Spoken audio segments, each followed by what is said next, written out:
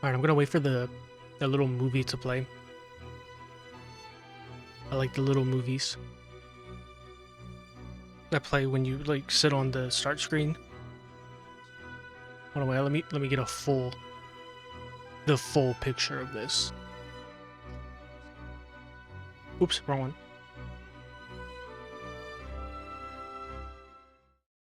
There we go.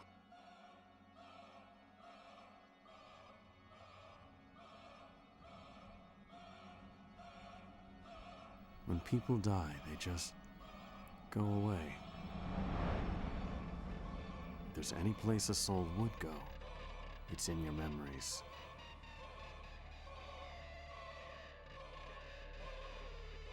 People you remember are with you forever.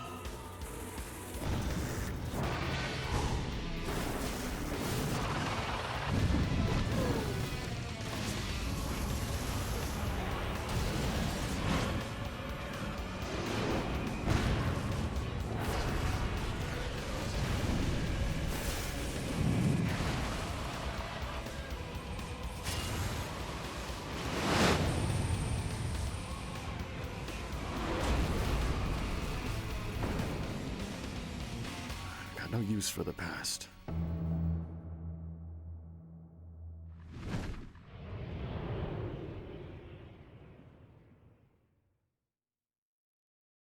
Wasn't that cool and epic? Turn it back down a little bit. Go to like 17 minus 17 dB. I don't know. It's probably good. Should I don't know if I should turn the camera on, because I don't think I have a good place to put it. Let me see if I can get a good place. Is this like this? This is maybe a good place. I don't know.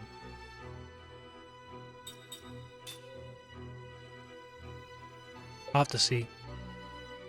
I'll have to keep fucking with it. Text fast, please. Music all the way up right now. That's fine, probably. Yep. Looks good. Time to watch the fucking intro that I've seen a million times.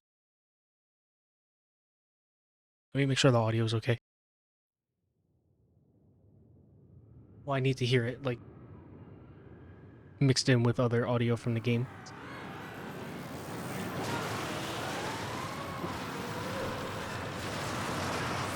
Okay, does that sound good? Is this okay? It looks a little loud on my on OBS. Turn it down a little bit. Right there should be good.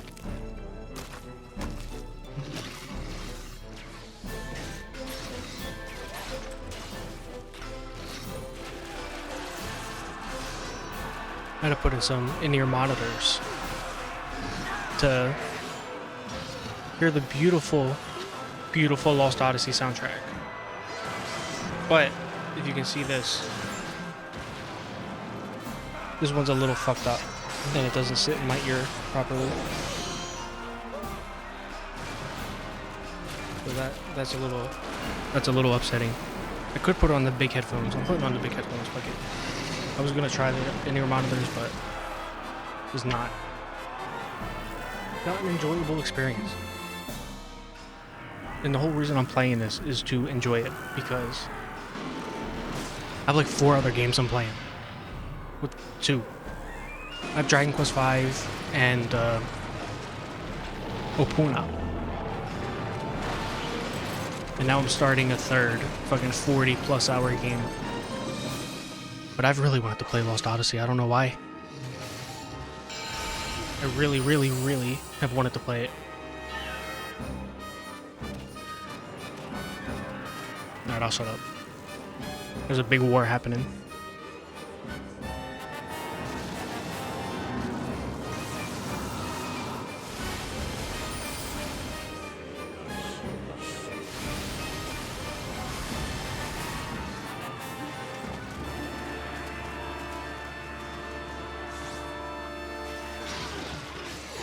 There he is!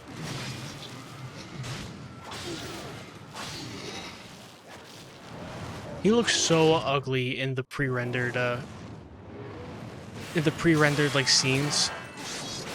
They, like, screwed him up. Like, his proportions are just off.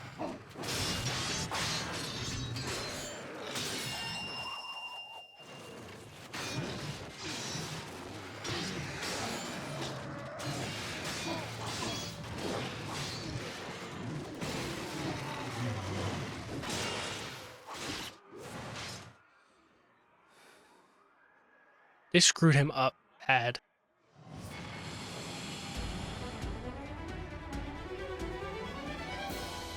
That battle theme is so fucking good. That was smooth, dude. That's a smooth transition into the battle.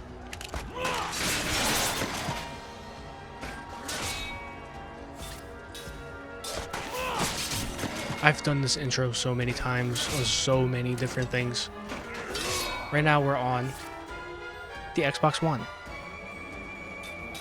because it runs slightly better than the 360. I'm covering the turn order. So should I go up? Oops. Should I go up? Or should I go like in the middle somewhere? I'll try in the middle somewhere right now. So this is like the only other game I've been uploading on my new VOD channel I'm starting.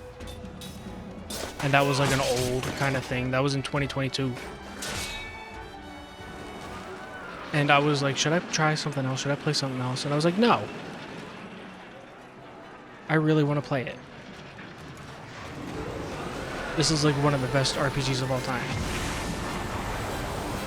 And it's been what, like 3 years? A little over 3 years since I last played it. I didn't even finish it when I was playing through it in 2022 either. I've never finished this game. We'll finish it this time. On the other playthrough I did, I was doing it on Xenia. And Xenia is like cool and all. Xenia is real cool, but it's just not... Ooh, I fucked up. This is not it for Lost Odyssey. Like, there's like cutscenes that just completely drop all audio. There's like visual glitches and shit. Just some parts completely crash the game. Like, it runs okay, and like you could probably get through it. But like if it crashed when I was in the middle of doing something, which it has, I'm gonna freak out. It is nice though, because you get the extra, you get to upscale it all the way to like 4K, and like it's an internal upscale, so it looks really nice. And you can get a, you know, like a 60 FPS patch, which is like whatever, but makes the game a little unstable. I would rather just be able to play it and not have to worry about any of that. And that's what was going on with Xenia, at least in 2022. I don't know if there's been any updates in 2025, but like I haven't read anything that says it runs perfectly on Xenia yet. So I'm just not even gonna try. I'm not gonna be the guy. Especially when I got an Xbox One right here. And I have the fucking physical disc and all the DLCs and stuff. The only thing that's a little annoying is there's still frame drops on the Xbox One. Like, the frames just still get a little bit crusty in this game. I don't know if it's as bad on the new Xbox, the Series X. But I'm not shelling out $500 for a goddamn Series X. You out of your mind?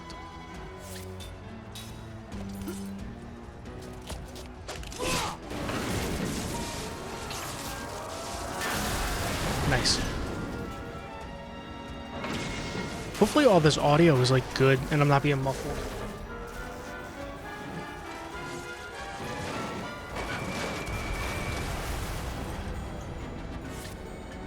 Yeah, it is. I just get so paranoid about that.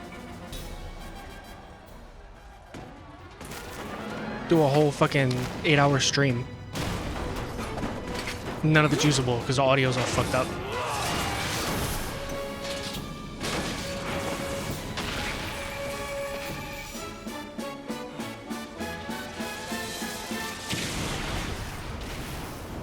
Let's fucking go.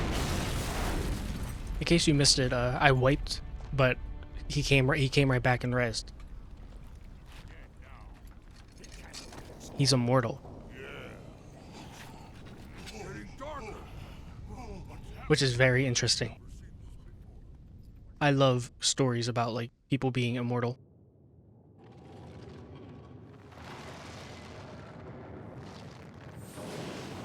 Like fucking like Free Ren, dude. Free Ren's so good.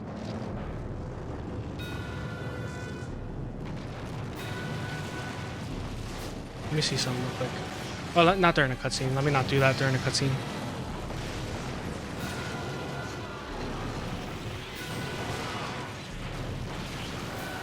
Man, it really sucks to not be immortal when you're fighting a war.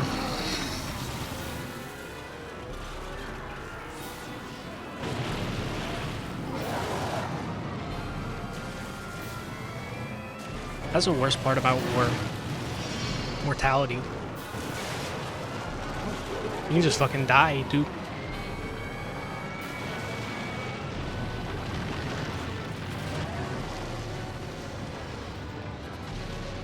He don't even care. He lost his empathy a long time ago.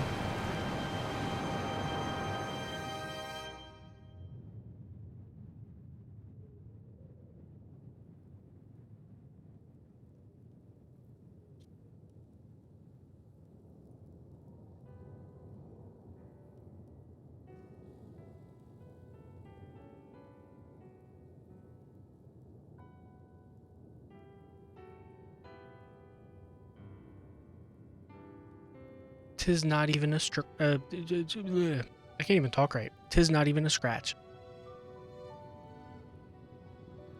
I'm like moving my gain knob left and right because I'm getting anxious that I'm too loud.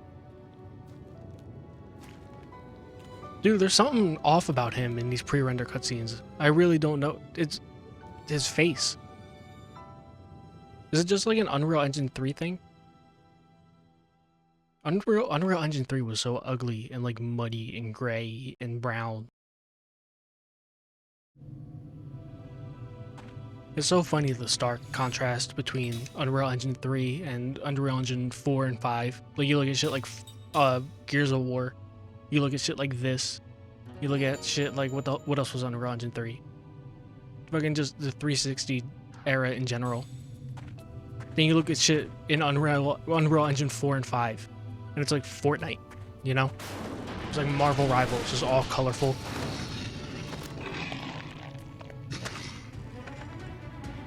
Now let me fuck with something real quick. What? Probably nobody's gonna... Oops. Nobody's gonna notice this except for me. I'll attack while I'm doing this. Where'd it go? Turn the dithering off. I didn't like the way something looked in the cutscene. Game looks a little dark too. Only the strong. I don't know if it's supposed to be dark or... What if I lift? What if I did a little lift?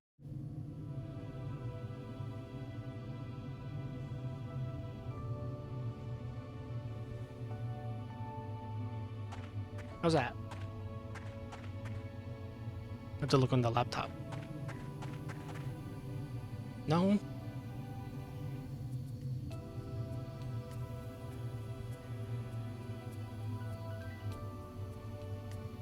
Yeah, that sucked. That was awful. Game does look a little dark though.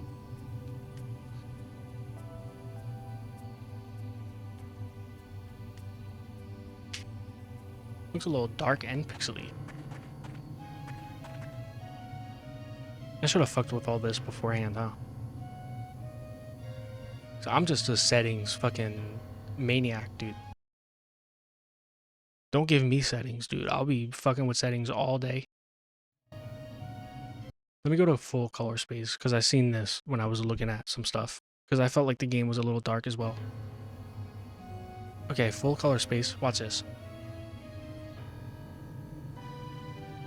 Oops, watch this. We're going here, we're going here. We're going general. We're going TV display and options. We're going video modes. Nope.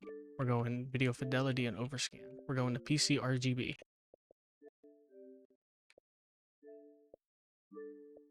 I probably did something.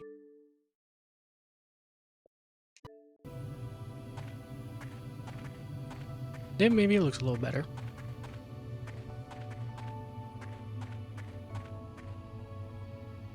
Yeah, I think it does actually. It looks better on my screen. It looks better on my laptop too. We'll keep it at that. Keep it a bean, as the children say, I think. They still say keep it a bean. Koopa, don't meow at me now, bro. Now's not the time. Alright, let's go.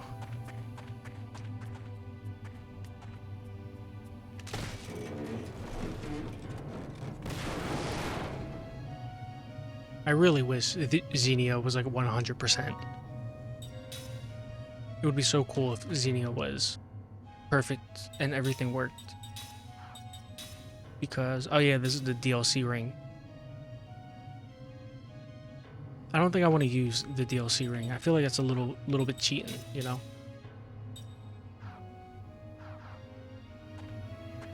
Because that's like a overpowered kind of thing. That's like if you want to cheat your way through the beginning of the game. Which I might. There's one fight in particular I'm thinking of using it right now. In the fucking beginning of the game. When you go out to Grandstaff. And you're like on the mountain. Let's take it now. I'll probably throw that on there. Because that fight's a little annoying. Unless I feel like going for big gamer points. Then I'll probably keep it off. Another problem with Xenia too was the latency. Like with this, with the fucking battle quick time event, like the latency was so, it was bad. Only the strong survive. Game did look really nice though when you have it upscaled to 4K. You have 60 FPS and shit like that. But I'm not even running Windows anymore on my computer. Like if it's not stable on Windows, I don't trust it to be stable on fucking stable on Arch Linux of all things, you know. I keep saying I use Arch. I gotta stop because some nerds are gonna get really upset with me because I'm using Catchy OS now, and it's technically Arch, but it's not like I set it up from scratch, you know. No one gets in the way. It's gonna be a nerd who gets really upset that I say I'm using Arch. I'm still gonna say it though. Every time I tell someone I use Linux, I'm gonna be like, Arch, by the way. And just hope I never run into that dude.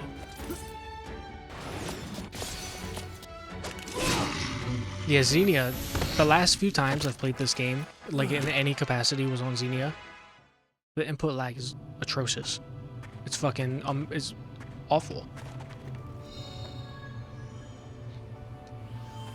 And I did like boot it up on the 360 to test out my I got a Morph 4K, and I wanted to test Xbox 360 on it, and I booted it up on my original 360. This game runs like ass, dude. This game runs so goddamn bad on the original 360. Like, I did not remember it running so bad, but it's like, it runs at like, so it'll hit 30, but like most of the time it'll be in like the 28 range, especially in like a battle or something like that. Cutscenes are awful too, because cutscenes use like a dynamic camera. They're still pretty bad on the Xbox One, but they're not as bad as they are on the 360.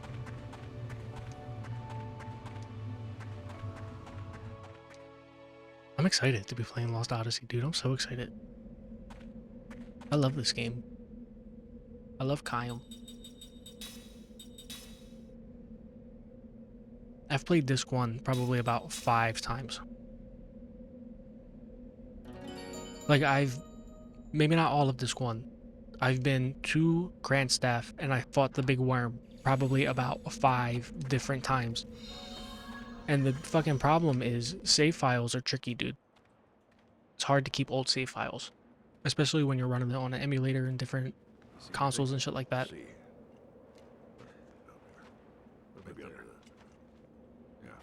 I like the little nonsense chatter.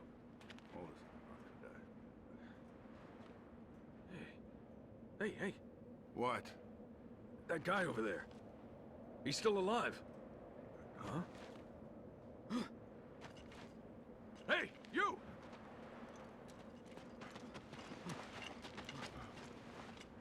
What about the others?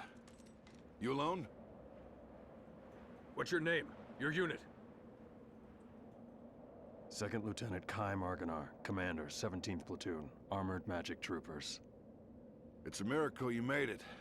Come with me. This way. Good old Kyle. Unbelievable. My boy, What a Kyle. survivor. Yeah. Amazing he made it unsafe. Especially in that outfit. You can't say that during Pride.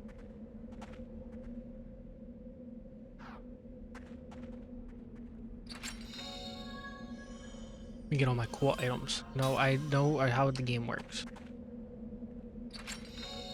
So I've made it to Grandstaff, like the big worm in Grandstaff, probably about 5 times. The farthest I've ever made it was when I streamed it in 2022. That was like some ice cavern in a Disc 3. Let me talk to everyone. I'm amazed that you made it out alive. You can take that arm in the car. It should be leaving very soon. As you can see, our forces have been wiped out. I doubt there's anyone left alive. Oh yeah, in case you missed it. It's a big fucking meteor wiped out the whole army. But Kaim survived because he's immortal. Or I would never yield to the barbaric Kemp Beastmen. This should have been the last battle. But what does it all mean? Did we win or lose? There's no winners in war, friend. Ha, that sure showed them. We wiped those Kent scum out. That's what happens to those who go up against Ura. I can't believe this war ended like this. The Highlands of Wall have become a field of the dead. Kent should reconsider their strategy now. I hear that a meteor fell on the battlefield. Is it true? How does such a thing happen? We'll find out, brother. We'll find out. This definitely does run better on the Xbox One. Like the base ass fucking 2013, 2014 Xbox One. We're pulling out! Let's move! Oh yeah, switching the color space helped a lot. Ow, ow, ouch. Pay attention to what you're doing. I'm alright, since I was on the edge of the battlefield, but the rest of my unit fucking died. I only saw a splash of light followed by a big bang. Then everyone was wiped out. Friend or foe? What the hell was that? Did you see that busted up magic weapon? I can't believe even magic energy couldn't protect it. Don't worry, you'll be alright. I'm almost done with the treatment. The painkillers should kick in any moment now. I wonder what her deal is. Let's find out.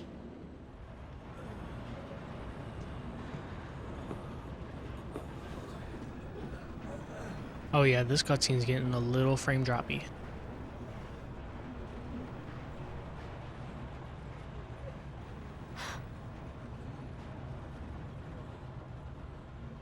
That's Officer Seth Balmore with the 43rd Magic Division. She's like you. She got out in one piece. Really? You piece? two are walking miracles.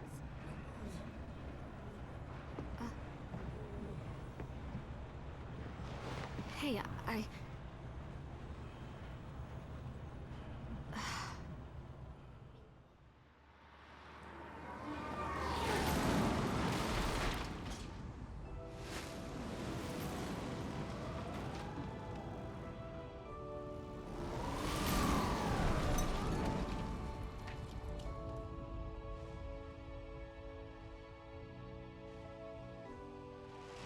I was hoping turning the dithering off would fix that color banding, but it looks like it's just baked into the game.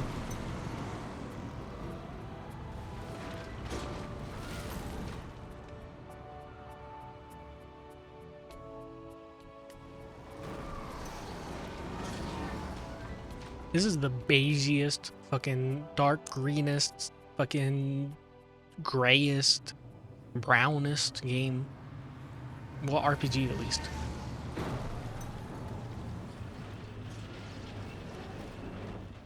I can't think of many other RPGs with this color palette. Here's where you get off, Lieutenant. He's too The cool to council care. wishes to hear from a survivor, sir. Sorry, not you, Officer Balmore. hey, I'm a survivor too. The Council has only summoned Lieutenant Argonar.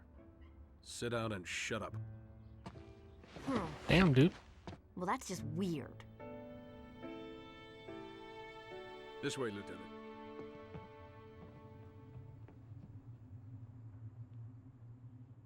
When you're immortal, you have to dress non-binary. It's the only style that suits you. Follow me. Yeah, this cutscene in particular on an actual Xbox is fucking 2 frames a second with that door closing.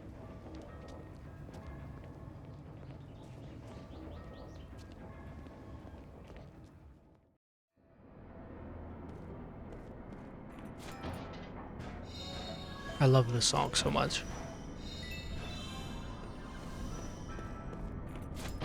I'm just gonna shut up and let the song play. It's so good.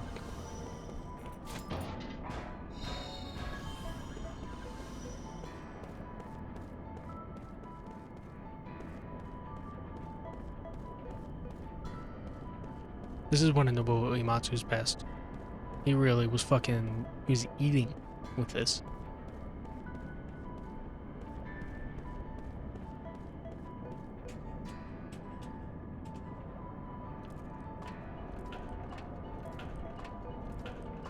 I wanted to kick in. Come on, kick in. It's about to. Ooh.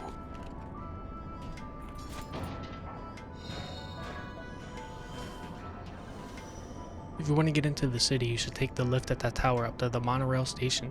You can get right into the heart of the city with that monorail. Will do. I don't know if you're a friend yet. I don't remember much, to fucking be completely honest. I remember the trip up to Grand Staff, because like I said, I played that part so many fucking times. And I remember like certain like huge major story points. I don't remember the finer details. This gate is for vehicles only. People on foot would have to take the monorail through the station above. Okay, buddy.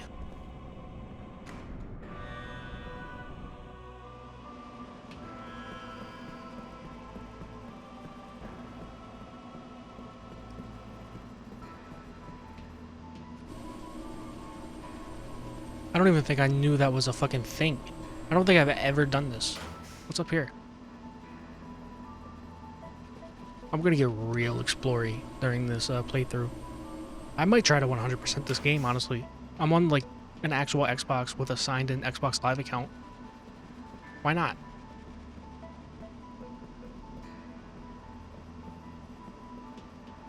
A little puzzle. Ooh, a little puzzle.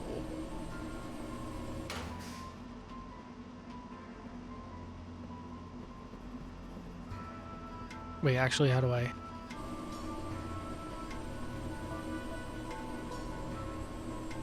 Interesting, interesting, interesting.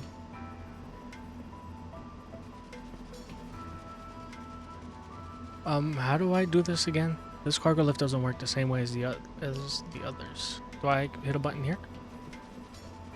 Can I hit a button?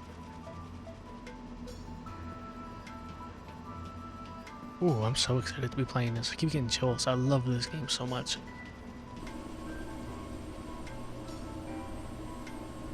They don't make them like this no more. They kinda did with Expedition 33, which was fucking... Oh my god, that game's so good. This game's also so good. Ooh, games are so good. They make some good games.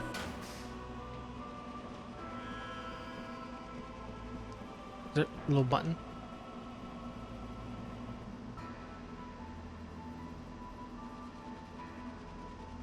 Alright, so that rail cuts off there. There's definitely a platform up there.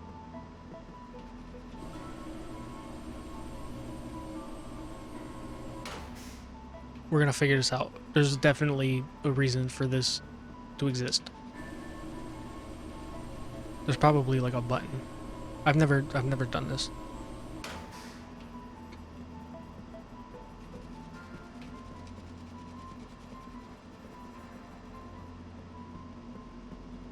It would have been awesome if this game was like Blue Dragon, where like you can literally just mash A against a whole bunch of fucking items, and like you can search everything, and you get little treats. Like it's literally just little treats. Like you'll get like 10 gold, or like a medicinal herb, or like some shit like that, you know?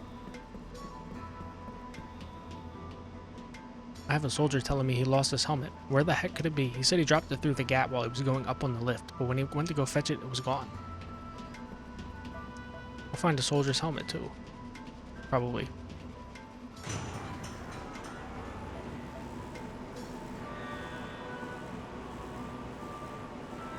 Oh, the lift takes... Oh, I seen it. I saw the helmet. I didn't want the lift to take me all the way up. I was hoping that it took me, like, Don't trap me in a cutscene. Don't do that. Alright. I'm not done exploring yet, bro. I'm all about exploring.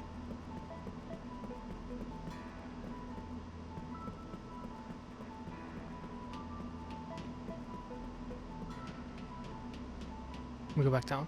Lieutenant, please. Come on. Oh, okay, good. Where is it? Where's the helmet? Oh, it's right there. See it? I can't tell him I found the lost helmet, can I?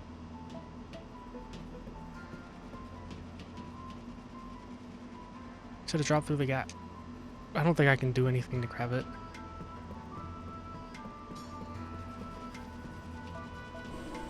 Let me figure this out. I'm like the worst with puzzles. I am so bad with puzzles. But I don't even know if this is a puzzle. I think this might just be some bullshit. But it might not be, bro. It might not be.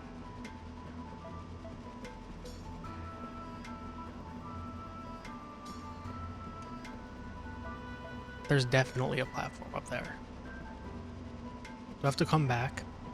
Like later?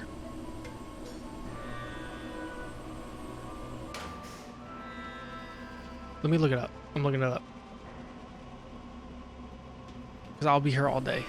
Lost Odyssey lift.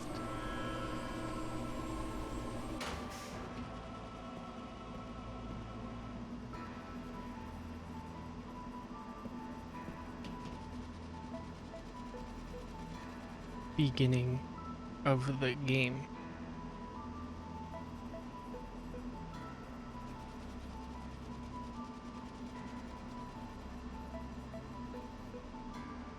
I do have to come back. I come back later. Okay. I would have been here trying to figure it out. I'll come back after I entered the collision area. Why do I always do that? That's like the third time in 3 different games that I fucking was in the collision area of something I didn't want to be into. I didn't even mean to walk into it, bro. I promise.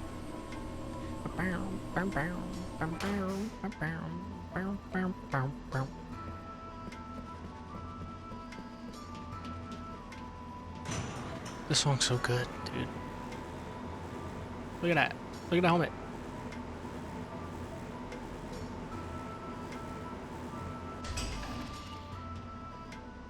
Okay. Yeah, I'll just fucking keep going. Come on, guys. The sprint is so funny, too. The way he runs when you're sprinting. Like, his animation doesn't even look like he's going fast. He just speeds up.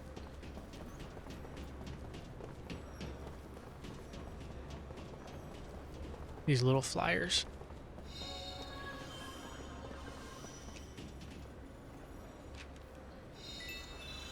That's literally Mario. That's like a Mario coin. Ding.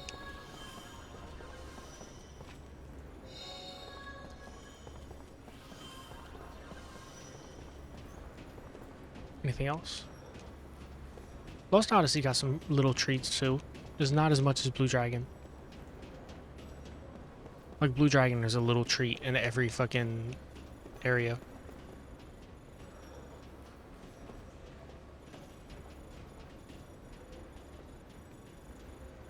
Alright, come on, let's go. Alright, we get a nice big meaty cutscene right here.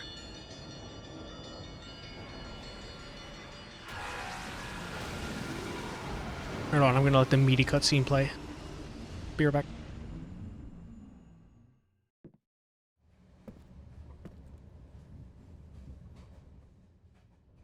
Oh, never mind, not yet. Not yet. Why don't you take a break for a moment? Once we get out of the station, we'll have to walk the rest of the way to the council hall. Hey, you're that guy, right? The soldier that can't die. The 17th Division. That was the front line. They were smack in the middle of the Wool Highlands. No one could have The king is survived I a am. meteor crash. Why, that's the lead. But here you are, without a scratch. Beg your pardon, Lieutenant, but it's really strange.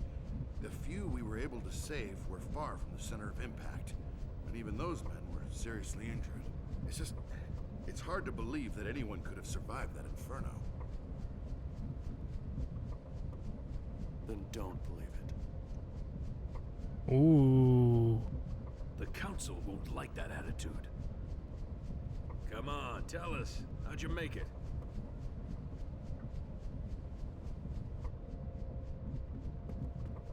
Hey, look, I was just asking you, okay? I'm angry at having lost so many of my comrades too. There's no need for that kind of attitude.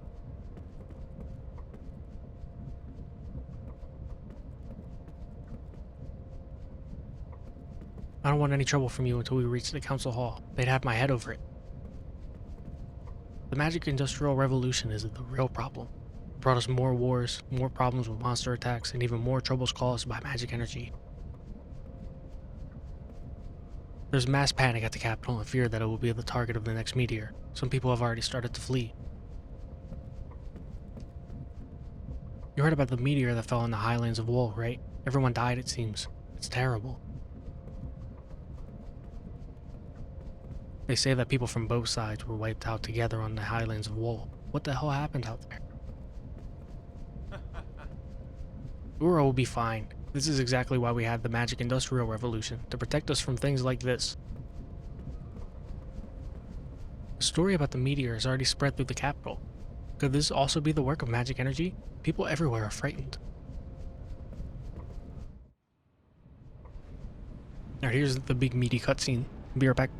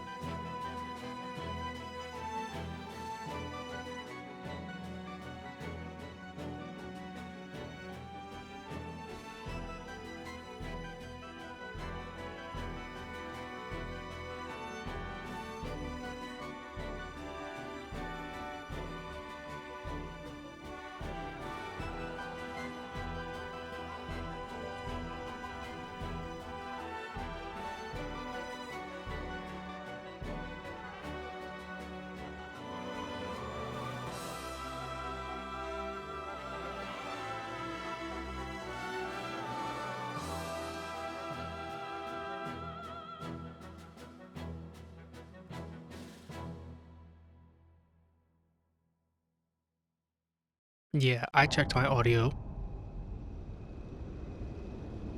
Who cares? 30 years ago, a new power manifested itself onto the world. That's probably the last time though, because I With think I its sound good. discovery came the magic industrial revolution. This power came to be called magic energy. Even now, there are none who can explain why this power, a power that merely lay buried within all living creatures, suddenly flourished as it did. Today, this magic energy permeates every corner of the world. It has changed the way people live, transformed the shape of industry, and has even altered the nature of war.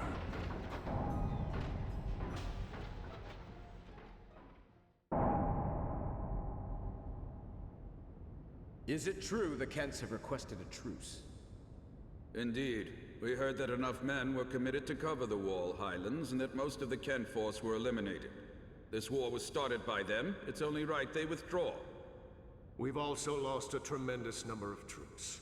After suffering such a devastating loss, if the Goatsa were to strike now, there would be no way we could Not the defend Goatsa. our country.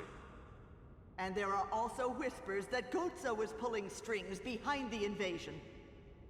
What makes you think that the Goatsa were involved? We have confirmed that a large amount of military hardware has been moved from Goatsa to Kent. We assume Goatsa plans to use Kent to keep things stirred up and destabilize Ura. Are you saying that even the meteor crash was a Goatsan plot? My lord, I have some disturbing information on that subject. We suspect that a situation at Grandstaff may have caused the meteor crash. Whoa. Grandstaff. This is not the first time that stories about it have reached my ears. This is not confirmed, but magic energy may have leaked out of Grandstaff, interfered with something in outer space, and precipitated this disaster. Gongora. Yes, my lord. Gungaga. The Grand Staff falls under your jurisdiction. Do you have anything to say? Nothing for the moment. Where did you get this information? Construction of Grand Staff is going smoothly. Now that the forces of Ura have suffered such devastating losses, I think we have no other way to protect our land except with the magic energy that Grandstaff will provide. We should hold off on debating the pros and cons of Grandstaff until we've thoroughly reviewed the world's current situation. What you say makes sense, but our plan to use magic energy is a double-edged sword. With all sorts of rumors flying around, we might want to halt construction of Grandstaff. What? Only temporarily. As soon as it's clear that Grandstaff had nothing to do with the meteor collision, we'll resume construction That immediately. dude got so many fucking medals.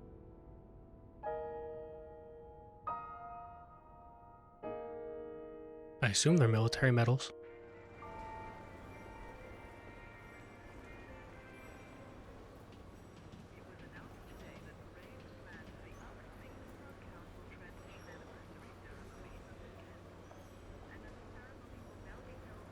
Cool. Let me check. Do I have a fucking filter on?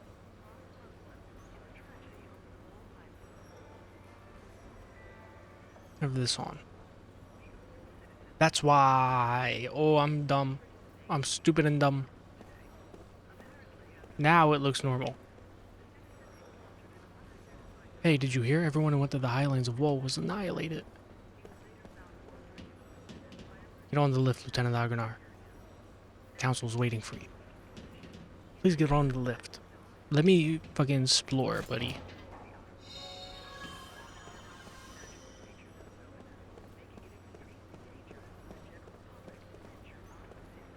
Let me see something again real quick. Smoothing on. I like the smoothing. The smoothing's good for like jaggy 3D games.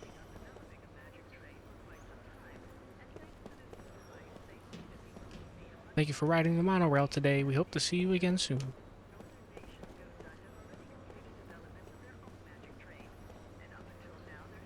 You can see the council hall over across the monorail. Blah, blah, blah, blah, blah, blah, blah. Alright, I'll get on the lift.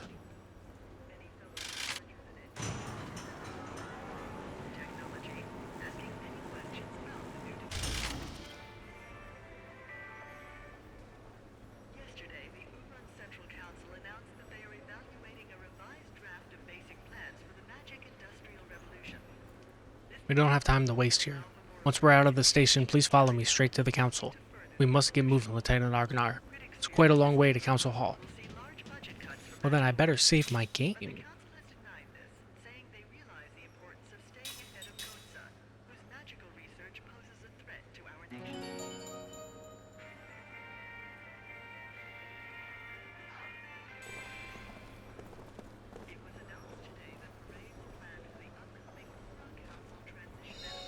Mana herb. Welcome, this is where you go if you need directions or have any questions about how to use the monorail system. We also handle PA system announcements, monorail status reports, and lost and found services here. Let me know if you need anything. I found a lost item. I believe we just had someone inquire about this earlier. The ring was a gift from the owner's fiancé. He was a young soldier. He was quite distraught. I'm sure this will make him very happy. I was asked to present a certain item to whoever brought this ring here, so please take this. Nice. We're at war, so I understand why the soldiers here are all tense, but I'm starting to dislike the atmosphere in the station now.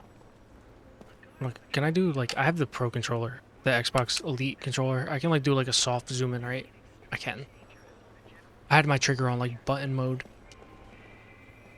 I can't believe how laid back the civilians are. We're at war here.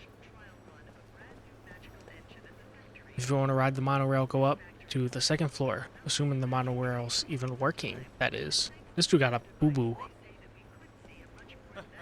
Ever since the Magic Industrial Revolution, Aurura's undergone tremendous growth. Magic sure is a force to be reckoned with. Of course, the people are benefiting from the Magic Industrial Revolution, although there are still some who fear this power that they don't understand. Like the poor little doggy. Meteor fell in the highlands of Wool. A meteor? How insane is that? What happens if another one falls here? No more wasting time. Get moving. Alright, dude.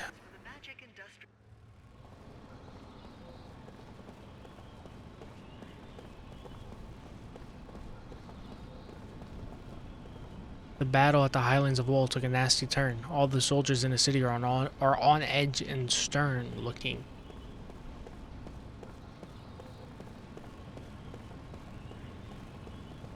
The monorail is free because it's wartime, but those guards on watch freak me out a little.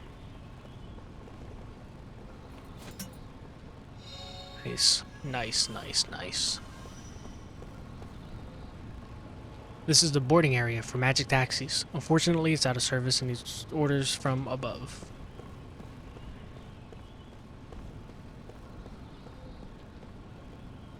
All the soldiers have been acting so hostile lately. They could at least loosen up a little while they're shopping. Soldiers be shopping. I had to walk everywhere when I was young. What would happen to the youth of today if the magic was taken away, eh? It's hard for regular folk to take the monorail nowadays. Most people take magic taxis. It's down here. We're exploring. We're exploring in this fucking playthrough. I don't care. We're exploring. Every nook and cranny. The war has cut drastically into our clientele. Hopefully we'll have our old bustling city back before long. Hey there, what do you think? Isn't she a beauty? A real car, running on a magic engine. It's really hard to do the camera. The seeds are useful, from what I remember. The war will undoubtedly end after such a horrible tragedy. The council is apparently convened for emergency talks.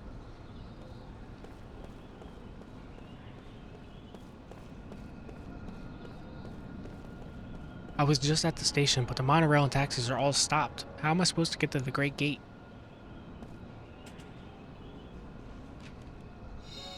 Windseal leaf, nice. Ah. I'm not gonna read those guys' dialogue. I don't really like them.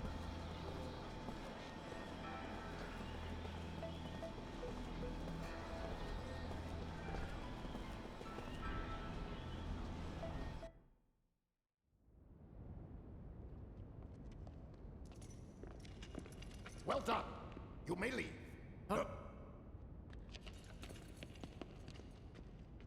Lieutenant Kaya Marganar, We thank you for a job well done. I am Roxian, chairman of the Central Council of Ura. Well, Lieutenant, it seems people are calling you the Immortal. We've heard there were almost no survivors from Ura or Kent after the meteor crashed on the Highlands.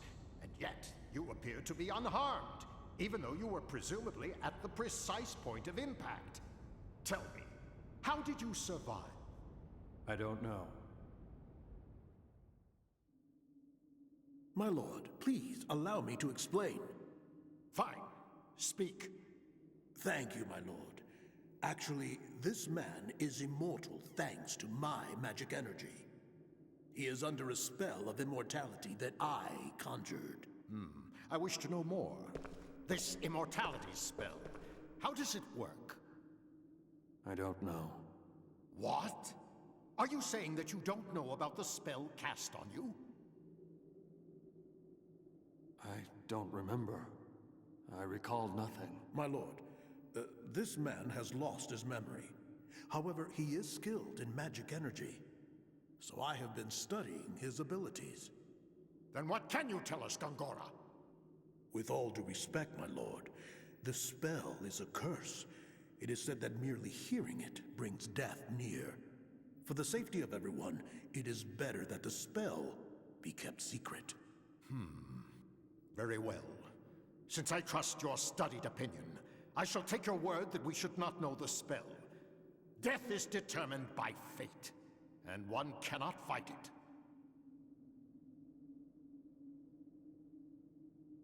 Lieutenant, since it seems that you cannot be killed, the Council would like to bestow a special mission on you.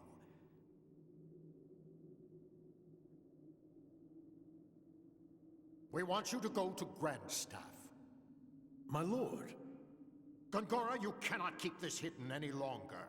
Till now, construction has been left up to you, but we've lost contact with the site. It's just that... Gongora! Until we can confirm that Grandstaff project is safe, construction shall be suspended. Yes, my lord. So now, Lieutenant Argonar. You know of Grandstaff, under construction in the Sea of Bas? I've heard that it's a magic staff. Yes, it is. As you just heard, all communications with the site have been cut off for some time now. Considering the danger from magic energy leaks, we suspect that no one can investigate the possible cause, except someone immortal. Well, there is someone else. What did you say? At the Wall Highlands, another immortal. Her name is Balmor.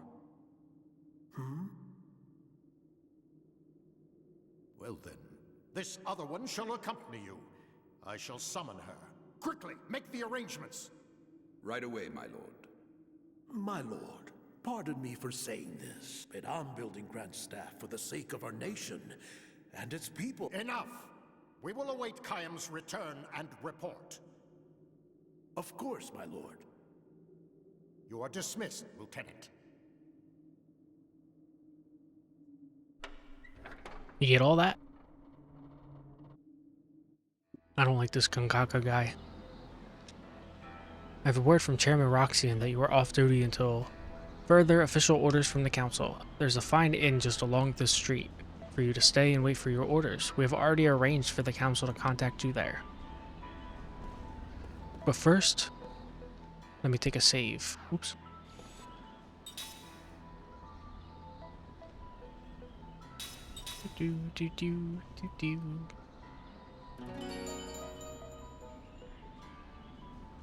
That Gongora guy, man.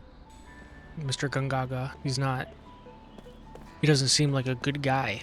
Highlands of Wool. Wiped up by a meteor? Was it magic energy? Council Chairman Roxian is one sharp man. He's been holding the reins ever since Ura became a republic 12 years ago. This street is closed. Use the other street over there. It's been a while since we changed from a monarchy to a republic, and I think it's made a big difference. Things are easier now.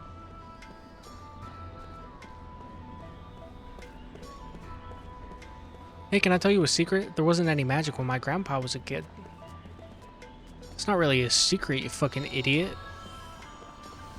The magic industrial revolution has made life easier, sure, but it also had a massive effect on nature. I'm searching for my husband. He belongs to the 98th Armored Magic Troopers Division, and I heard his unit was sent into battle with Kent. I'm still hopeful, but this bro's probably fucking... Hello, kitty.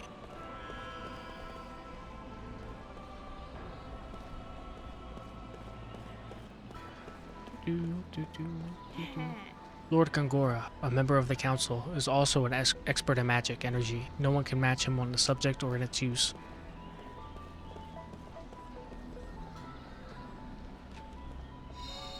Another seed. I think you give the seed to like a monkey. Councilman Gongora is the greatest wizard in all of Ura. They say his political enemies fear to move against him because of the power he wields.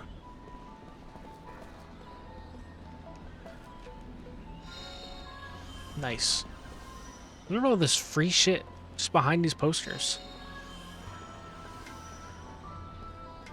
They say magic energy brought about the tragedy on the Highlands. That really worries me. Everyone was scared of magic power in the beginning. Look at all the things it has done. Turning wild animals into monsters is the least of it. Magic energy is frightening stuff, but it's also very powerful. The movement responsible for the research into applied magic is what created the magic industrial revolution. Magic has drastically altered the ecosystem. Docile beasts turn into raging monsters practically overnight. Like this dude back here?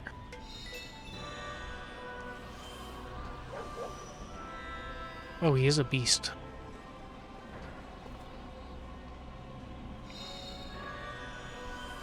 Do do do do do. The Sea of Baos has always been dangerous, but now it's infested with monsters thanks to the increase in magic energy. Weak magic has existed naturally for a long time. It's only been 30 years since strong magic energy appeared. These council types only say things that make them look good. Listen to the talk in a few of the bars and you'll quickly find out the truth behind the scene. That's where you go in every RPG. To learn the truth. The Ba. The council is telling us we have won the war, but can it really be called a victory at the cost of this many lives? Can I take your order, or perhaps can I convince you to treat me to something? Bidding? My son-in-law went to the Highlands of Wool. We don't know what's happened to him. My grandchildren are all still so little.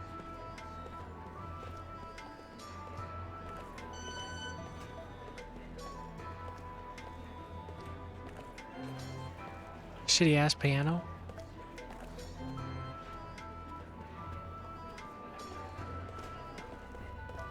The war is over, but this hard time continues. How about a drink to help me forget for a while? Just between me and you, I think Gongora is the one who killed King Zifia. The magical industrial revolution is the proof. There have always been rumors that King Zifia was assassinated. If that's true, then my money is on Chairman Roxian. Do you not want to talk? The Kent attack has been repelled, but our forces have been devastated. What's going to happen to us?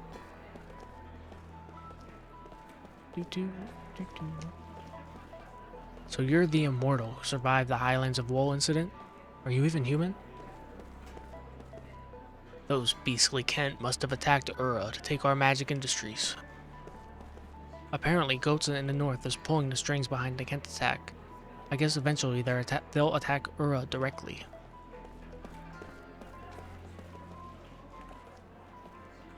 It's a lot of war talk going on.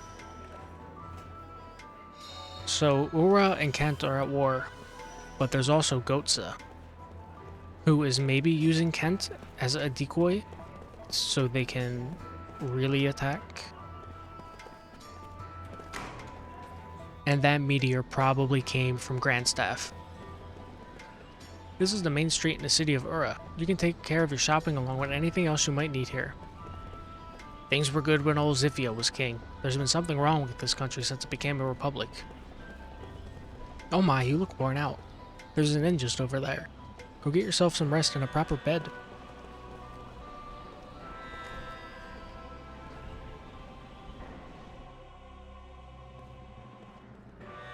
The owner of this store often goes traveling to find quality items. I appreciate his enthusiasm, but we can't shop while he's away. That upsets me.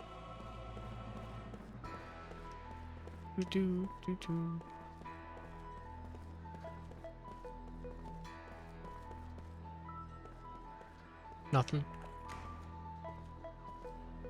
Just a man in the store. King Zephyr ruled Ura until 12 years ago. After the Queen's death, he just couldn't bring himself to care about politics any longer. King Zephyr was loved and respected by the people, even after the monarchy came to an end, but dying in such a fashion that's bound to create some nasty rumors. I wonder what Lord Tolton, son of King Zephyr, is doing now. It can't have been easy on him, always being compared to his magnificent father. It's often said that magic power has made life easier for everyone, but I'd like to know what caused this power to suddenly appear. Magic energy has made life easier. Everything you see here in Ura is thanks to the blessings of the war is finally over, but at such a cost to our fellow countrymen. You were at the Highlands of Wool, weren't you?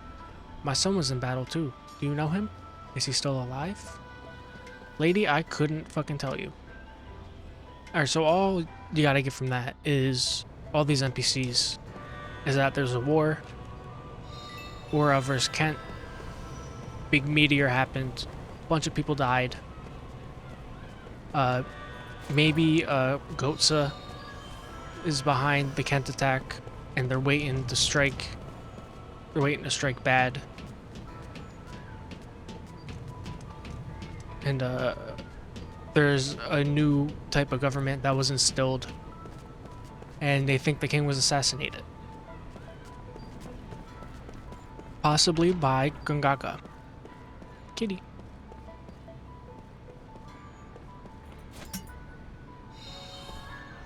I don't even know what I got there. Machine too fast.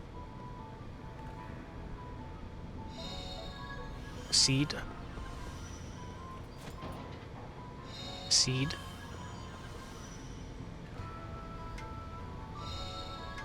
Cold water stone. Nice.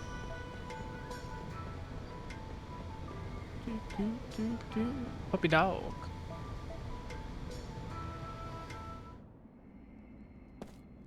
I don't know if I was ever over here before I was supposed to be.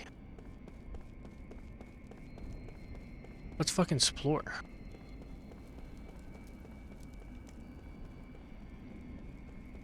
They probably won't let me in. Can I go in? Oh. By the direct orders from the council, no one is allowed to see Lord Gongora. Please give up and go away. Whatever. Alright, I guess I'll just go to the inn. Man, this game's so good. This game's fantastic. I love me some Lost Odyssey. Even the name. Dude, Lost Odyssey, because Kayam's immortal and he has amnesia.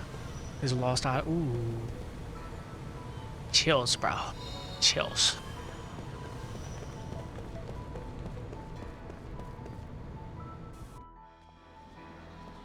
Alright, let's go rest at the fucking inn.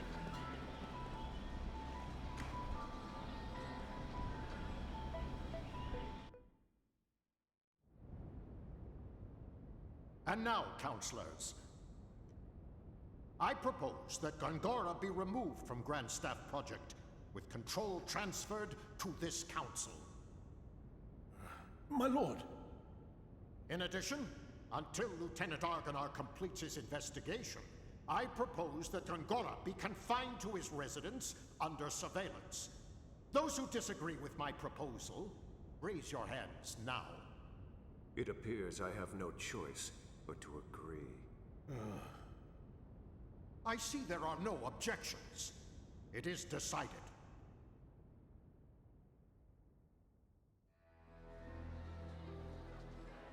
They're sussing them out. Gungaka, a little sussy. I expected no less from the capital of Ura. Everything's so big, and check out all the magic engines. Well, let's do a little save. Oops.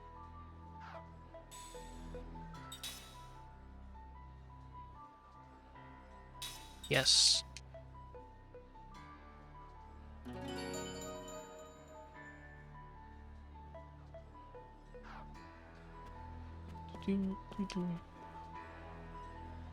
Welcome. The council has told me about you. Please enjoy your stay. As Kaim slips into deep sleep, his dream unfolds. A dream or his past. At this moment, there is no way he could know.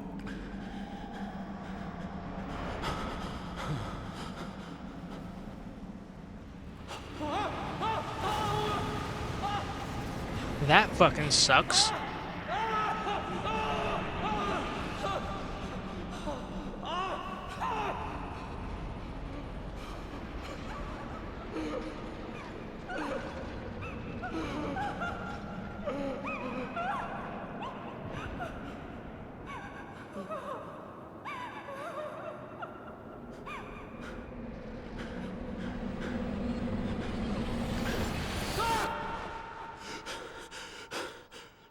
His eyes literally popping out of his damn head.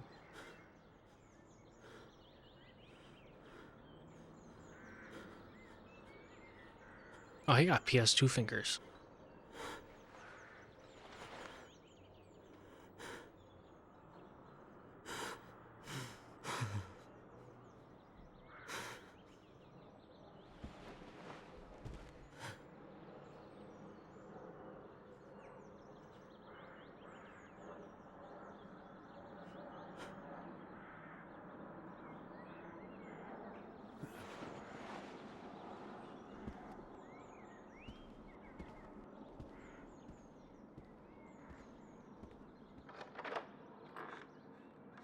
That's me every morning.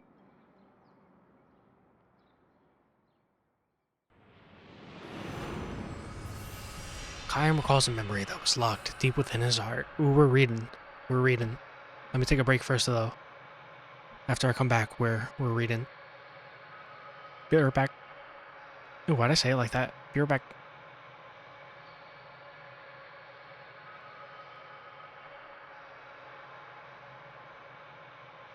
Unpause the recording. Put my headphones back on. Alright, we got everything? No Elgato sound? There we go. Kaim recalls a memory that was locked deep within his heart.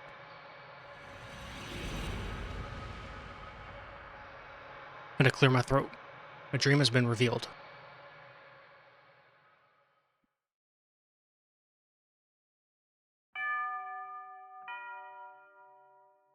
The family members have tears in their eyes when they welcome Kaim back to the inn from his long journey.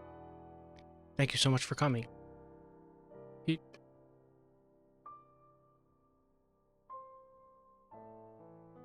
understands the situation immediately. The time for departure is drawing near. Too soon. Too soon. But still, he knows this day would have to come sometime, and not in the distant future. I might never see you again, she said to him with a sad smile when he left on this journey. Her smiling face almost transparent in its whiteness, so fragile, and therefore indescribably beautiful as she lay in bed. May I see Hannah now? He asks. The innkeeper gives him a tiny nod and says, I don't think she'll know who you are, though. She hasn't opened her eyes since last night. He warns Kaim. You can tell from the slight movement of her chest that she is still clinging to a frail thread of life, but it could snap at any moment. It's such a shame. I know you made a special point to come here for her. Another tear glides down the wife's cheek. Never mind, it's fine, Kaim says. He has been present at innumerable deaths, and his experience has taught him much. Death takes away the power of speech first of all, then the ability to see. What remains alive to the very end, however, is the power to hear. Even though the person has lost consciousness, it is by no means unusual for the voices of family to bring forth a smile or tears. Kion puts his arm around the woman's shoulder and says, I have lots of travel stories to tell her. I've been looking forward to this my whole time on the road. Instead of smiling, the woman releases another large tear and nods to Kion. And Hannah was so looking forward to hearing your stories. Her sobs almost drowned out her words. The innkeeper says, I wish I could urge you to rest up from your travels before you see her, but Kion interrupts his apologies. Of course, I'll see her right away. There is very little time left. Hannah, the only daughter of the innkeeper and his wife, will probably breathe her last before the sun comes up. Kion lowers his pack to the floor and quietly opens the door to Hannah's room. Hannah was frail from birth. Far from enjoying the opportunity to travel, she rarely left the town or even the neighborhood in which she was born and raised. This child will probably not live to adulthood, the doctor told her parents. To this tiny girl with extraordinarily beautiful doll-like features, the god had dealt an all too sad destiny. That they had allowed her to be born, the only daughter of the keepers of a small inn by the highway, was perhaps one small act of atonement for such an iniquity. Hannah was unable to go anywhere, but the guests who stayed at their parents' inn would tell her stories of the countries and towns and landscapes and people that she would never know. Whenever new guests arrived at the inn, Hannah would ask them, Where are you from? Where are you going? Can you tell me a story? She would sit and listen to their stories with sparkling eyes, urging them on to new episodes with, and then. When they left the inn, she would beg them, Please come back and tell me lots and lots of stories about faraway countries. She would stand there waving until the person disappeared far down the highway, give one lonely sigh, and go back to bed.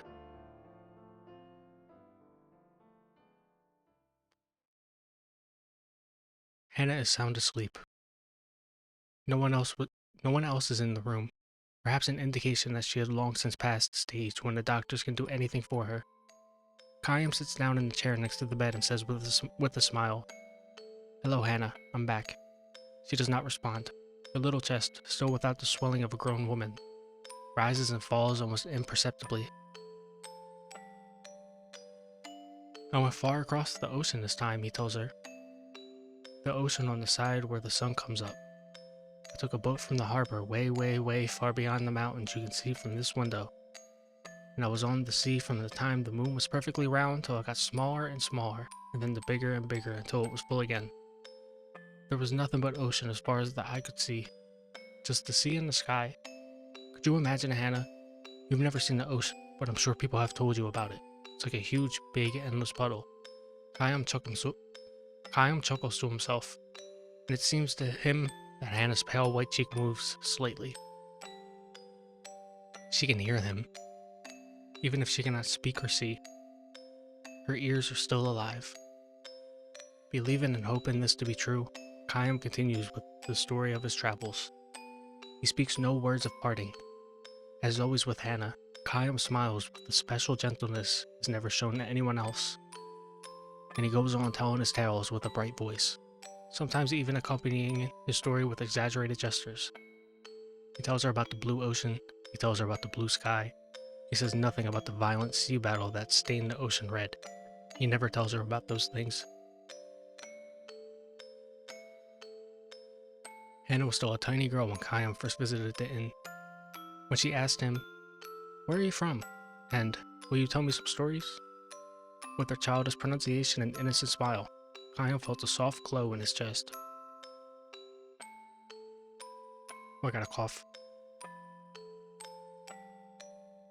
At the time, he was returning from a battle. More precisely, he had ended one battle and was on his way to the next. His life consisted of traveling from one battlefield to another, and nothing about that has changed to this day. He has taken the lives of countless enemy troops, and witnessed the deaths of countless comrades on the battlefield. Moreover, the only thing separating enemies from comrades is the slightest stroke of fortune. Had the gears of destiny turned in a slightly different way, his enemies would have been comrades and his comrades' enemies. This is the fate of the mercenary. He was spiritually worn down back then and feeling unbearably lonely. As the possessor of eternal life, Chaim had no fear of death, which was precisely why each of the soldiers' faces distorted in fear, and why each face of a man who died in agony was burned permanently into his brain. Ordinarily, he would spend nights on the road drinking, immersing himself in an alcoholic stupor, or pretending to. He was trying to make himself forget the unforgettable. When, however, he saw Hannah smile as she begged him for stories about his long journey, he felt a far warmer and deeper comfort than he can ever obtain from liquor. He told her many things. About a beautiful flower he discovered on the battlefield. About the bewitching beauty of the mist filling the forest the night before the final battle. About the marvelous taste of the spring water in a ravine where he and his men had fled after losing a battle. About a vast bottomless blue sky he saw after a battle. He never told her anything sad. He kept his mouth shut, the human ugliness and stupidity he witnessed endlessly on the battlefield. He concealed his position as a mercenary from her, kept silent regarding his reasons for traveling constantly, and only spoke of things that were beautiful and sweet and lovely.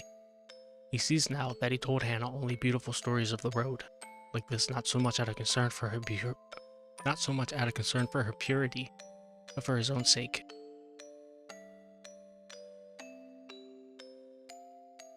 Staying in the inn where Hannah waited to see him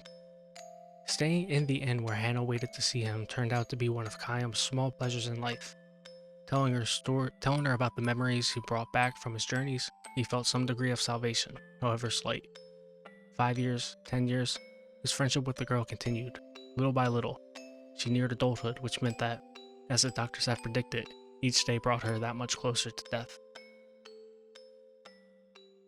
And now, Chaim ends the last travel story he will share with her.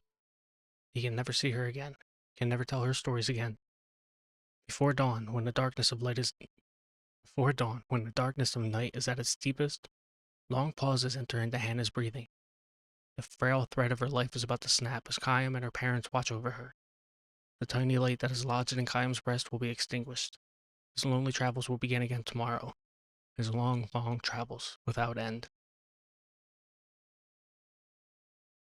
You'll be leaving on travels of your own soon, Hannah, Chaim tells her gently. You'll be leaving for a world that no one knows. A world that has never entered into any of the stories you have heard so far. Finally, you will be able to leave your bed and walk anywhere you go. Anywhere you want to go. You'll be free. He wants her to know that death is not sorrow, but joy mixed with tears. It's your turn now. Be sure and tell everyone about the memories of your journey. Her parents will make that same journey someday. Someday Hannah will be able to meet all the guests she has not known at the inn, far beyond the sky.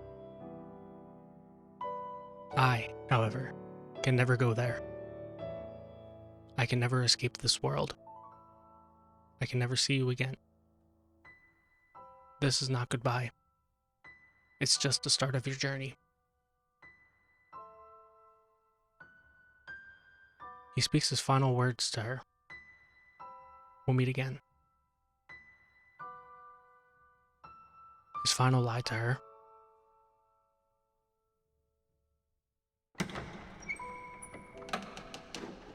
Hannah makes her departure. Her face is transfused with a tranquil smile as if she had just said, "See you soon."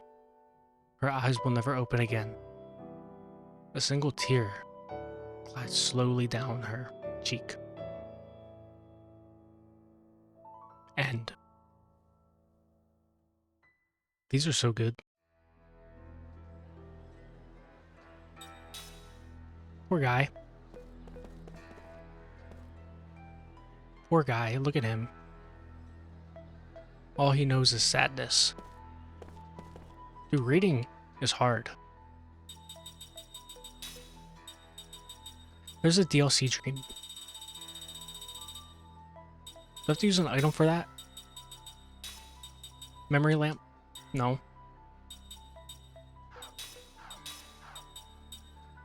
Nah, I'll figure that out later. Oh, I gotta cough again.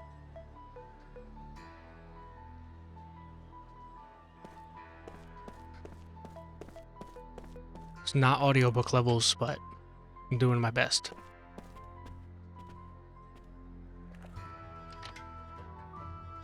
100 gold.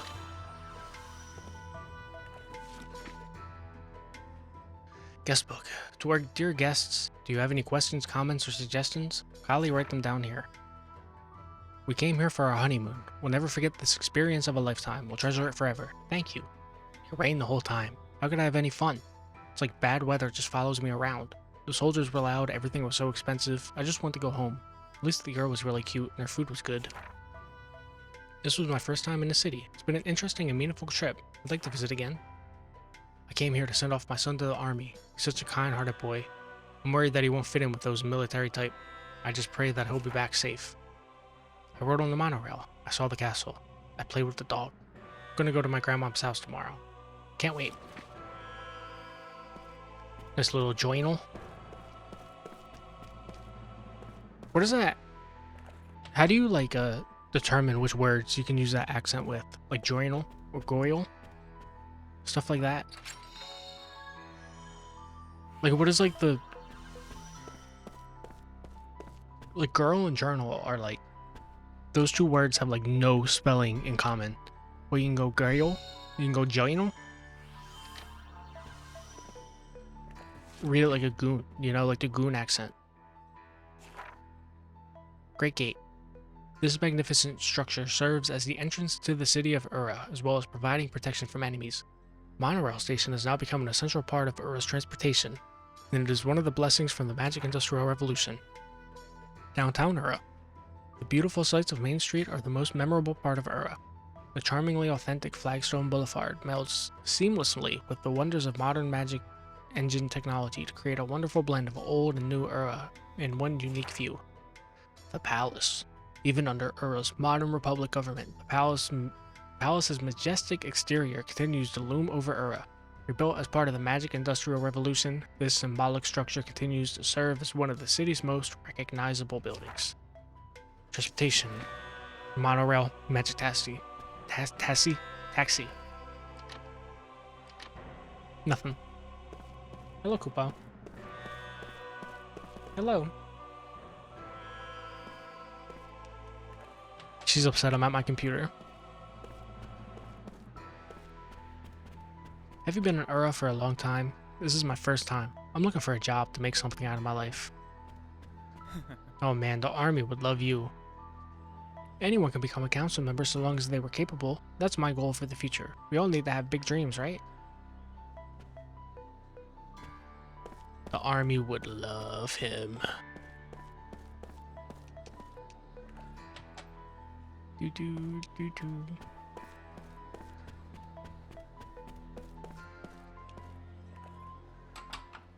It's locked.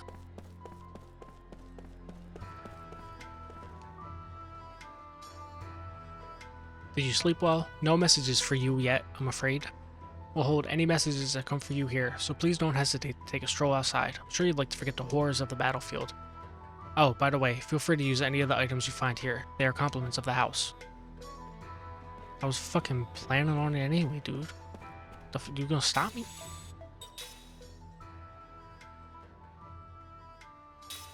I kind of wish I had, like, good in-ear monitors that I could use right now.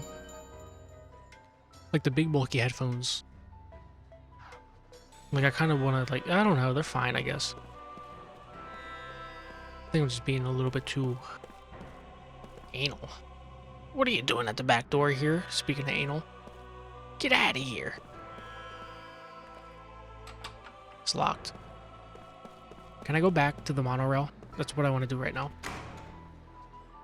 I want to go back to the monorail and do that fucking puzzle. It's probably going to be like down or some shit, right?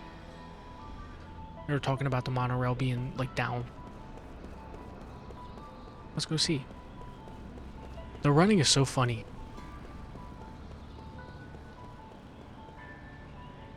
It's just his walking animation, but faster.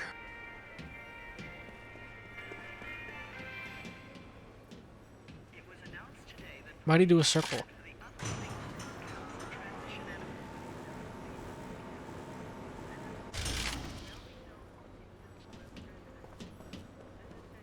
Did I get this?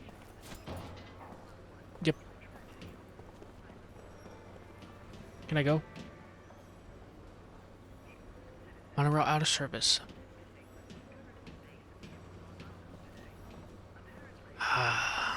There's another one over here, maybe? Can I go? Can I go, please? Please?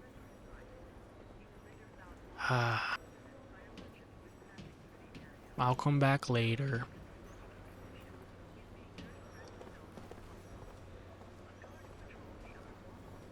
You know what? My dad works in a magic production factory. He's the boss of the whole place. I'm not the boss of anything, really. I'm glad she's proud of me, though. Everything I do for her. Oh, we're reading again, boys, already?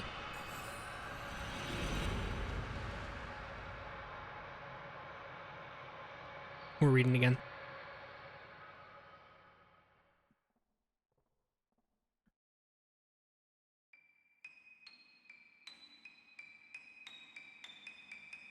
Little Liar. I don't think I ever read this one, because I never went up to the monorail. Like, after that first time. Everyone in the marketplace hates the little girl. Not yet 10 years old, and far from having outgrown the sweet innocence of childhood, she earns only open contempt from the grown-ups who have shops in the market. The reason is simple. She lies about everything. Hey mister, I just saw a burglar go into your house. Look lady, everything just fell off your shelves.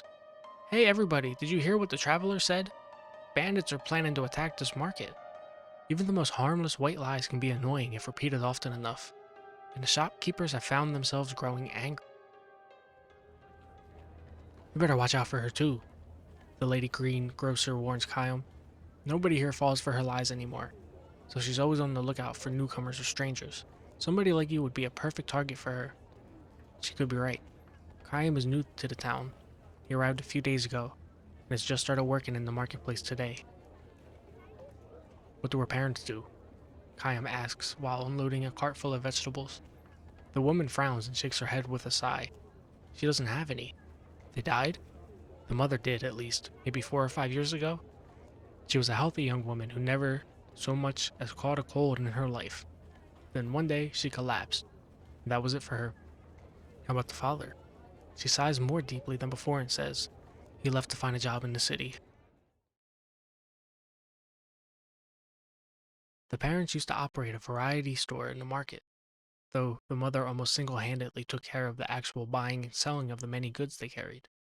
As soon as she died, the shop's fortune took a plunge, until it was eventually taken over by somebody else. The father went off into the distant capital city in search of a good-paying job that would enable him to cover their debts. He promised to come back in 6 months, but he has been gone a while. He's been gone a whole year now. Letters used to arrive for him on occasion. Care of his friend, the tailor, but those two gave out about 6 months ago. I guess you could say it's sad for such a little girl to be waiting around for her father to come home, but still. The girl now sleeps in the corner of the communal storehouse run by the people of the marketplace. We all used to talk about taking care of her, to be stand-in parents until her father comes back. This is no surprise to Kyle. He knows from his own experience that all the people who work in the marketplace, and not just this plump, kindly woman, are good-hearted and generous despite their limited means. Otherwise, they would have never hired a stranger like himself. But long before that first 6 months went by, we were all heartily sick of her. She was a sweet, simple girl while her mother was alive, but this experience had left her kind of twisted. All her sweetness is gone. Of course, we all feel sorry for her, and we take our turns feeding her and dressing her in hand-me-downs. But the way she keeps telling lies to all the grown-ups, nobody really cares about her anymore. Why can't she see that? She must be lonely, don't you think? With a pained smile, the woman shrugs and says, "That's enough gabbing for one day. Work, work." She goes back inside the shop. Kyom is sorting the vegetables he has unloaded in front of the shop when he hears a little voice behind him. "Hi, mister. You new here?" It's the girl. "Uh-huh. You're not from the town, are you?" "No, I'm not." "Are you living upstairs while you work here?" "For a while, at least. That's what I'm hoping to do. I'll tell you a secret, okay?" It's starting already. "Okay," Kyom says without pausing in his work. "There's a ghost in this marketplace. The people here don't tell anybody about it because it's bad for business. It's really here. I see it all the time. Really? Kayam responds with feigned surprise. He decides to play along with her rather than scold her for lying. In this endlessly long life of his, he has encountered any number of children who have lost their parents or been abandoned by them. The sadness and loneliness of children who have been cast into the wide world alone are exactly what Kayam feels himself as he continues to wander through the infinite flow of time. What kind of ghosts? A woman, and I know who she is. It's the ghost of a mother who lost her child, she says. Her little girl, her only child, died in an epidemic. Overcome with grief, the mother chose to die, and now her ghost appears in the market every night, searching for her daughter. The poor mother. She killed herself so she can be with her daughter, but she can't find her in the other world either, so she keeps looking for her here and calling out, "Where are you? Hurry and come with mommy to the other world." The girl tells her story with deadly seriousness. Don't you think it's sad? She asks Kayam. She actually has tears in her eyes, which is precisely why Kayam knows she's lying. Even if he had not been warned by the woman, he would know this was a lie based on what she told him about the girl's background. Kayam carefully arranges bunches of well-ripened grapes in a display crate and asks the girl, "Why do you think the mother can't find her daughter?" "What?" The girl asks him with a dazed stare. "Well," he explains, "the girl is not in the other world, and she's not wandering around in this world. So where is she?" Kayam does not mean this to be a cross-examination. He simply feels that someone who lies out of sorrow can have a far easier time of it by recognizing the lie for what it is. The loneliness of a girl who has lost her mother and been abandoned by her father consists not in telling one little lie, but in having to keep on lying. Now that you mention it, that's a good point, the girl says, smiling calmly.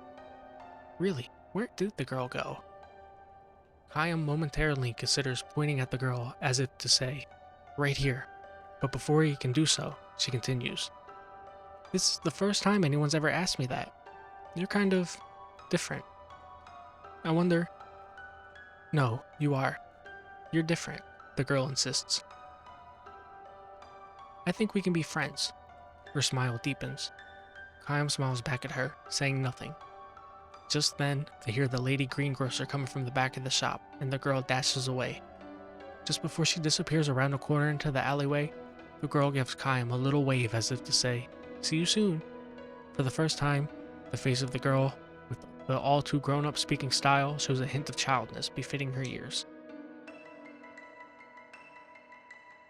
The girl begins coming to see Kayam at the shop several times a day, when the lady grocer is not around. She tells him one lie after another. "I baked cookies with my mother last night. I wanted to give you some, but they were so good I ate them all. Bandits kidnapped me when I was a little baby, but my father came to save me and beat up all the bandits, so I didn't get killed. My house, it's a big white one at the foot of the mountain. You're new here, so you probably don't know it. It's the biggest house in town. You don't have a family? You're all alone? Poor Kayam. I wish I could share some of my happiness with you."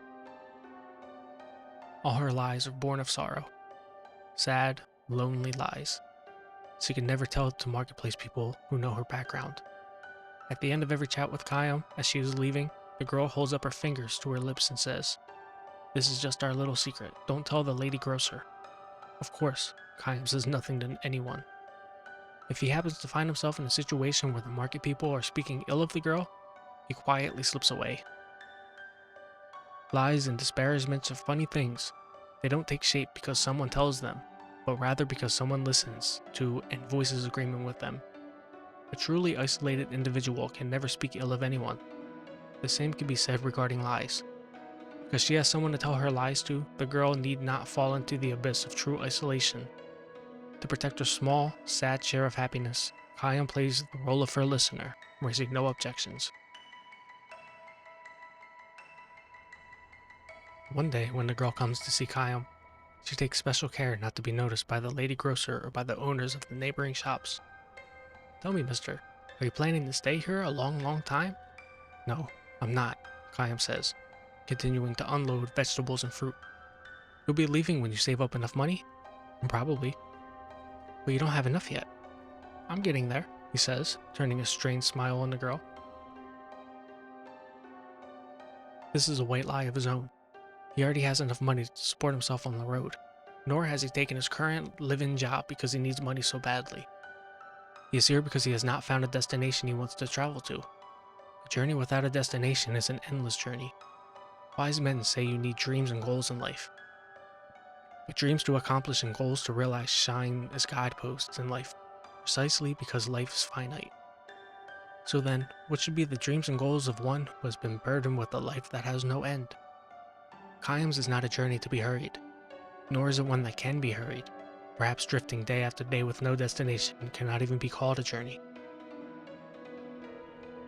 If I were you, said the girl, I would get out of this marketplace as soon as I had saved up enough for 2 or 3 days of traveling. Khaim responds to her with a silent, pained smile. What would be the look on the girl's face if Khaim were to tell her, I'm staying here for you. I am finding the meaning of my life for now and providing you with a listener for your lies. The moment these words come to mind, words he can never actually speak to her, the girl looks around furtively. I've never seen that word before in my life. Furtively. It says in a near whisper, if you want to get out of here soon, I know a good way you can do it. A good way. Sneak into the tailor's and steal his money. There's a little pot in the cabinet at the back of the shop. It's full of money. Are you telling me to steal it? Yes. She looks straight at Khaim without the slightest show of doubt in her eyes. In all seriousness, she goes on to explain, that tailor deserves to have his place robbed. The money in the pot, she says, is tainted. I know this girl, a good friend of mine, she says, and it's so sad about her. Her mother died and her father went off to work in the capital, and she's all alone. Her father was supposed to come and get her after 6 months, but she hasn't heard a thing from him. Yet another lie born of sorrow. Khaim calmly asks, is there some connection between your friend and the tailor? Of course, she says. A close connection. What's really happening is the father was sending her money every month, the way he was supposed to help make her life in the town a little easier. And he kept writing to her. He wanted to tell her he found a good job in the city, and so she can come live with him right away. But he's too busy to come for her, so she should come to him. And he sent her money for the trip. But none of the letters or the money ever reached the girl. And why do you think that is? Before Khaim can answer, the girl says, the mistake he made was to send the letters and money care of the tailor. He's been keeping all the money for himself. Khaim looks away from the girl. In order to prop up one sad lie, the girl has piled on a still sadder one. A lie that can hurt another person. This is the saddest thing of all. The lock on the tailor's back door would be really easy to break, the girl adds, and she gallops away without waiting for Khaim's reply. The girl comes running into the grocery store the next morning, shouting for the owner. She says directly to the woman, not to Khaim, burglars broke into the tailor shop last night. She says she saw a number of burglars sneaking in late at night after the marketplace emptied out. My oh my, says the woman with a forced smile. That must have been just terrible. She's obviously not taking the girl seriously. But it's true though, I really saw them. Look, little girl, I've had just all I can take from you. You're such a little liar, it scares me to death to think about you growing up to be a burglar or a con artist or something. I'm busy trying to open my shop now. Do you mind? Try it on somebody else. She's hardly through speaking when someone outside shouts, Help! Somebody come! The tailor is standing in the streets, looking horrified and screaming at the top of his lungs. Burglars! They took all my money! The little girl slips away as the tailor comes in. The marketplace is in an uproar. The girl was not lying. That much is certain.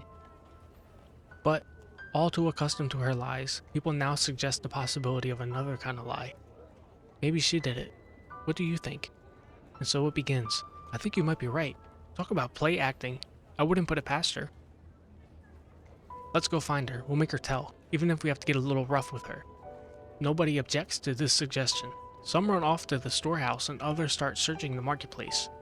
Can't find her anywhere. The storehouse is empty. She ran away with the money? As the searchers return with their reports and speculation, Khaim finally understands everything. After all her sad lies, the girl has left behind one final truth. She couldn't have gotten very far. Yeah, we can still catch her. The little thief, wait till I get my hands on her. The men raged and the woman fanned the flame. Good. Give her what she deserves. We were so nice to her. I just want to make sure I'm not covering like the art or the words or anything. We were so nice to her, and now look how she treats us. We can't let her get away with it. A dozen men start to run after her, but Kayam still stands tall in the road, blocking their way. Hey, move it! The men are out for blood. Kayam knows if he felt like it, he can knock them all down and they wouldn't be able to lay a finger on him.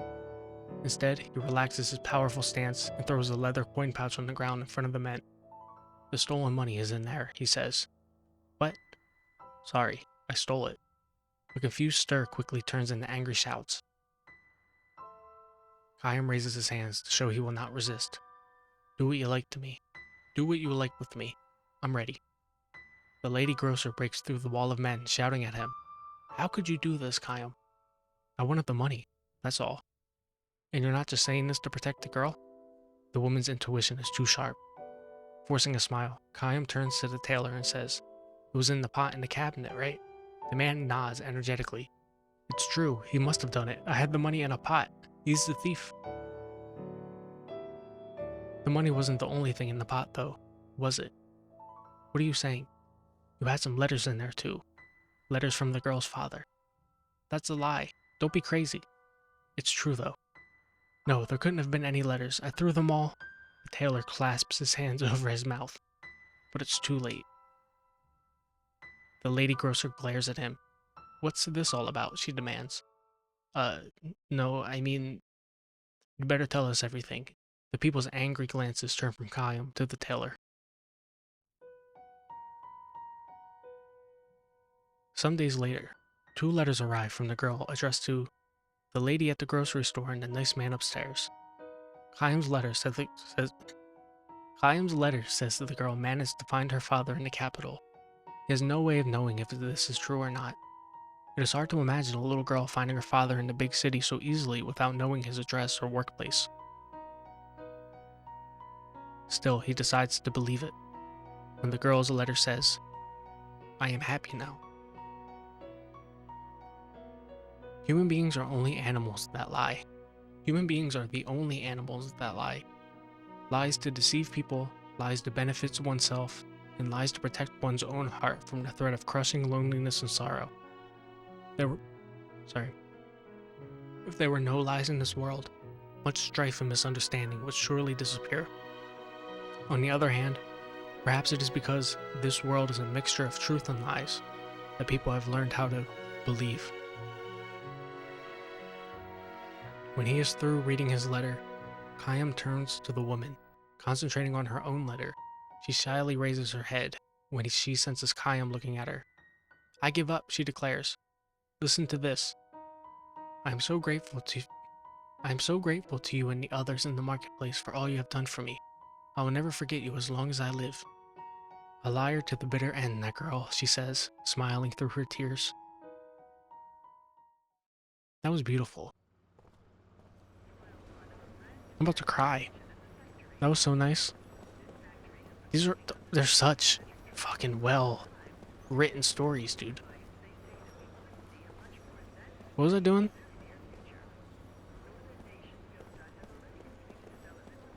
I'm going back to fucking downstairs.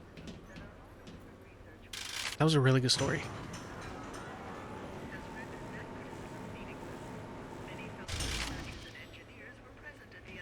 They're really long too, that's what I like. Like you can feel like they're going to end and then they keep going and they add like more like good stuff, you know? Like they're not just long for the sake of being long. Like they're long but good.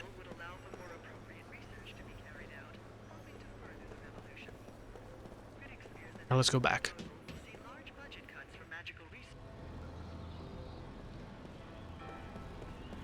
I probably can't take this. No, I can't. I can't do anything here, I don't think.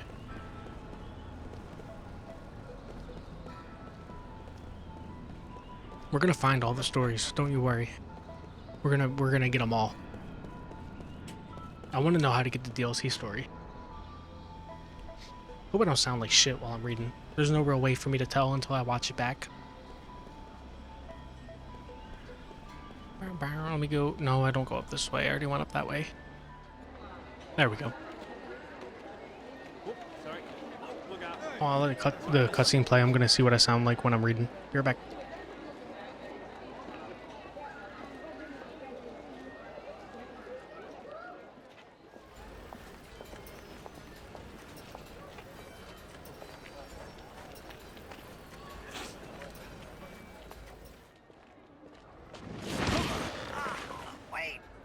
Wait, let go! My throat! Damn! Why are you following me? You're Kai Marganar! I mean, Lord Gungor asked me to do it! It's the truth! I'm supposed to tell you to go to his manor. He has something important to tell you. You are? Jansen, messenger for Lord Gungora. At your service.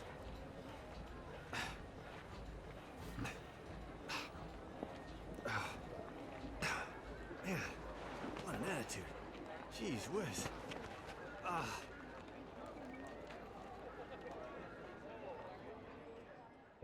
Alright, I think what I'm gonna do is I'm gonna turn the camera off when I read, because it was getting in the way of some text. That was Jansen, my buddy Jansen. So Jansen he's like the for lulz character. He's the goofy character, you know? But he's actually like not cringe. He's not cringe. He's actually really well like written. I like Jansen. And I usually don't like the fucking memey, fucking jokey character. Usually they're written really bad. But like, as you can see,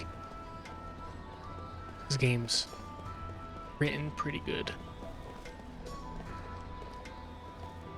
Have you heard about this? A connection of mine in the council told me Councilman Gongora has been confined to his private estate. Could it be true? So the soldiers in front of his house aren't protecting him, but rather keeping him in there? Alright, well, let's go to fucking Lord Gongora's house.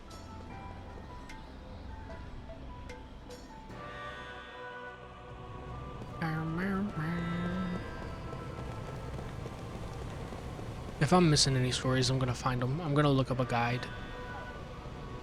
Like, I don't think there's any, like, completely unmissable stories. I think, like, at any point in the game, you can just kind of go back. But we're gonna get them all. Don't worry. They're part of what makes the fucking game so great. Like, the game would have been good without them, but, like, the stories are, like, what really elevates this game to, like, one of the best. Can I go in?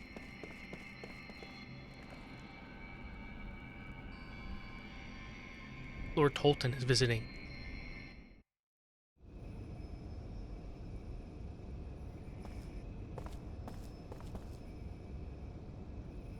House arrest is going too far. I have firmly opposed Roxian on this. Do not despair, Gongora. Thank you, Your Majesty. It is much more than I could have asked. Your father would have been pleased. I could never fill my father's shoes. And now that Ura is a republic, I am simply a citizen like everyone else. I am no longer Your Majesty. I respect the royal blood that flows in your veins. It is only fitting that I offer the respect you're due. Do not be foolish. People will think you're a dissident who wants to restore the monarchy. I'm truly happy that you have come to see me. You've always been so kind. You taught me the rudiments of magic. I cannot help but be kind to you in return. I cannot understand Roxian. I believe he intends to stop work on Grand Staff. It makes me angry, Gongora. Our entire nation has benefited from magic energy, yet he does not understand the significance of Grand Staff. If we can increase magic energy with Grand Staff, just think how much better our people's lives would be. We would no longer need soldiers. You have seen the future of Ura, and how Grand Staff can make it happen. Roxian's vision is too narrow for our nation to grow. I am sorry you had to witness that. There is no need to apologize. I'm happy Your Highness understands. But even if they stop Grand Staff, we could develop a newer and far better magic engine. Please let me know what you need, Gongora. I can help you. I am unworthy, Your Highness. He's fucking buttering that dude up. No one cares about the fucking king's son? Ex-king's son? You're being played, brother.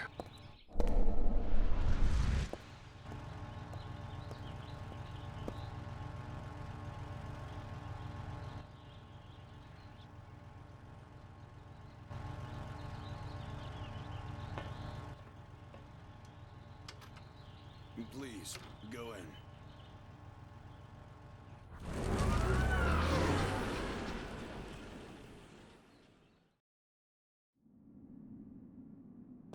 There's a chest over on this side.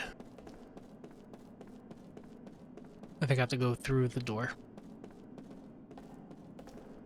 Eh.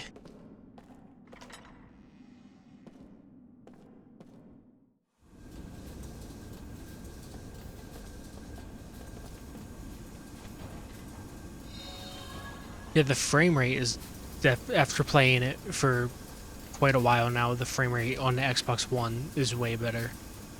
It's probably even better on like the Series X or some shit, but like even though it got a little choppy there, like it kind of recovered real quick. It's probably better on the Series X, but this is all I got.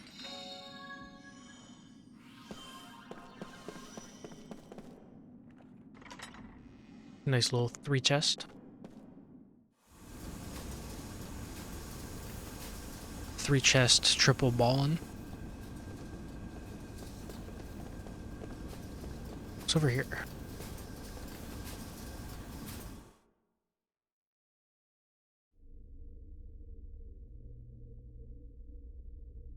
That woman.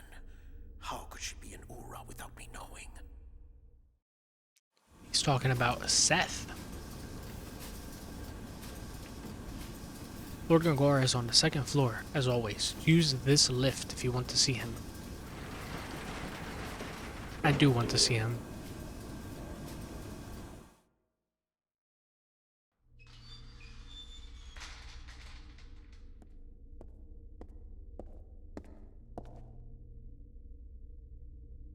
Good, you're here.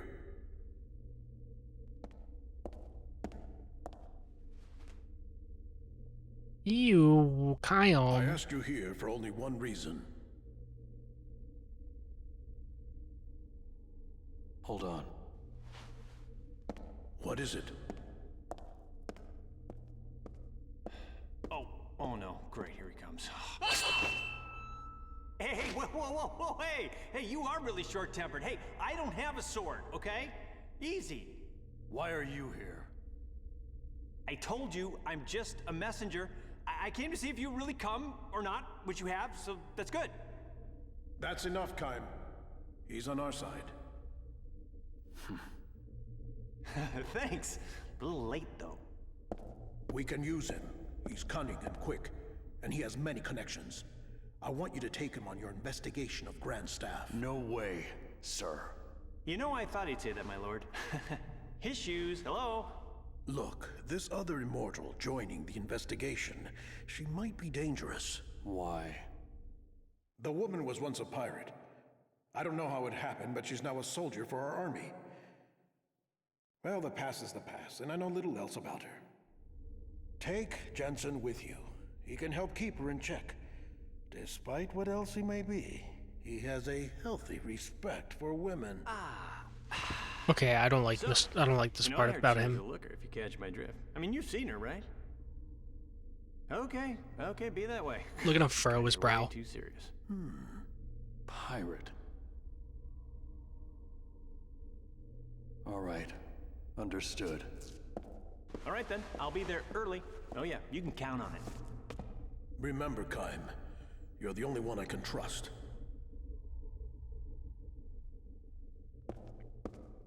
I can't leave here for a while. The Grand Staff is my life's work. So if something is wrong, I want you, with your immortal powers, to find out what it is. Understood? You'll be briefed later. You should go now. I'll be right behind you. Oh, he's gonna be fun to work with. This is for your trouble. Wow, nice. You know, my lord, I've been thinking, working with this guy, it's like playing with fire. I mean, did you see his eyes? I mean, that's creepy. I got a bad feeling about this whole thing. I mean, this little guarantee is not gonna be enough, I'm afraid, to keep an eye on him. You're gonna have to give me a little bit more, you know what I'm saying?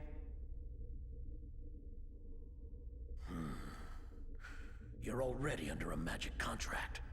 Don't get greedy.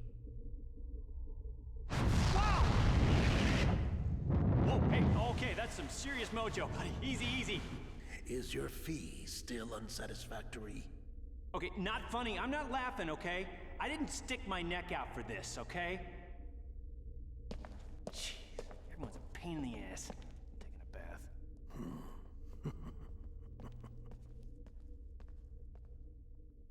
Fuck this guy.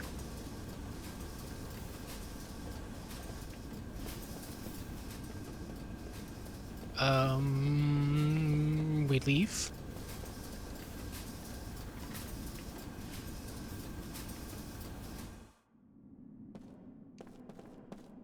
You are being sent to Grand Staff, are you not? I pray that you can complete your mission safe and sound.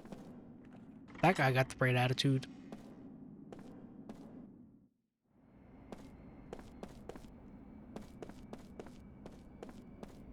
What is this?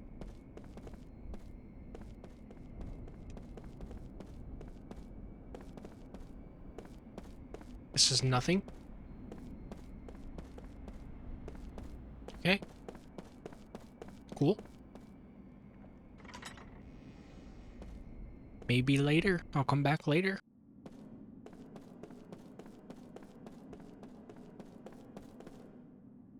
Lieutenant Aganar, do you have everything you need for your journey? You should prepare yourself well. Having you coming in and out of here could damage Lord Gongora's reputation. The council won't look too kindly on it. You won't be allowed to re-enter the mansion once you leave. Yeah, I got the fucking chests. I think that's all that was here.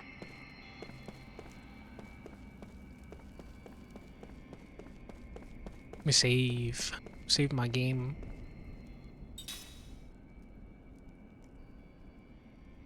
Yes.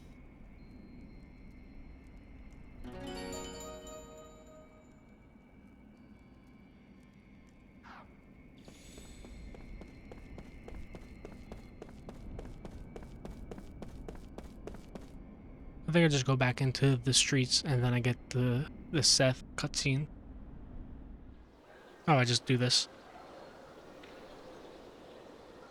This cutscene's always really choppy too. I want to see how it is on the Xbox One. Hey!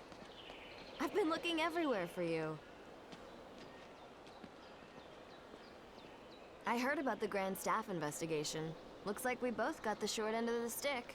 It's not enough that we just keep surviving, eh?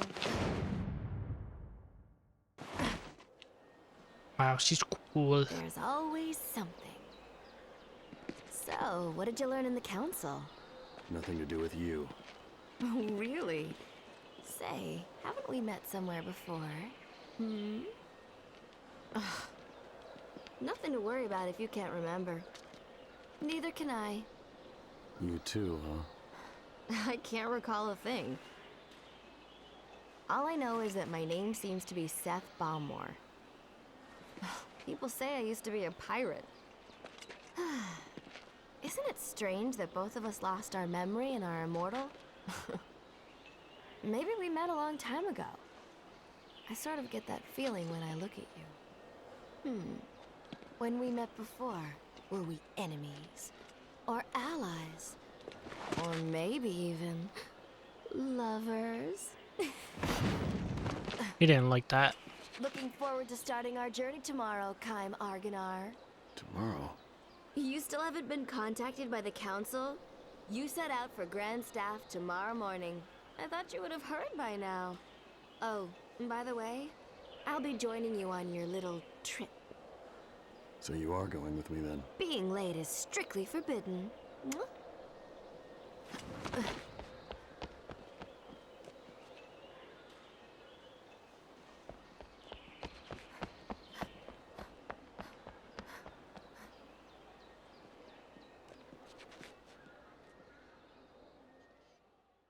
The voice acting in this is so good.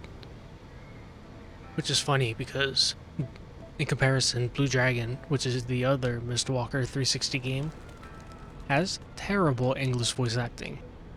The English voice acting in Blue Dragon is not very good. And I can say that because that's like my favorite game. Part of the whole reason I even like got this Xbox One was so that I can play Blue Dragon again with the Japanese voiceover. Because if I set the Xbox One to the UK store, it'll download the UK version of the game, which has the Japanese voiceover and English subtitles, which the US version does not. Welcome back. I received a message from the council earlier. You were to report to the Great Gate for your next mission. If you head to the station, you can either take the monorail or pick up a taxi to the Great Gate. Be careful out there. Do it right now.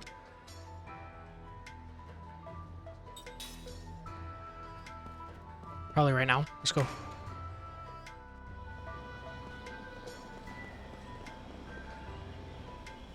Can I go back to the lift? We're gonna go try. I am grateful that the sprint is so quick. Even though it does look kind of goofy, it's definitely like the right speed to be.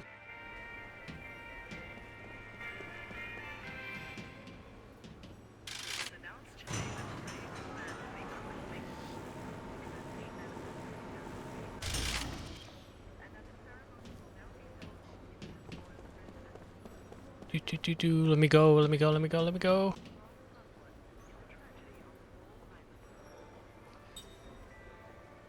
Yup.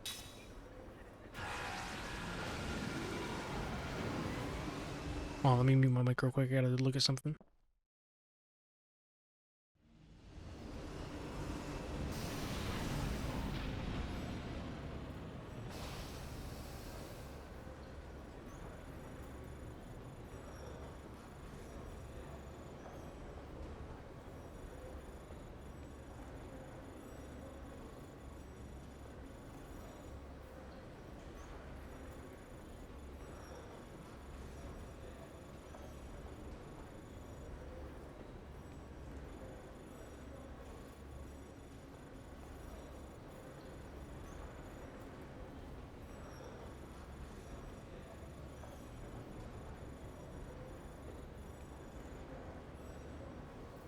Sorry, I'm gonna have to remember that to edit that out of the VOD because it's kind of annoying to just have somebody sit there and fucking look at their phone for a minute.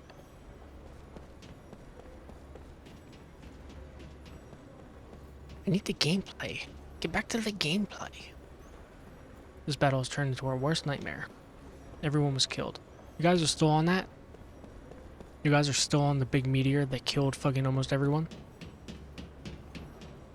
That happened yesterday, bro. Get over it. Ooh, framey. So most of the time, from what I've like read on the internet, was that most of the time the frames drop when it's loading in new assets. So like the first time you're in like a room, like that's mostly when the frames will drop. Can I go up?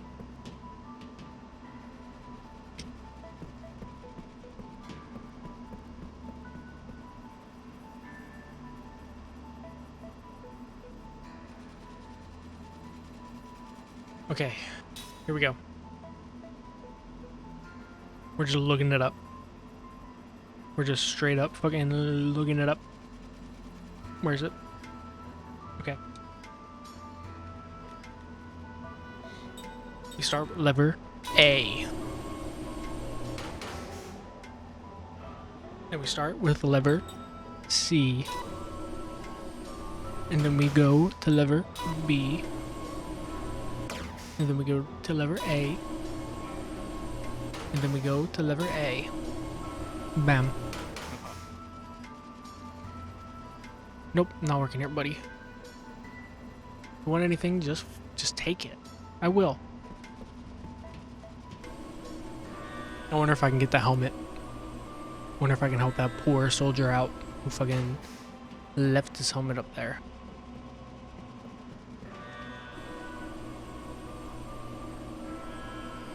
I remember being in the military and not having your hat. There was a couple times I didn't have my hat. Scary, man. You don't know what's gonna happen if you don't have your damn hat.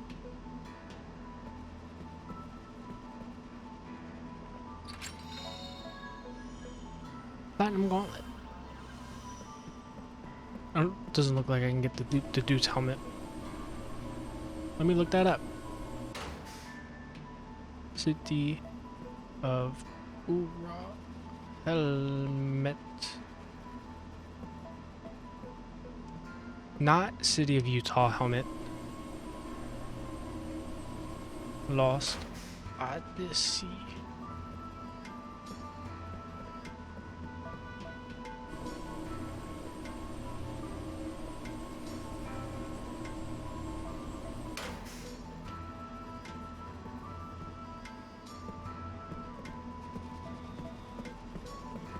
Go up, then back down, then ram the pillar next to the dude complaining about the complaining. Okay, ram the pillar.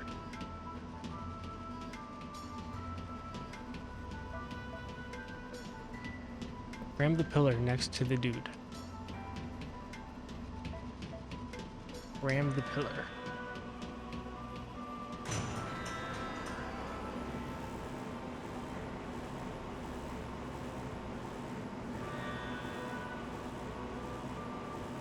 Okay, you gotta go up and then down without changing screens.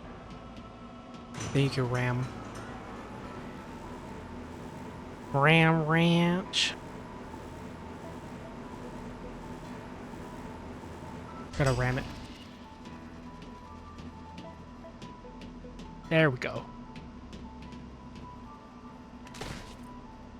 Bam. Here's your fucking helmet.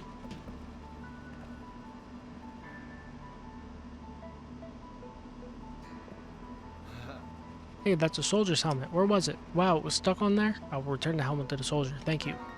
Here's an antidote brooch. Nice. What do we got? What's menu? Killer machine? We're not using that yet. Grants immunity to poison? Holy shit. Dude was just fucking wearing... Dude just had that laying around? I'll fucking wear that. I'll wear that brooch.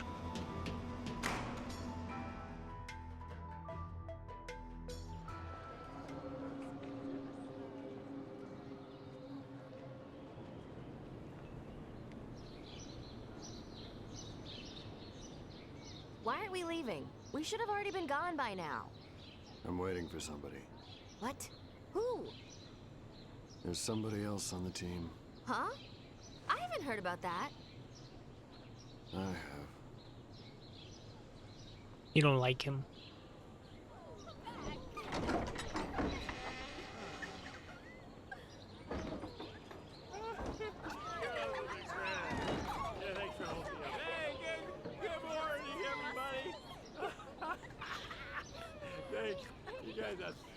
What the? This is the other guy? Yeah. Whoa, baby. What a... I can't believe my luck. Reeks of booze. Why are you late? Can't you tell? A man's got to do certain things before leaving on a mission like this, and I knew what I had to do. Jerk. Let's kill him. Thank you, my lovely. Do or die Johnson is now off to meet certain death. Miss you. Jensen, come back to us. We still have that bar Oh, that is for you. so sweet. I know. Oh, don't say that. That's so nice. Hey, oh, you know, girls, I'm already missing you. Hey, can I have just 15 more minutes? I need 15 for her, and her. That's 45 minutes. That's all I'm asking. Like we would wait for you, you worthless drunk. That hurt. That's You not very poor nice. things. I think I You was know very what? good. You're free to go. Hey, Thanks for bringing him to us. I love that they mumble under their breath. All the voice acting in this game is just awesome. Come and play with us next time, honey. Hey, don't touch me. Get out of here.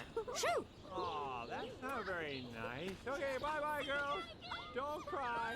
I'll be back. Don't worry. Okay. Bye again. Great. Just what we need. More useless baggage. Hey, that's not nice. I ain't gonna come in real handy. You know, you can count on it. Oh, hey. Who's counting on what? Ow. Hey. Man, you are so angry. What is your problem? Hey, you ready? You ready? Nope, I know what that skill link's all about. You give them an accessory, and they learn the skill from the accessory, which is very neat.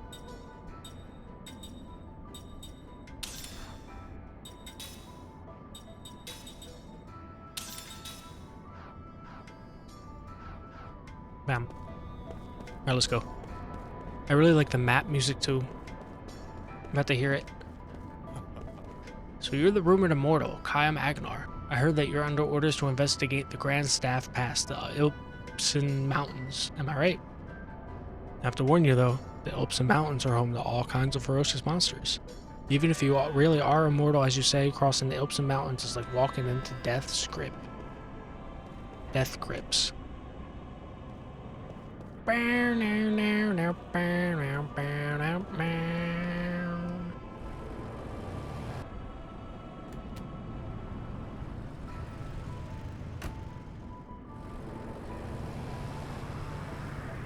That's the shopman. Well, this is quite rare, running into travelers in a place like this. If you're going on a journey, then you sure lucked out running into me. I just got us some new wares in stock, so take a look. Beyond the Great Gate is dangerous. What we got? Obviously, the Thief's Bracelet, obviously. I already have those things. I have a lot of healing medicine. I got a lot. Give me some of these. I have 800 gold. Give me 2 of them. I got everything. I know where your shop is, buddy. You don't gotta plug. You don't gotta plug your shop.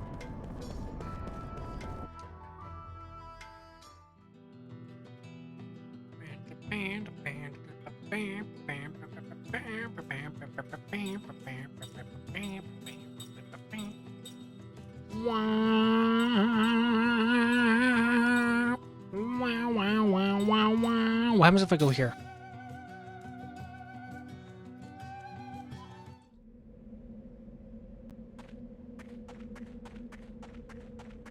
What happens if I go back to the scene of the crime? Healing medicine? Mana herb? Let me save my gum.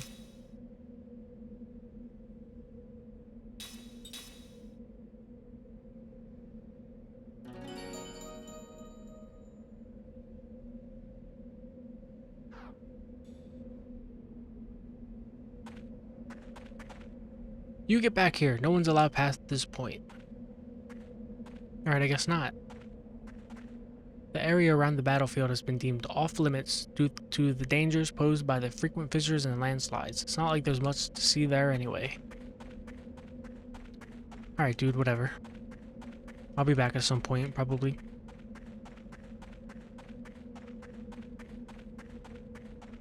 Any little treats? Are there any little treats? Nope, just that one dude standing there all alone.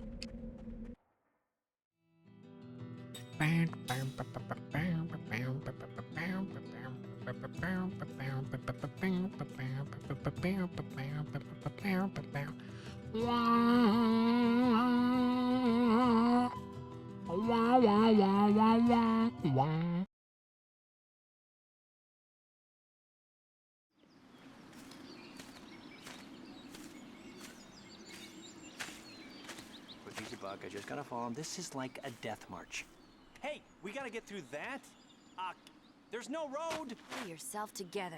If this is all it takes to wear you out, we're in trouble. Yeah, well, I don't wear out in bed. Once we get through here, there's the Ypsilon Range. Those mountains are steep and rugged. The weather is unpredictable. And since the ground is unstable, we have to be on the lookout for rock slides, too. Of course, I expect to see you take a tumble into the canyon before we see any rocks doing it. Yeah, funny. You know, Lord Gungora was saying you have a problem with your memory, right? I mean, you sure know these mountains well enough. And of course, you know you shave your legs every day and you pluck your eyebrows. And you owe me money, so I'm confused. You sure you really don't remember? My body remembers. What? There was a time when I used to rush through here. I was a pirate, and supposedly I also went through these mountains. But I just don't know what the truth is. I don't have any answers. Huh. Well, what about you? Did anyone tell you what you once were? No. Nothing? Nothing. Well, since you're so upbeat and happy, I doubt if anyone will remember you. That's fine with me. Oh? My body also remembers. How so? Just that it was painful. If I happen to remember, and my past didn't amount to much, then I think it's probably better to have never remembered. Oh yeah, that's smart. Kaim, there's no need to rush it. Your memories will come back gradually. And they're not all bad. What? No breaks?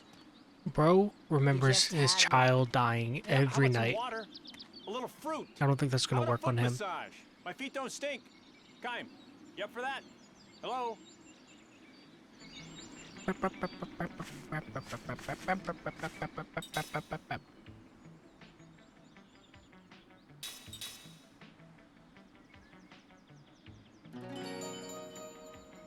What we got back here? I seen a little divot in the map. Anything? Oh yeah. You ram all the trees, or is it just some? It's just some, it looks like.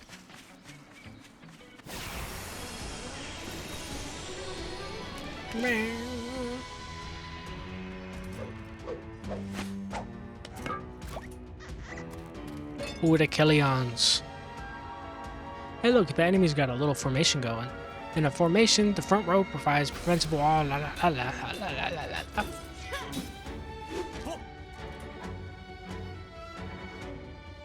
Okay, I don't really remember this fucking little tutorial.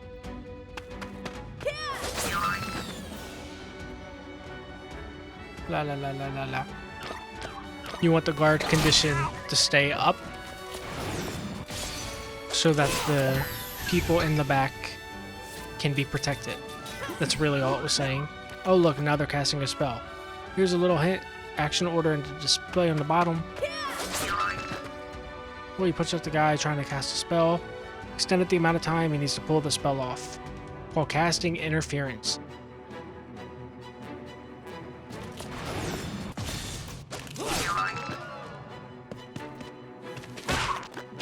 Bam.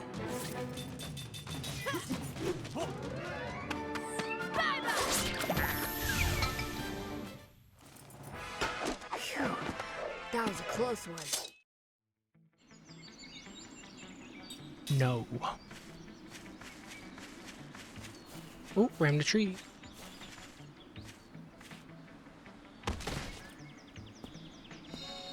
Oh yeah, another seed.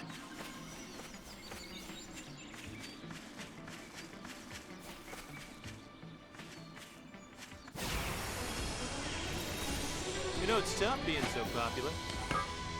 This might be one of the best battle music songs, like in any game. What's another good? Chrono Trigger, obviously.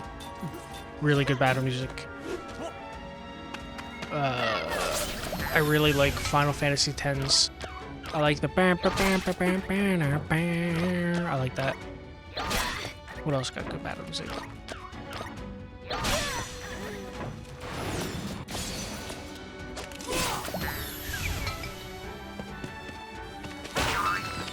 Those are like the best ones I can think of off the top of my head. This might be the best one though. This one's so good.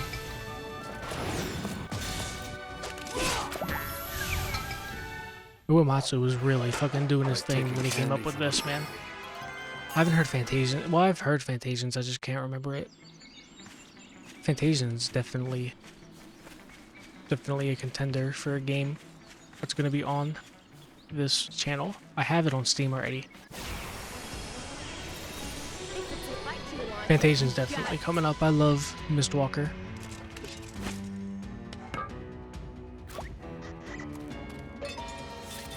I wonder if, so there was interviews about Sakaguchi saying he was going to make one last game, but those were like 3-4 years ago, and he is getting a little old, so who knows. Fantasian might very well be Sakaguchi's last game.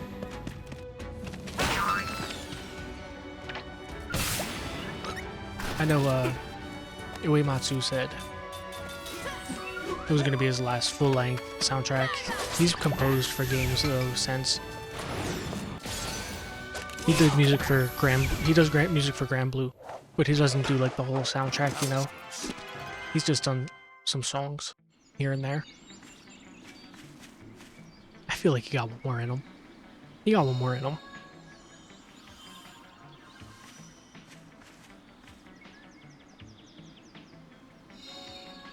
This game came out in like 2008.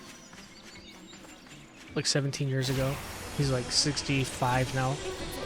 He was in his late 40s when he did this. That's crazy to think about. We're all getting old, man. It's fucked up. So recently I was at the Nintendo store in New York, and I forget what I said. I said something about being old, and the cashier seemed to get like visibly upset. He was like, I don't really care about stuff like that, man. And I was like, that's just a Nintendo store employee thing to say. He's right, but it's just funny. I was wearing a Moogle t-shirt, and he was like, "Oh man, nice Moogle t-shirt." And I was like, "Thanks, man." I was like, "You don't really get recognized too much, or it don't really get recognized too much. There's not a lot of." He was like, "Yeah, there's not a lot of Final Fantasy fans around anymore." And I was like, "Yeah, we're all getting a little old." And he was like, "Yeah, I don't care about stuff like that, man." And I was like, "All right." That was a close one. I too worry about getting old, but you gotta come to terms with it. Especially if you're gonna be like a nerd. If you're gonna be a little Nintendo baby, you know, you gotta kind of be like, yeah, I'm old and a Nintendo baby. You gotta own it. You can't really shoo it away.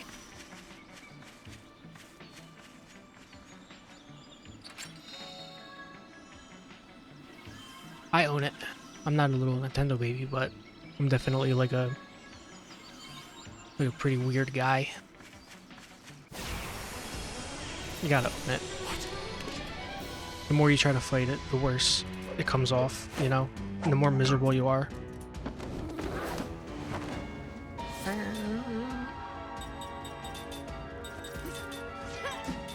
Hugo's giving herself a bath on my bed. Dude, you have to be weird to fucking stream video games to nobody.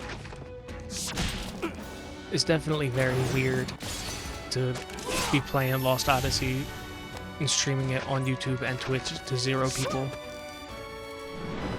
And I can recognize that's weird. The important thing though is being able to recognize it This battle music's loud as shit. Like, I have to make sure, I really do have to make sure that the battle music's not drowning me out. Hold on.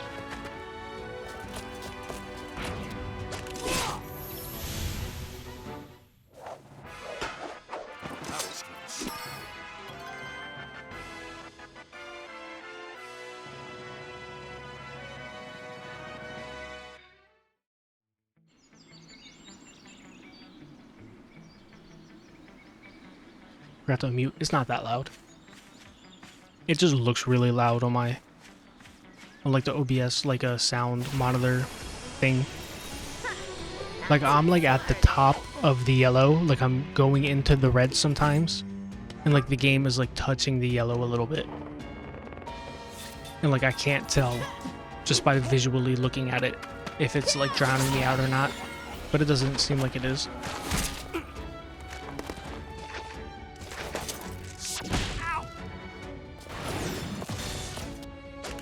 I don't even know if I'm attacking right. Am I attacking right? The guys in the front, fellas in the back. I need to know right now if you a freak or not. I need all the bad bitches. What was it? I need all the bad bitches up in Equinox. I need to know right now if you a freak or not.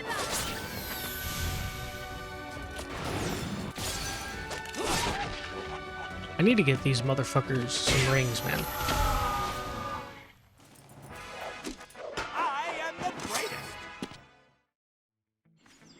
Let me craft one. I can probably craft a ring by now. Get 2 bruiser rings. That's all I got. Except for the killer machine, which will be used sparingly. Because I'm not a baby bitch.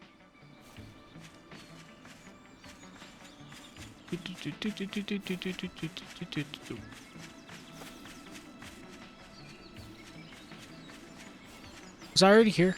I was already here. I thought that, like, see the map, how it's like, spots are like blacked out. I thought it was like you're discovering a new area, but that's just how the map is. The encounter rate in Lost Odyssey is very good, except for in some spots.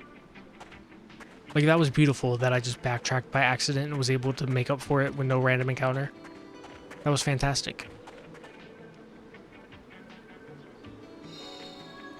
I know they did some unique stuff with like their encounter rates and their like their leveling up.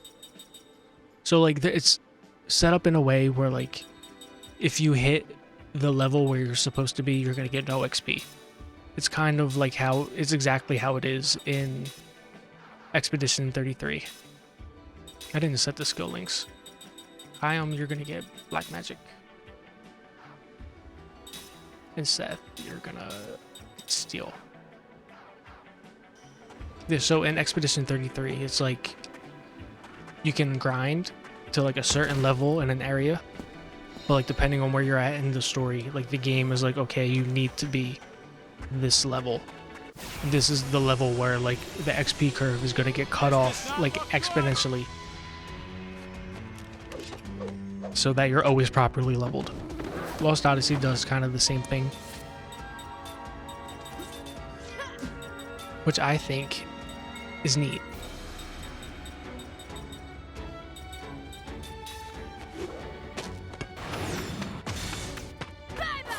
Bye-bye. I forget who Seth's VA is. Let me look at who Seth's VA is. Lost Odyssey. Well, have you fallen behind the VA.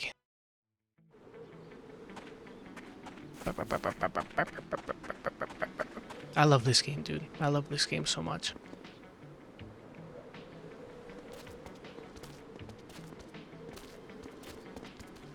Hey, I want to ask. Oh, it's fucking Tara Strong. Is Seth's voice actor.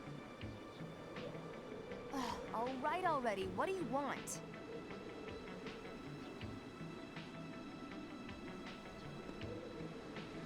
Whining. Okay.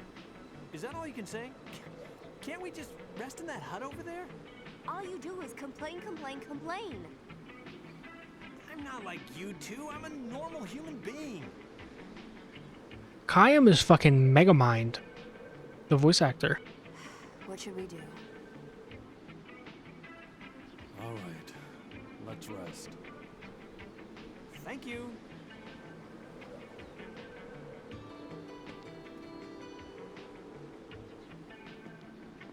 This dude right here, that's Megamind. Jansen is Knuckles in Sonic Adventure. I knew fucking Seth was Tara Strong just by listening to her. I couldn't piece it together in my head. I was like, I know who this voice actor is.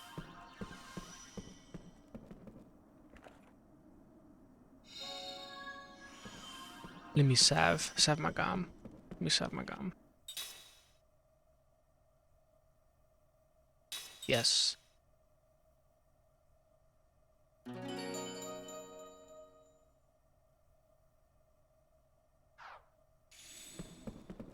Let me probe.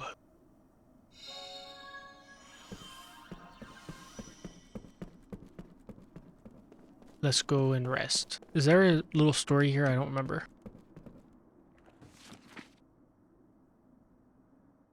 We finally reached the mountain hut. Everyone is worn out. I can barely keep my eyes open long enough to leave these few words. We're going to stay in this hut for a while. A giant monster inhabiting the Ypsilon has appeared. We only glimpsed its shadow near the peak, but it was enough to make us think twice about going on. I've got a light fever, probably from the rain during the climb. The weather changes so fast up here. I still have my appetite, and I've taken some medicine too. I should be fine after I'm rested. The keeper of these mountains is still on the prowl near the summit. We hear the beat of its giant wings and roars periodically. We should be safe in this hut, but who knows when we will be able to leave. I thought the Lipson Mountains were a terrifying place, a nest of monsters, but everything is so beautiful up here. We discovered an exquisitely rare flower today. There isn't much else to do right now. The master of the Ypsilon Mountains finally seems to have moved on. At last we can leave this place. We're going to ensure our safety tomorrow and depart. Nice little journal. Rest, why not?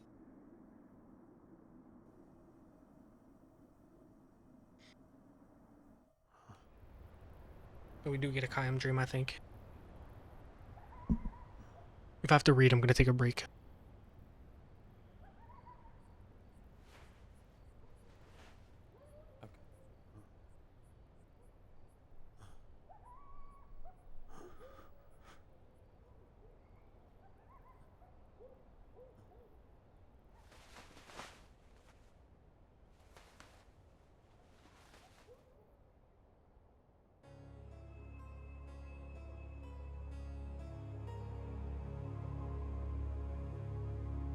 Listen, if either Kime or Seth seem like they're starting to regain even a fragment of their memories, use this.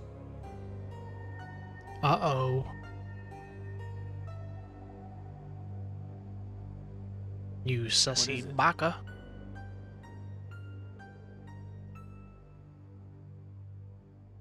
Look at him snile.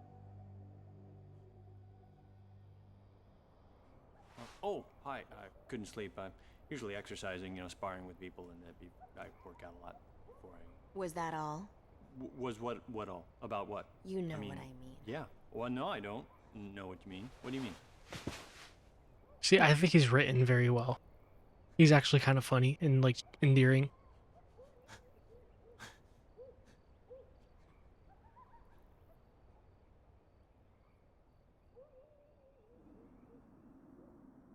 Alright, no story.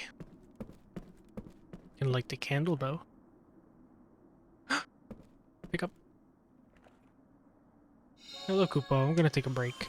I'm gonna take a break right here, actually. I gotta go to the bathroom and get something to drink. Be right back.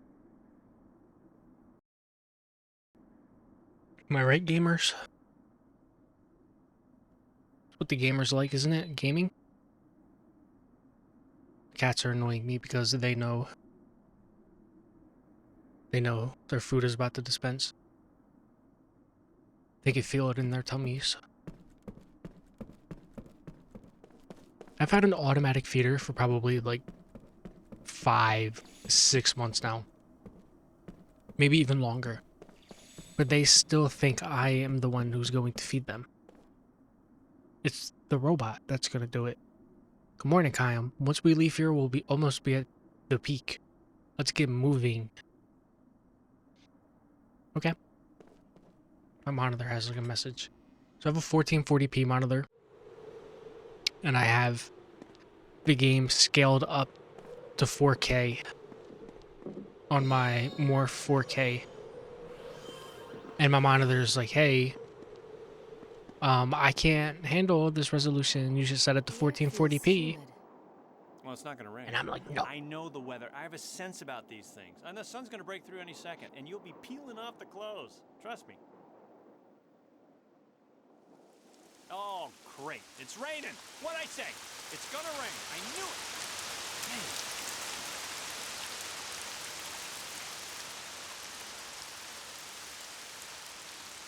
I think we get a story in the rain.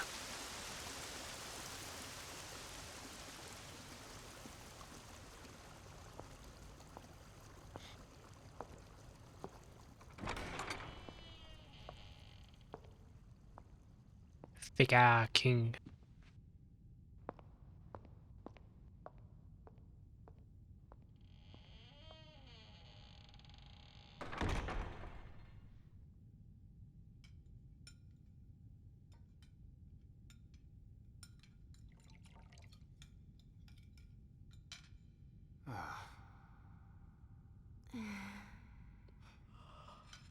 You're dismissed.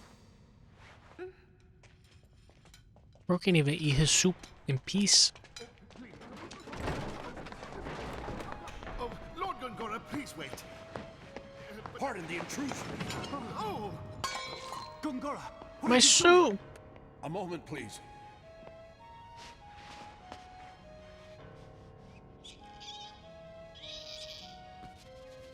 What is going on, Gongora? Answer me! The council has placed you under house arrest. Behold. Behold.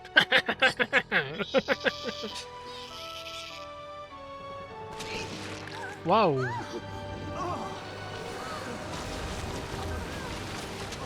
Ew.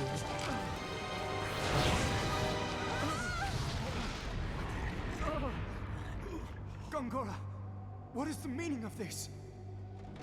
There are those who do not wish the monarchy restored to power. But I do not wish it to be restored to power. With all due respect, while some fools completely support our current republic, there are also those who long to restore a powerful monarchy. Regardless of what your highness may desire, our country struggles with two political forces, the past and the present. You must be aware of this. Fortunately, I was able to sense your danger through magic energy. Even though I am under house arrest, I could not allow you to be harmed. There are many ways I can secretly move from my manor to yours, your highness. But if Roxian knew you had been out of your home, you would be subject to even tighter restrictions. I can look after myself. No problem, guy. I, however, cannot. Had you not come, I would have ended up like that mouse. You can always rely on me, your highness. Thank you, Gongora. Thank you.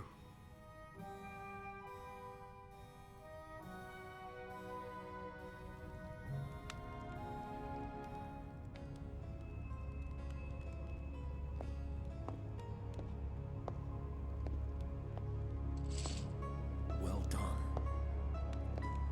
We'll have to push him harder. I'll be in touch when the time comes.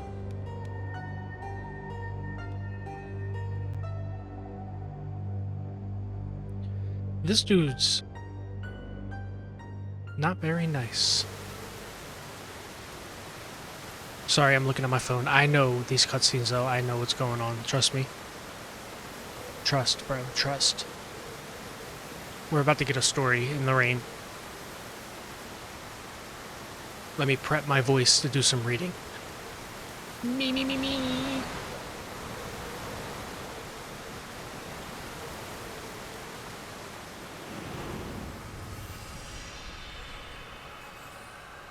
Alright, let's freaking go. Let's dream.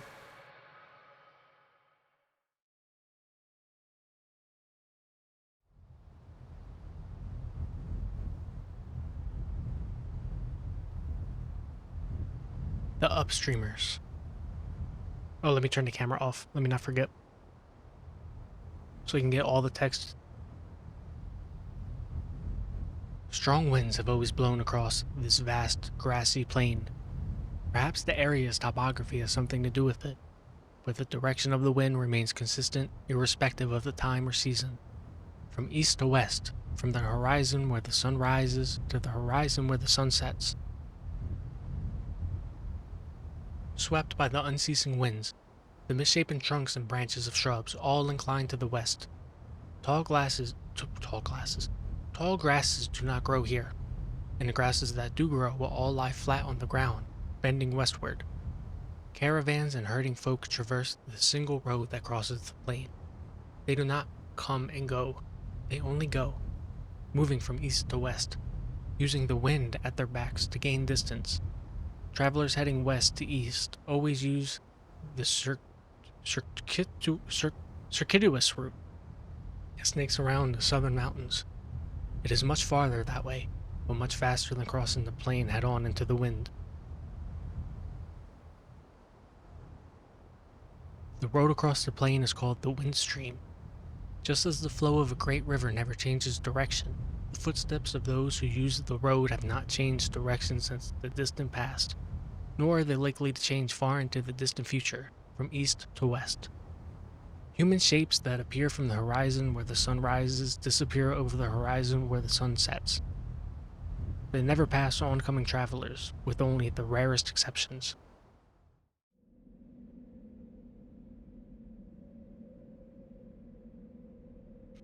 The first time she passed Kayam on the windstream, the girl was just an infant. So was my grandmother alive then? In response to the girl's untroubled question, Kayam smiles and answers. She was, and I remember what a nice old lady she was too. Looking back down the road, the girl points towards the line of the hills fading off into the distance. My grandmother crossed 7 hills on her journey.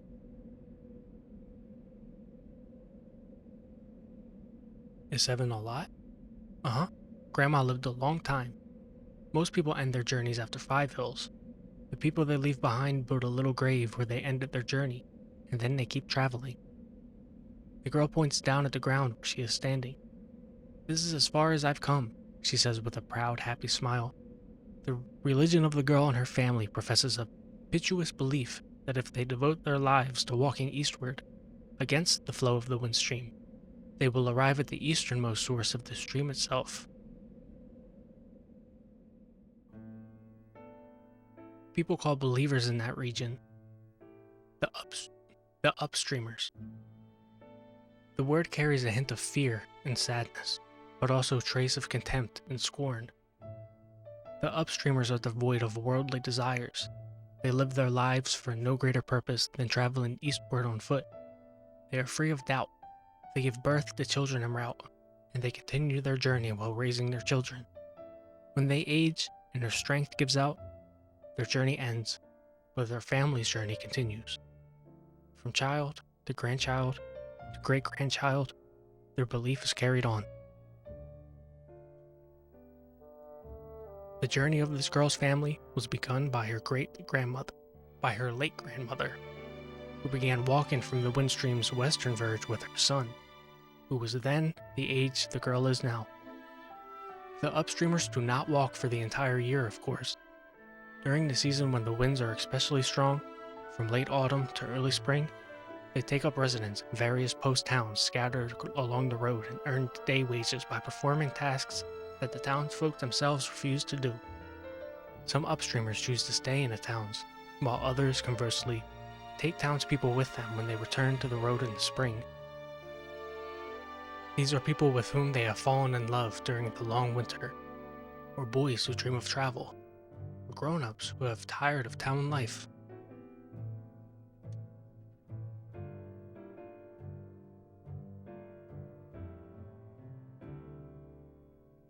Such are the reasons the townfolk look upon the upstreamers with complicated gazes. The little girl's mother was one of those who joined the journey midway, and the girl herself, some years from now, might fall in love with somebody in a post town somewhere. She might choose to live in the town, or she can just as well invite her lover to join her on the road. She has no idea at this point what lies in store for her. The girl's father calls out to her, "Time to go." Their brief rest is over. She seems sorry to leave and stands up reluctantly. "Too bad," she says. "I wish I could have talked with you more, but we have to get to the next town by the time the snow starts." Constantly exposed to headwinds, her cheeks are red and cracked, her lips chapped, but her smile is wonderful as she wishes Kayam a safe journey. It is the serene smile of one who believes completely in the purpose of her life, without the slightest of doubt. "Will I see you again somewhere?" she asks. "Probably," Kayam answers, smiling back at her, but he can never match that smile of hers. He is now in the midst of a journey that will take him beyond the western end of the Windstream. He heads to the battlefield as a mercenary, and by the time the western battle is over, a new battle will have begun in the east. It will be a long, cruel journey with nothing to believe in. When he meets the girl again along the way, Kayam's smile will have taken on even more shadows than it has now. Perhaps as a parting gift of sorts, the girl sings a few short lines for him. "This wind, where does it blow from? Where does it start its journey here? Does it come from where life begins, or does it begin where life ends?" "Goodbye then," the girl says, trudging on, one labored step at a time, hair streaming in the headwind.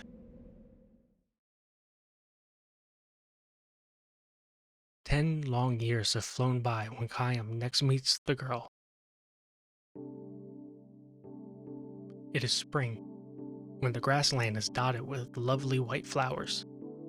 She has become the wife of a young man who does not tailor, who does tailoring and shoe repair in one of the post towns. "This is my third spring here," she says, patting her swollen belly fondly. "In a few days, she will give birth to a child. She will become a mother." "And your parents?" Kayam asks. She shrugs and glances eastward.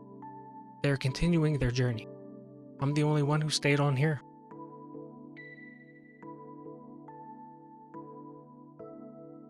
Kayam does not ask why she has done this. Continuing the journey is one way to live, and staying in the town is another. Neither can be judged to be more correct than the other. The only answer for the girl can be seen in her smiling face. "But never mind about me," she says, looking at him suspiciously. "You haven't changed one little bit from the time we met so long ago. For the 1,000-year-old Kayam, 10 years is nothing but a change in season. Some lives are like that," he says, straining to smile. "Some people in this world can never grow old, no matter how long they live." He looks at the girl, now grown into a woman, and wonders again. Living through endless ages of time. Is it a blessing or a curse?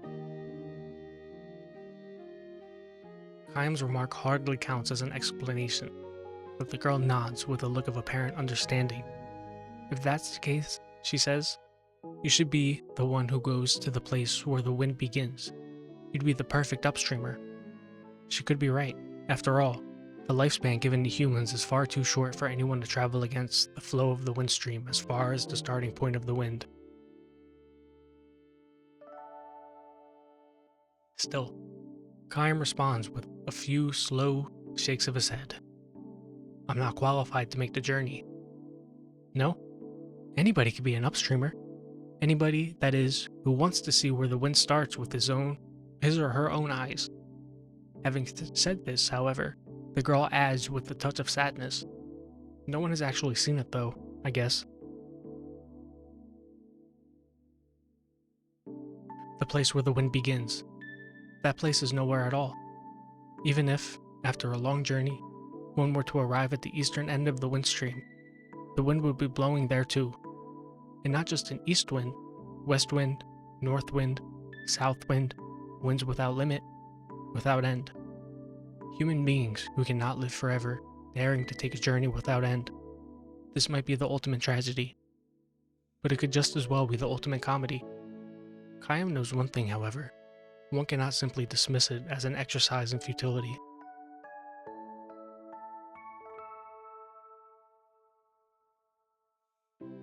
"How about you?" he asks the girl. "Aren't you going to continue your journey soon?" She thinks about this for the space of a breath, and, caressing her swollen belly, she cocks her head and says, "I wonder. I might want to go on living the way I am now, forever. Or then again, I might feel that desire to reach the starting point of the wind."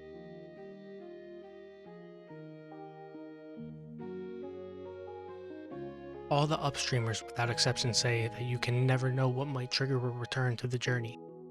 One day, without warning, you slow off the entire town life and start walking. It is not always a matter of running into an upstreamer and being lured back to the road. Plenty of people set out on their own all of a sudden. The teachings of the upstreamers say that all human beings harbor a desire for endless travel. They probably are not aware of the desire because it is stashed away so far down in the breast that it is deeper than a memory. The instant something brings it to the surface, a person becomes an upstreamer. "Even you have the desire," the girl says to Kayam. "I wonder." "It's true," she says. "No question." The look in her eyes is as straight on and free of doubt as it was the last time he met her. Fixing him with that look, she points to her own chest. "I haven't completely lost it myself, but I'm sure you're happy with your present life." "Of course I am. Do you really think the day will come when you will want to set out on the journey even if it means giving up that happiness?" Instead of answering, she gives him a gentle smile.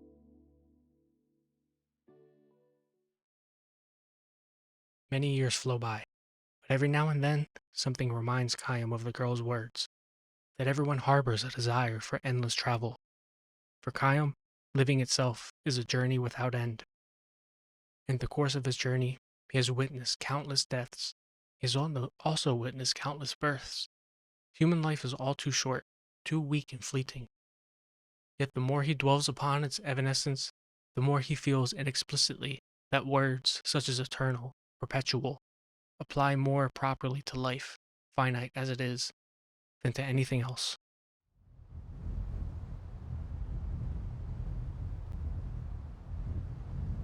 Traveling down the windstream for the first time in many years, Kayam spies the funeral of an upstreamer. A young boy in mourning dress stands by the road, holding out wildflowers to passing travelers and urging them to offer up a flower to a noble soul who has long made the journey this far. Kayam takes a flower and asks the boy, "Is it a member of your family?" "Uh-huh, my grandma." The boy nods, his face the image of one Kayam knew so long ago. The old woman lying in her coffin must be the girl. Kayam is sure of it. Grandma traveled a long, long time. She brought my daddy with her when he was a little boy. See that hill over there? She started walking from way, way beyond it. And she got all the way here. So the girl must have set out on her journey after all. Turning her back on the town life, leading her child by the hand, she trod her way along the endless journey. Her wish to aim for the place where the wind begins would be passed on to her child, her grandchild, and on through succeeding generations. To head for a land one can never hope to reach, and to do so generation after generation, this is another endless journey. Is it a tragedy? A comedy? Perhaps the serene smile on the face of the old woman in the coffin is the answer. Khayyam lays the flower at her feet as an offering. The family members who have traveled with her join together in song for the departed. This wind, where does it blow from? Where does it start its journey here? Does it come from where life begins, or does it begin where life ends? The wind blows. It sweeps across the vast grassland. Khayyam takes one long, slow step towards his destination. "Have a good trip," calls at the boy. Red and cracked as the girls were so long ago, his cheeks soften in a smile as he waves to the departed traveler. Banger after banger after banger.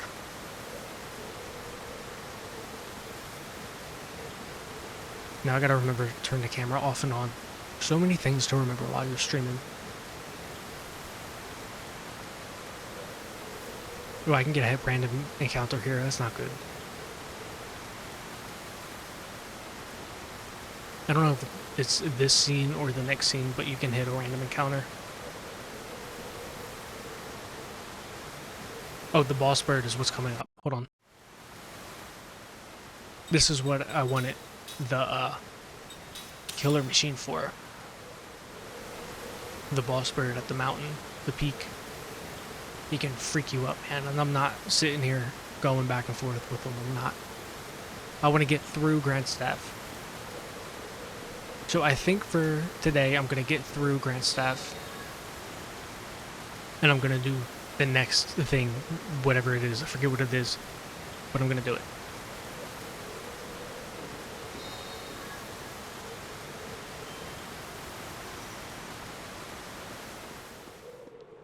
We did it.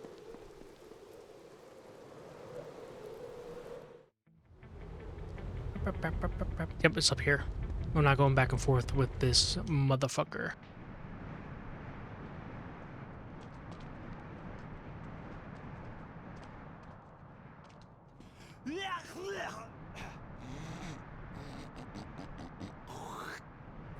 That's so me. Nasty. Cover your mouth. Ooh, I'm freezing here. Hey, turn around. Whoa, what a view. Whoa, what is that? The Grand Staff. That little bush is... Oh, that Grand Staff! That light has got to be magic energy. The staff must be leaking. I've seen that. I've seen that somewhere. Seen it? Where?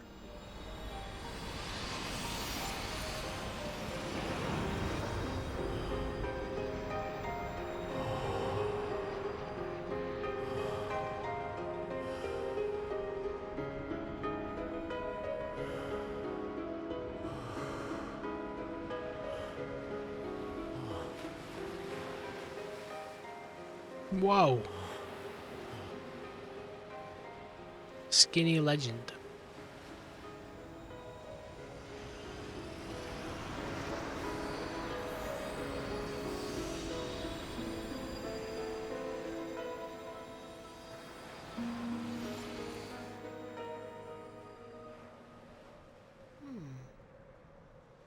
I don't remember.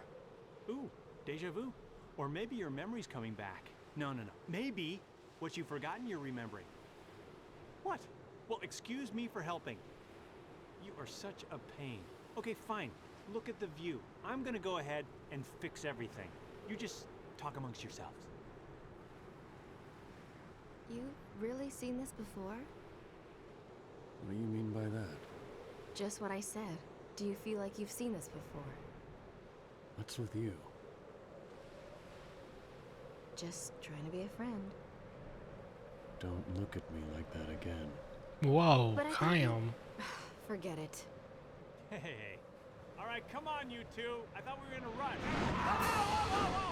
What the heck is that? It's evil because they put the save point after him. Wow, wow, wow, wow.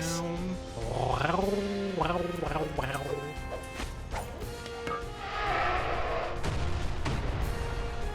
Alright, let's see how good this ring is. Is it really cheating? I don't know if it's actually cheating.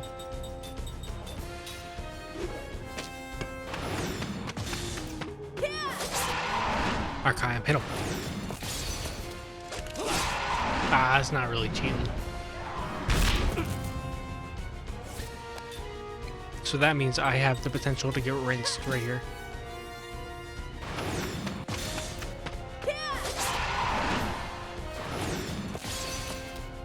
Does it just extend the circle? Is that like what it's doing? I didn't really read the stats of what the DLC ring does. Oh, whoa, whoa, whoa, whoa, whoa, whoa.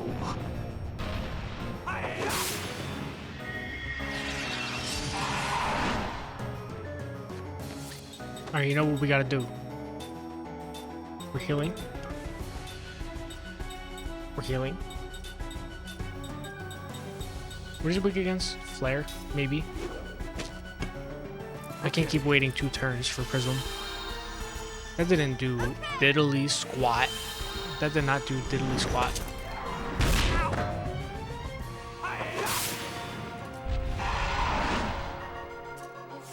Alright, he is weak to flare.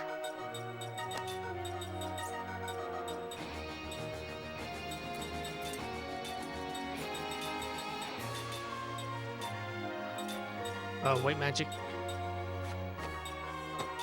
Heal Kyle. Okay. I should have healed Jansen.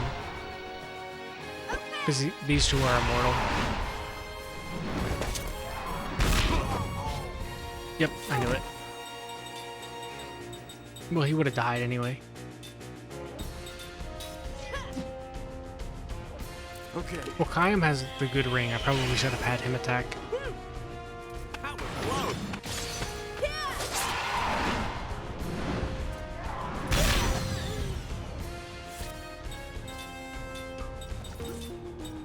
Alright, heal Jansen. And you take a shield.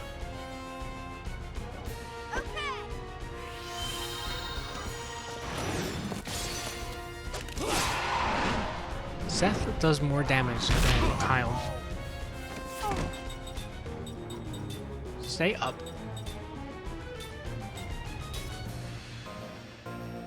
I thought the ring, the DLC ring, would have been way better than what it is. That was close.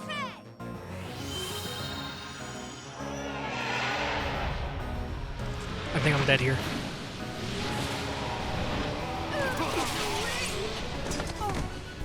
Kayam lives.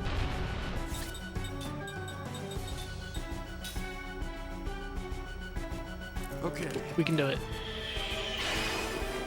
We can make it. That was close.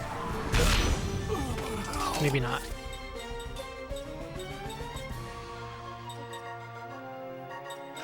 Fuck it. Hold on, this battle music is really loud. I really gotta see if this is drowning me out real quick. Sorry about that. Oh wait, no, she's back. Alright, no, we're still here. We're gonna keep trying. We're gonna clean up this mess.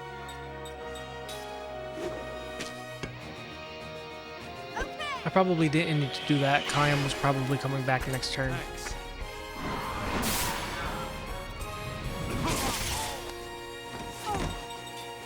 I should bring Jansen back, and then I should hit him with a heal. I don't know if Seth is probably gonna go first. Can't even do it that way. Alright, item flare bomb. Hit him with a flare bomb. Okay. That was close.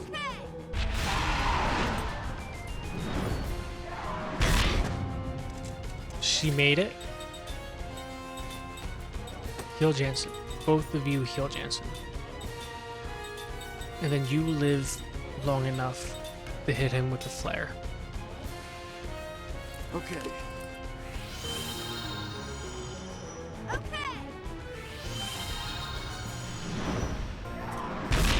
Nice. Same thing. Heal Jansen. Heal Jansen. Hit him with that flare. Okay. Hold on, I really gotta see this drowning me out. Hold on.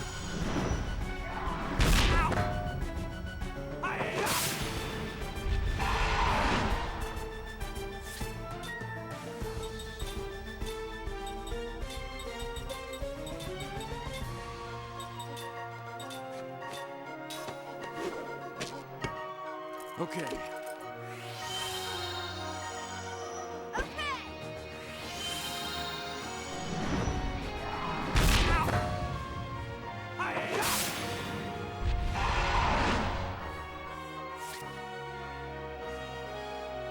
Yeah, the battle music is a little loud. I'm gonna bring it down just for the battle music.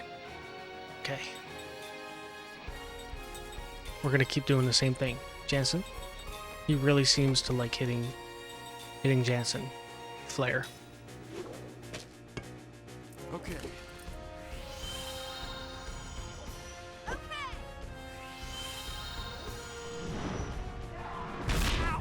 Yep.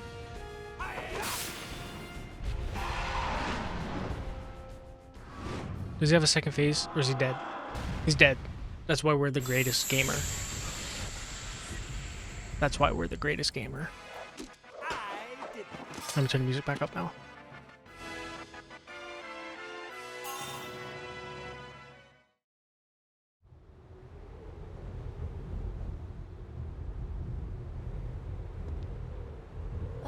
We did it! How can you be so comfortable? I almost got eaten alive. I think it'd be an improvement if you got eaten a little. You'd talk less. Hurry up. I thought we were in a hurry.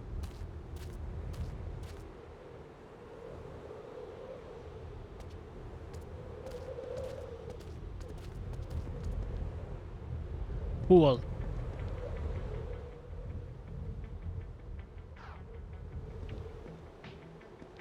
A save.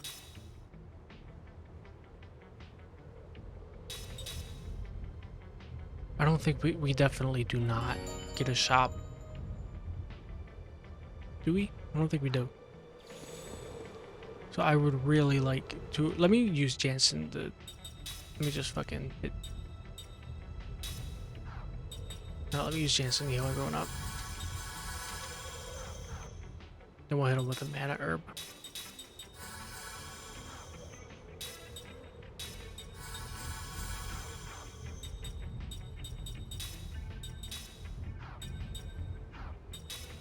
Kayum, you probably learned. You learned black magic.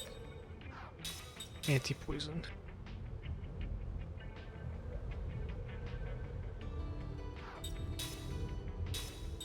You are going to learn white magic.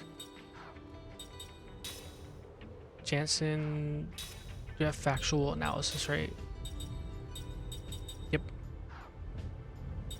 Seth, steel, factual analysis. Jansen, you're gonna learn some white magic. Did I make Kayum learn white magic? Everyone should learn white magic. Okay. You have to set it. Oh no, you just have it. Okay. What does the ring even do? Mechanical, magical, and spirit. Alright, you learned that.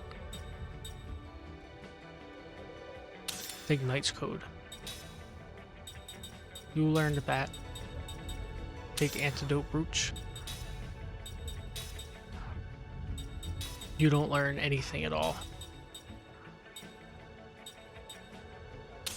Take the Berserker Necklace. Can I make any? I'll take an Earth Ring. Oh my god. Froggy voice. Earth Ring.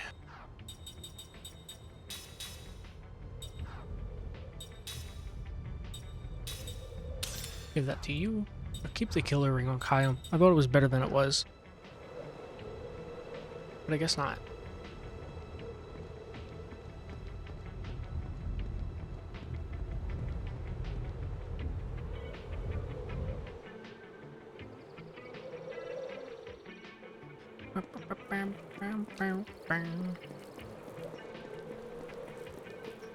Did they turn the encounter rate down? I could have swore the encounter rate was higher than this.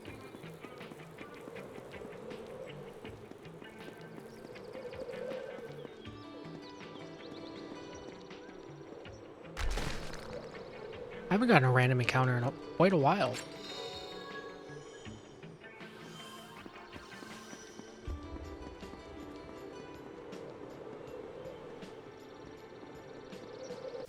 There we go.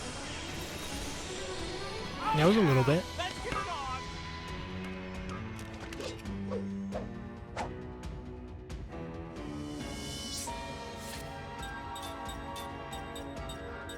Now you got all that black magic but no MP. Just hit him. Just fucking hit him. One! One! Miss!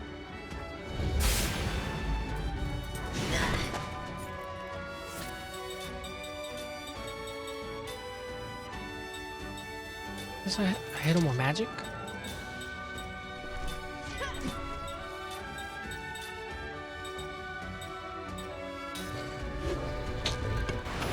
I just made a mouth sound. Distracted me. There we go.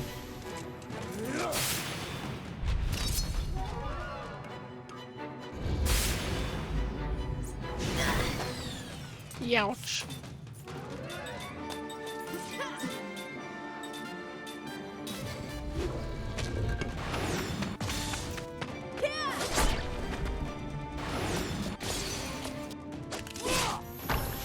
So the killer ring does mechanical enemies, magical enemies, and spirit enemies. I guess that's really gonna help out later, probably. Let me try and turn shit down from here a little bit. Maybe that'll help. Because it does seem like it's a little loud and drowning me out a tiny bit. Hopefully that wasn't the case the entire time. It doesn't sound like it was.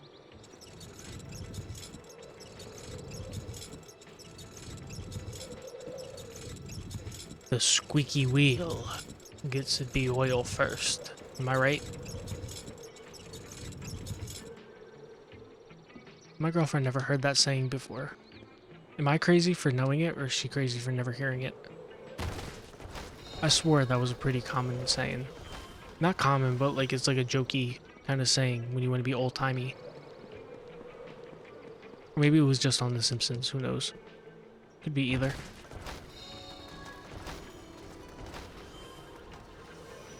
Got quite a lot of seeds. This does not look good.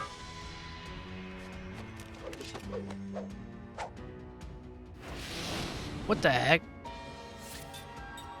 Big owl. That's definitely what that is.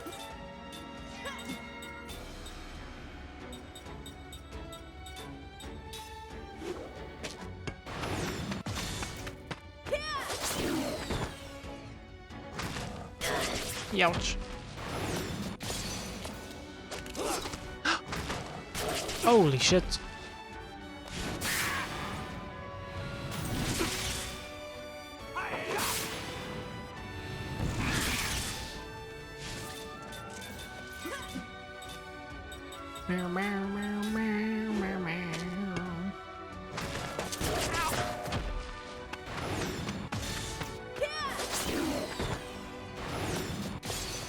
Did you die, buddy?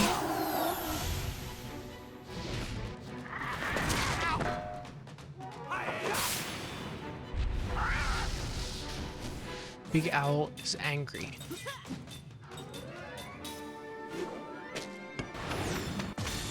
Can I hit him? I can. Well, what did you expect? Alright, they learned white magic, which is good.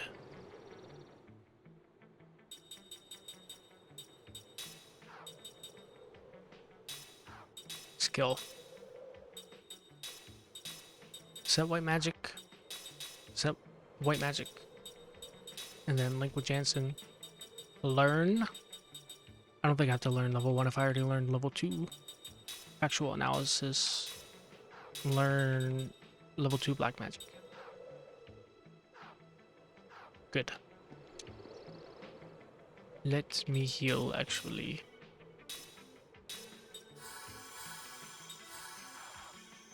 These motherfuckers got no MP. Extra slot, I don't need an extra slot right now. Black Pearl of Darkness. Found inside the Nautilus. The fuck? The fuck is the Nautilus?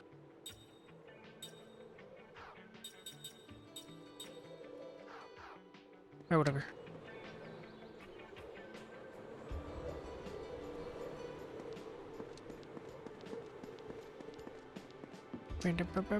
Is this a... No, it's not. It's not a level up, get HP kind of game, is it? I don't think this is a level up, get HP kind of game.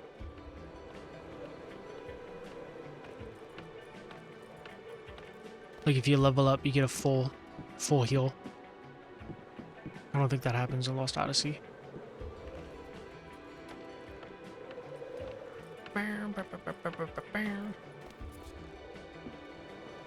I remember when I was a kid and I first got this game. I made it to the big worm at Grandstaff and I couldn't beat him. I couldn't do it. And then when I was a little bit older, when the Xbox One first, this same Xbox One actually, when the Xbox One came out, I tried again. Oh, do I not have black magic equipped? Oh, I have no MP. I tried again, and it took me a little bit. It took me quite a little while, but I winded up finally getting them.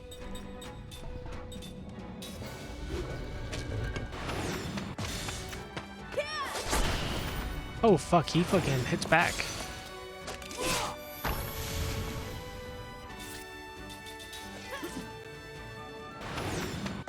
But yeah, he was kind of... I remember him being kind of hard, but when I streamed this in 2022, I didn't really have a problem with him, I don't think. I don't remember at least having a problem with him.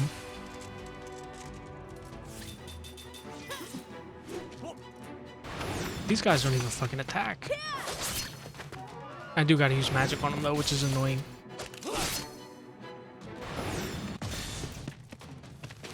I really don't want to use, like, I can't even use MP with him.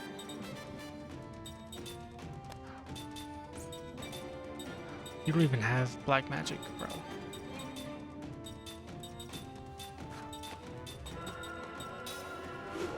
Magic Pebble's so goddamn annoying.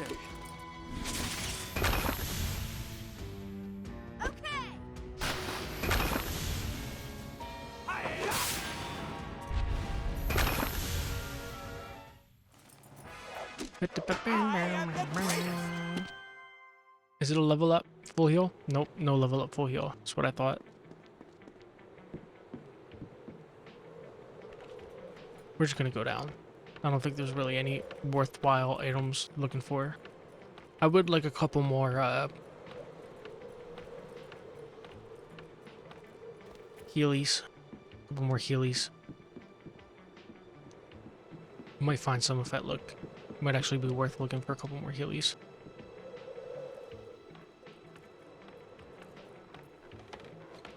Can I do a jump? Can I do a jump? Yeah, yellow paint. Aqua obtained. Is that just like a spell? It is.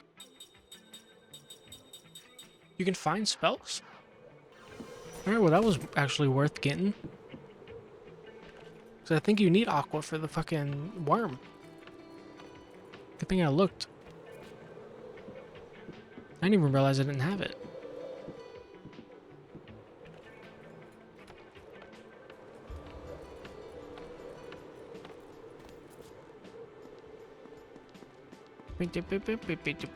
Nothing here.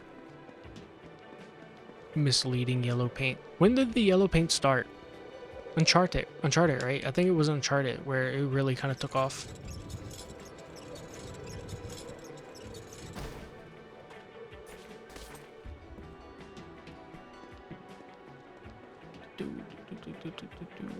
This is after Uncharted, right?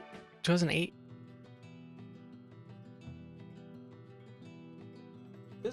When did this come out? I have the case right here.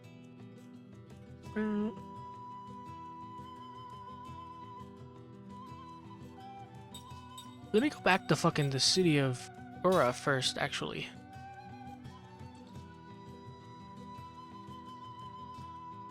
When did this come out?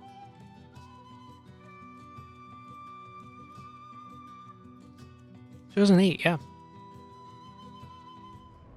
When did Blue Dragon come out? 2006? 2007? Let me go to the fucking Merchant Man. The Merchant Man. What's up?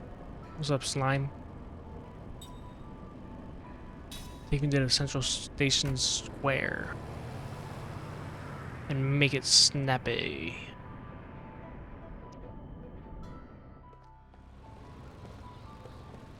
Oh, whoa, whoa, whoa, whoa, whoa. Frame drop. See what I mean when you're first loading in an area? That's usually when the game freaks out a little bit. They have different dialogues.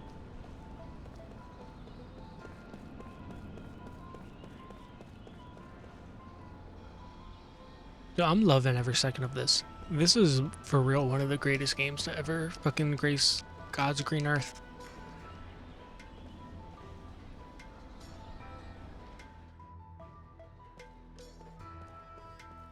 What do you got?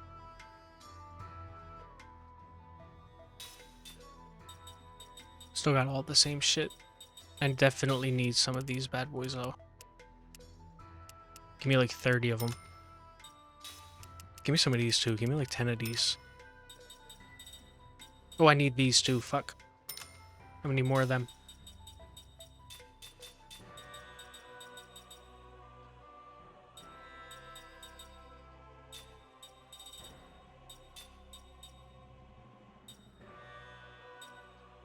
Don't need that anymore.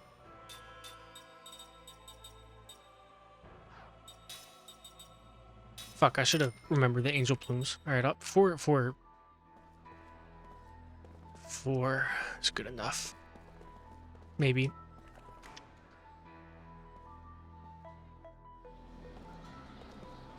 Do I have to stay at the inn? Can I even afford to stay at the inn? Do I have 10 gold? Is it 50 gold or 10? I think it was 50 gold. Am I too poor for the inn?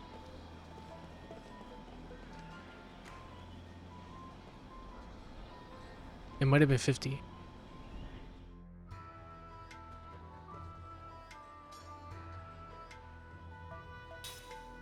Not enough gold.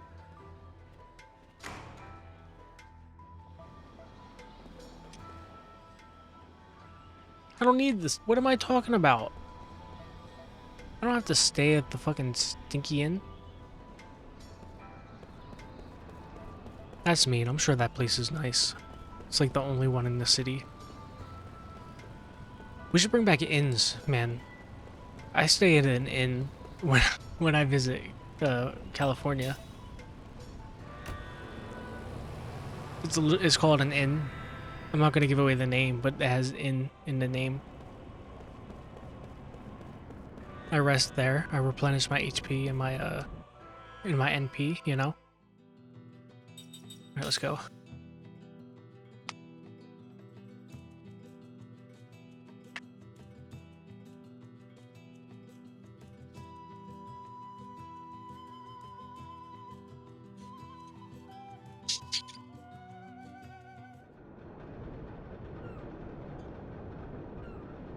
Oh, fuck, I didn't even have to go back. There's shit here. I forgot all about this. Hey, how do you like the new boss? Who are you? No one's contacted you. We're investigators sent by the council. I'm Seth. He's Kime. You can just ignore the other one. Hey. Oh, our communications have been jammed. That magic engine is malfunctioning again. Magic energy has been leaking everywhere, non-stop. I knew it was out of control. Didn't it bring down the meteor again? Ugh, meteor? What are you talking about? We tried our best. We've evacuated this site, but we did everything possible to get a control valve in place to stop the flow. 3 days ago, the runoff was unbelievable. And that's when that happened.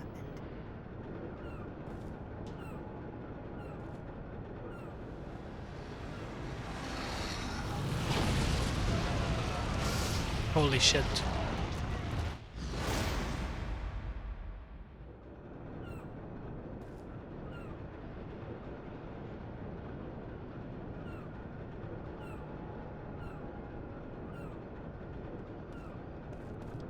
This place has like heavy Metal Gear Solid 2 energy. Like the very beginning of Metal Gear Solid 2 when you're on like the docks.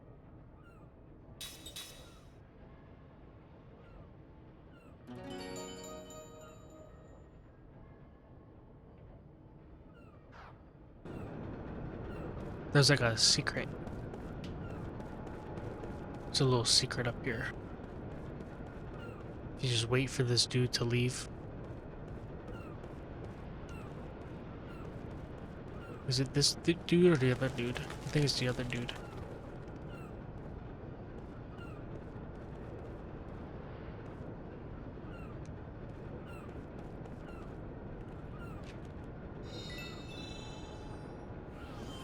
I think like eventually he'll go.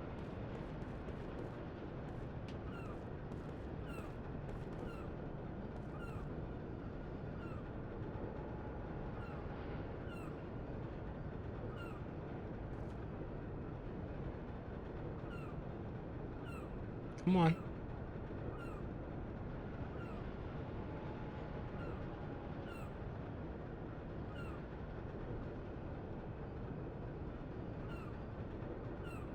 Come on.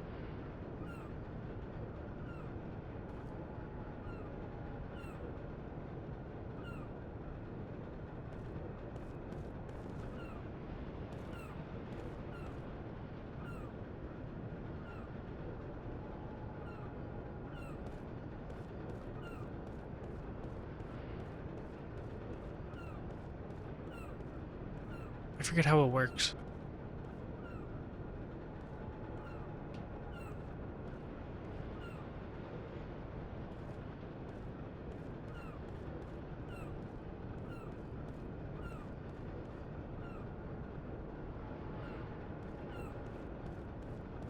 Stupid.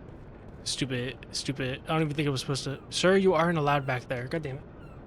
Oh man, the laptop was flashing behind me. I was like, whoa.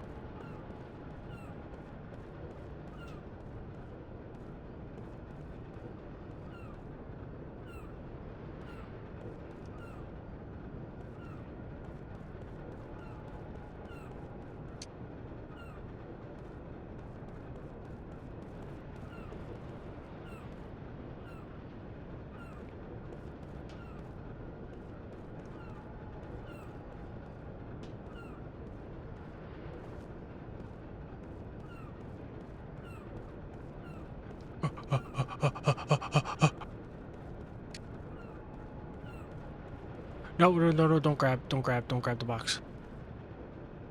Fuck. Fuck.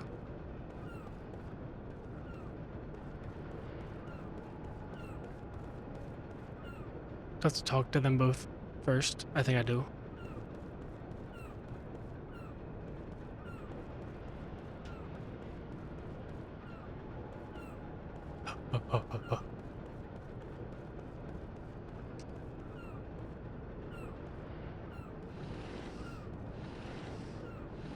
Let go. Let go. Grab, let go.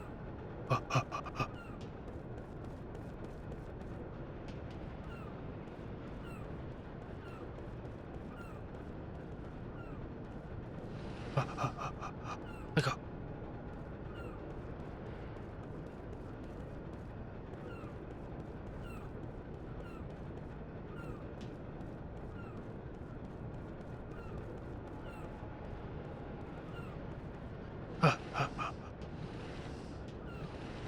Grab, let go.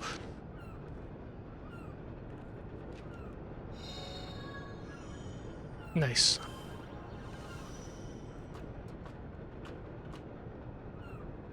Like a little secret shop. Oh crap, you found me with my hand in the cookie jar. Came for supplies too, have you?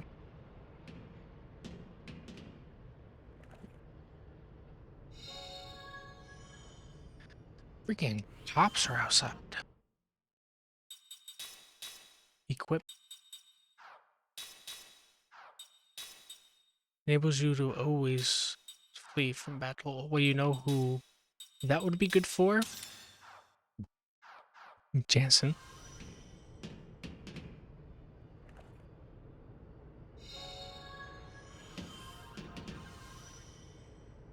Give me the gear.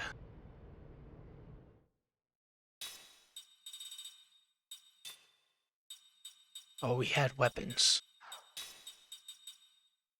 Can afford the weapons. I wouldn't be able to afford the weapons if I tried. Well, I could probably sell all of these right now to no dismay. I'll find more. I still can't afford a weapon.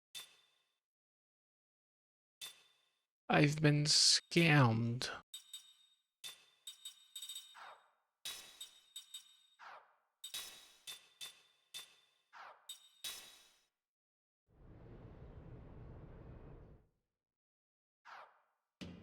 I want the new weapons.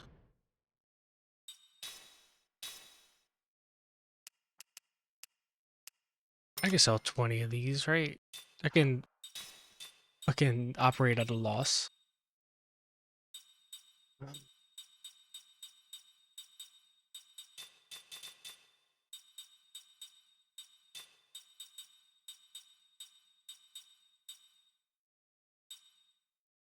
Give me the save.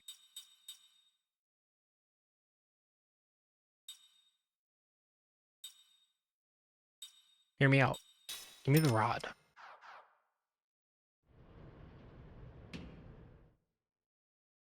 Whip.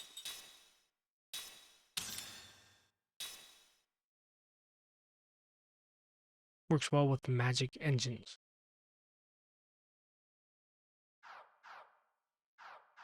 I don't know what that means. Wait, no, go back down. Just go back down, Kyle.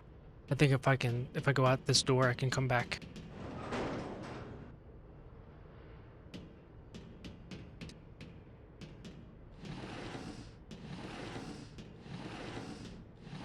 Nice.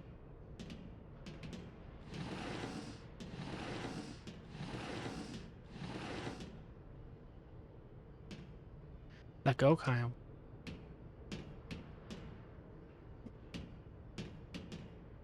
Rest? Why not? Oh, a dream.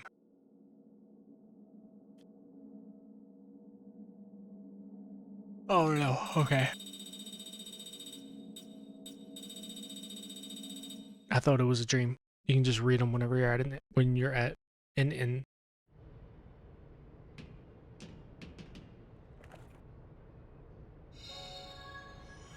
Three hard skins.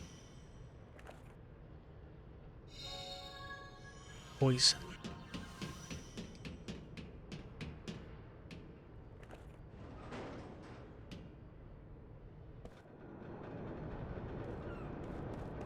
Let me fucking save after all that. I keep hitting Y.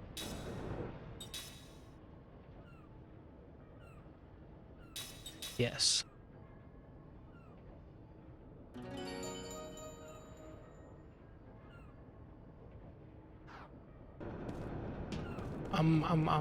Let's go over here.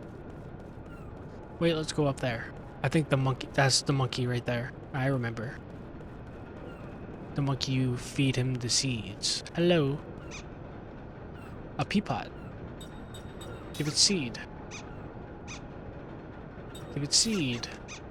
I don't have, what are you talking about?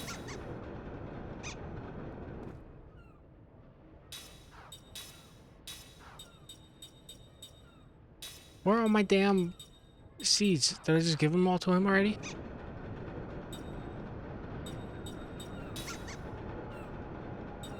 Give it a healing medicine.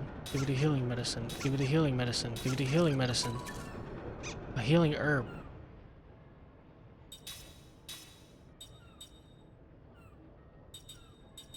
strong medicine.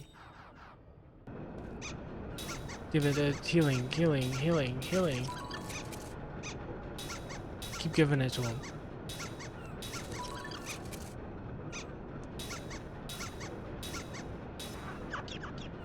Shit.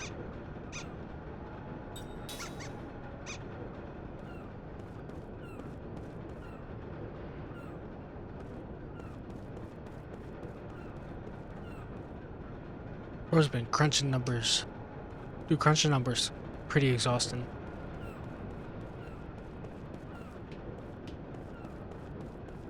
Bow, bow, bow.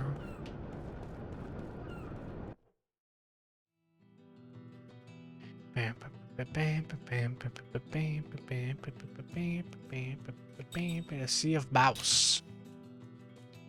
Like a bouse.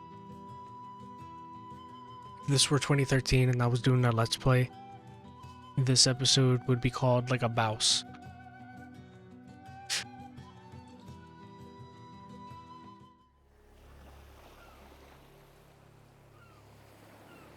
That would be my one quote that I take from the middle of the video and make it the title.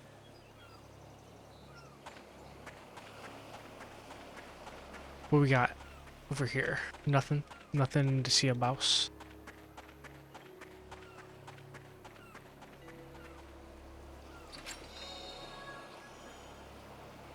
Treasure glasses. Reveals the items carried by enemies. Seth, that sounds like your kind of glasses.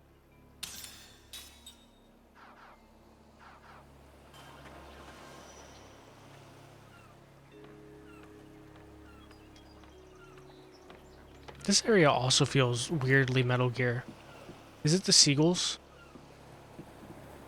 You can see the Grandstaff from here. Just want to hurry up and go home. If only these stupid monsters weren't hanging around in the Sea of Bows.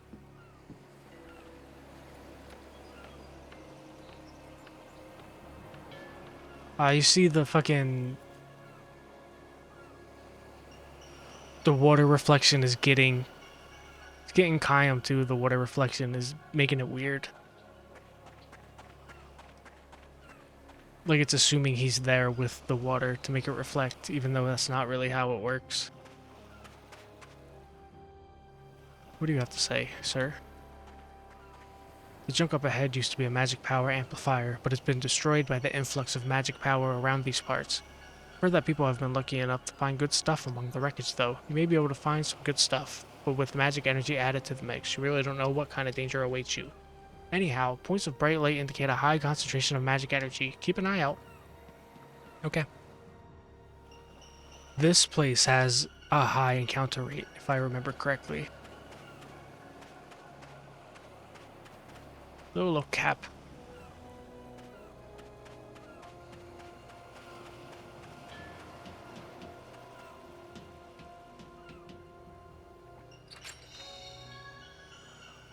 All shield.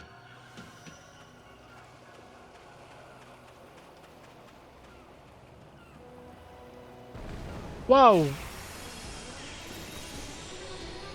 Are you some kind of beast?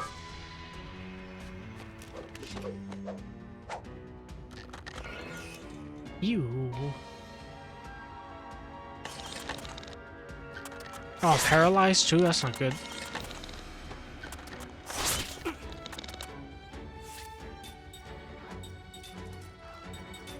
Just hit him. I can steal hard skin. That's neat. Is that part of the DLC? What is... Hold on.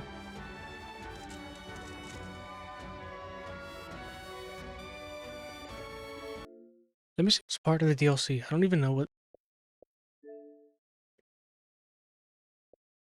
Triple bonus pack. No, I want to... Oh my god, Xbox, you're so stupid.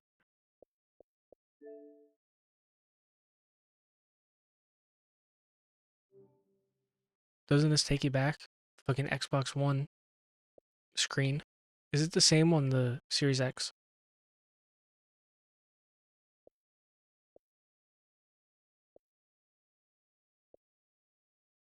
This one. What does this come with? Shit. Memory lamp, shattered bond, and killer machine. No, there's just some shit I don't remember, I guess.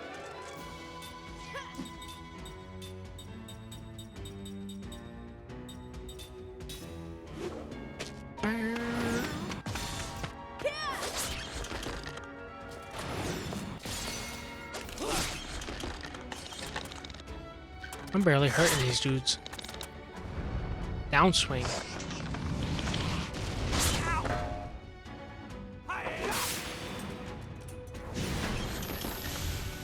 They don't like ground.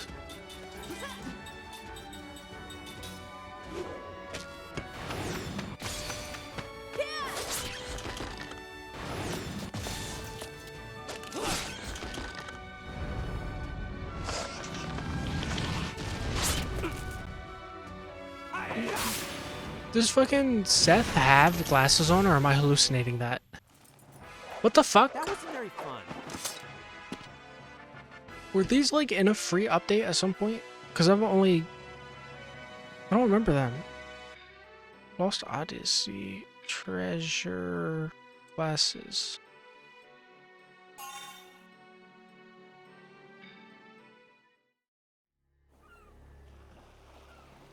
What the fuck? I do not remember that.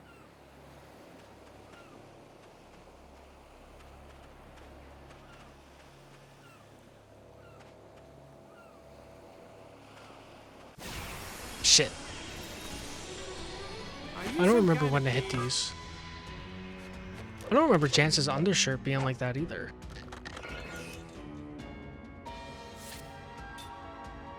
You got like a Hawaiian fucking undershirt going on.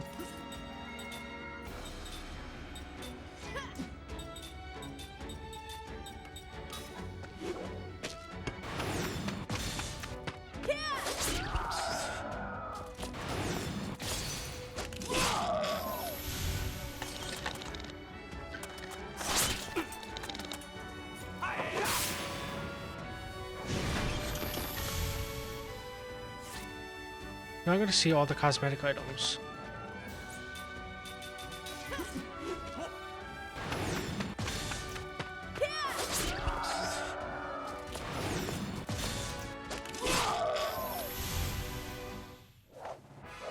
It doesn't tell me what's cosmetic and not.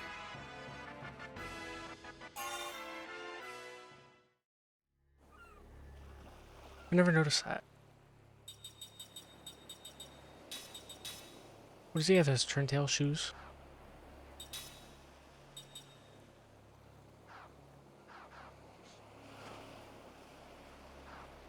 I have to hit it while it's flashing. Oh, shit, dude. I keep falling for it.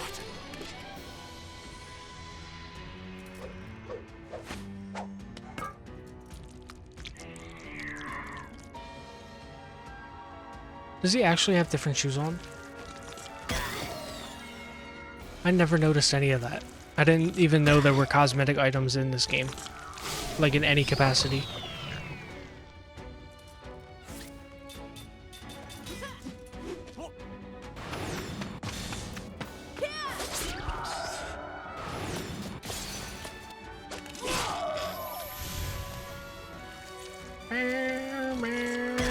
Now I'm gonna put the shoes on Kyle. Let's see if he gets the turntail shoes. Ew.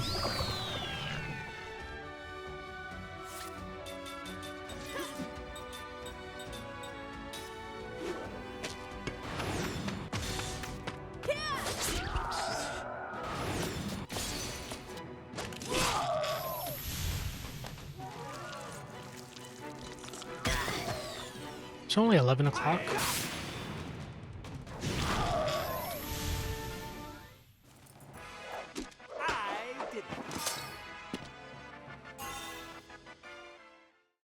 Can I just ram it now? Okay, cool. 3 insect innards.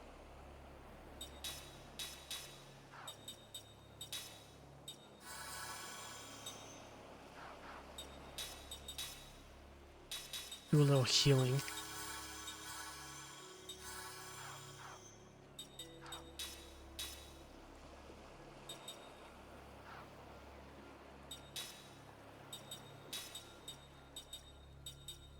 I have to unequip them from Jansen.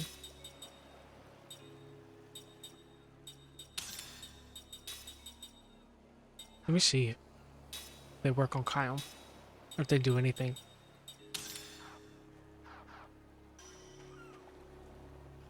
Should put the glasses on if I equip them with them right now.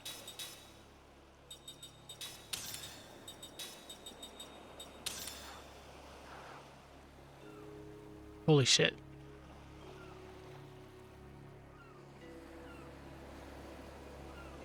Nice.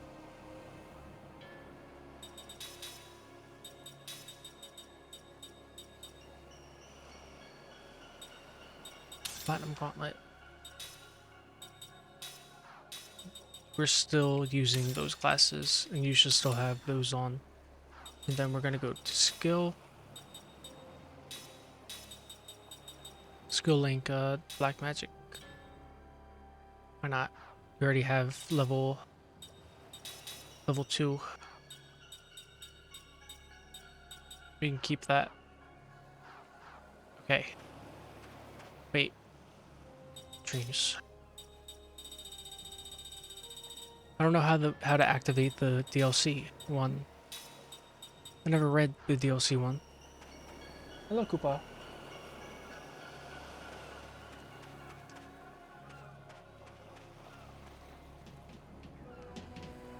Fuck it, let's just keep going. No, you know what? We're going for that item. There's definitely an item here, right? It's a clamp.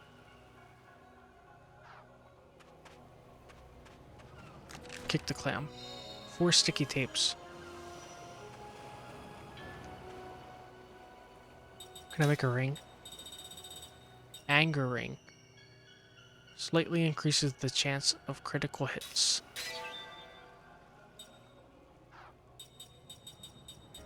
Equip on Seth.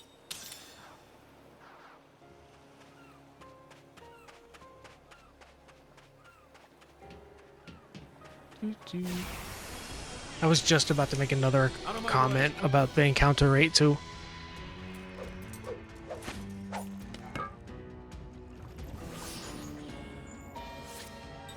Fishies.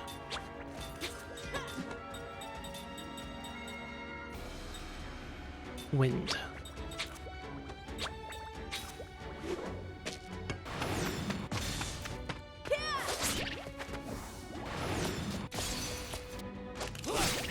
Nice.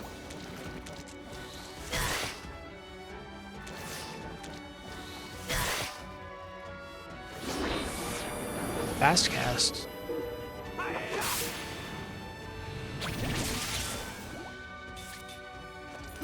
Fucking beat this dude's ass.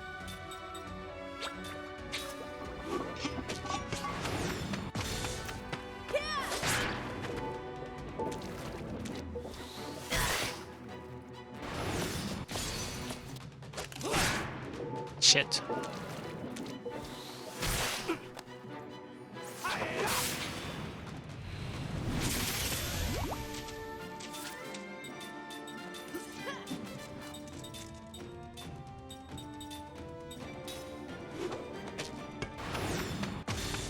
Shit, I can't get perfect with her.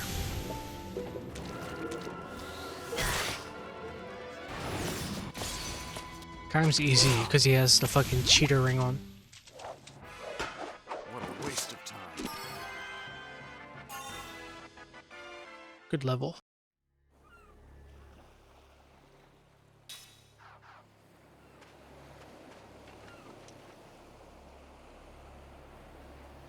Little cap. Oh, I thought he disappeared.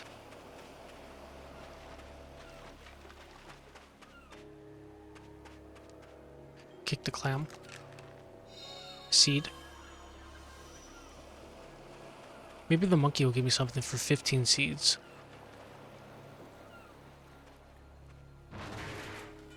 We fucking did it first try. Yellow band. That's no paralysis, right? Yep. Jansen is going to take that because I really don't want him to be paralyzed. Because he already takes a minute to fucking cast his shit.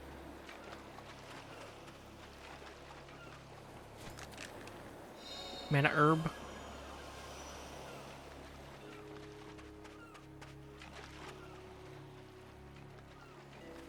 Oh, shit.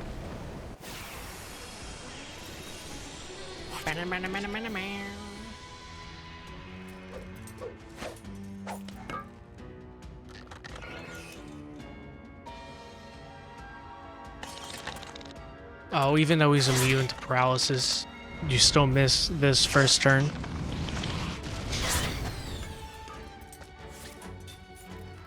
Everyone hit him with, what is it? They don't like ground? Just fucking hit him with ground, bro. You can't.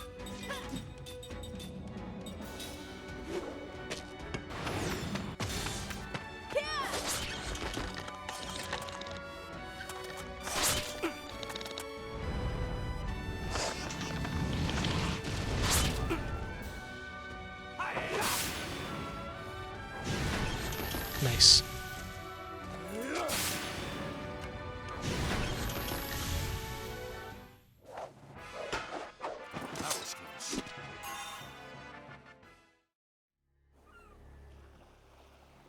Why does Seth? I'm giving her a fucking slot seed. And I'll give one to Kyle. Why not? Skill. Take the fucking black magic. Oops. What can you even have? Stand ready? Why not?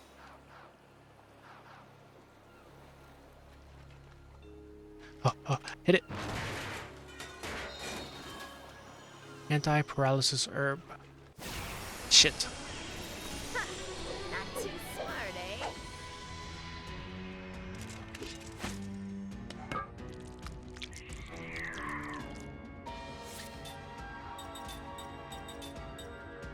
Prism. Prism. Whoever's fucking Prism gets him first. Whatever.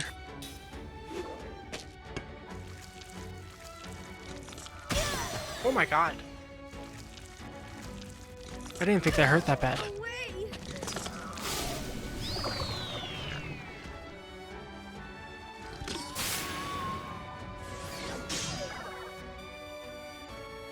To continue.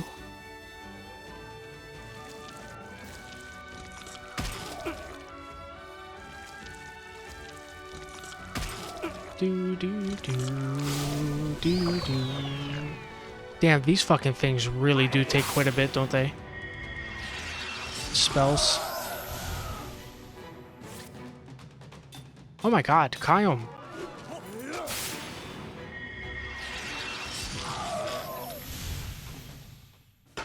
Only the strong. Do.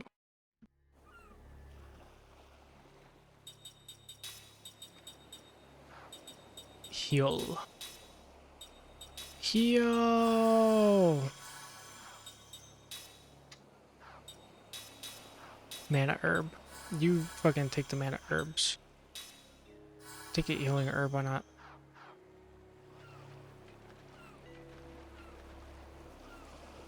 Oh wait, I'm getting it out of my phone now. Oops. I was like, where the fuck is that echo coming from? Go, hit it!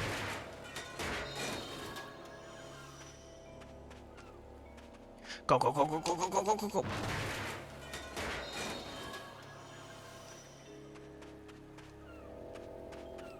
Oh shit, there's a lot. Go.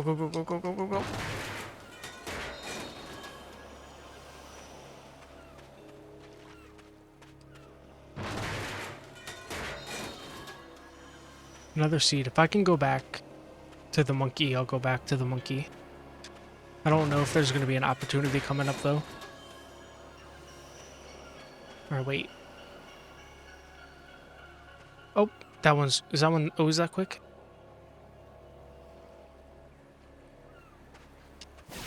What the fuck? Let's take him down. What the fuck?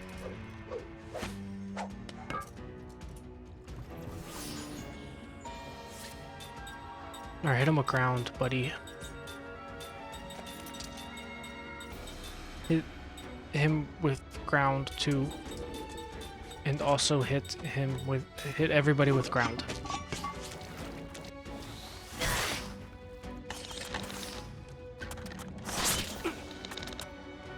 Yeah. Nice. It seems like everyone is pretty weak to ground, huh?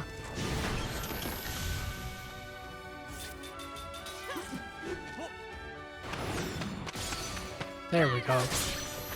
I eked out a perfect on her. Phew. That was a close one. Fucker, fucker, fucker, fucker. You better say your prayers.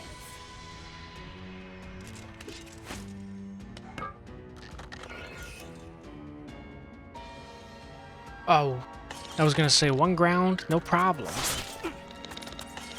But they get to hit me with no repercussion. Single ground.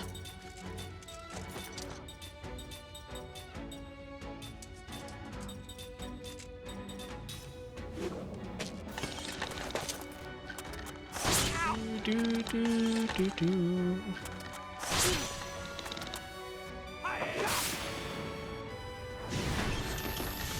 Nice.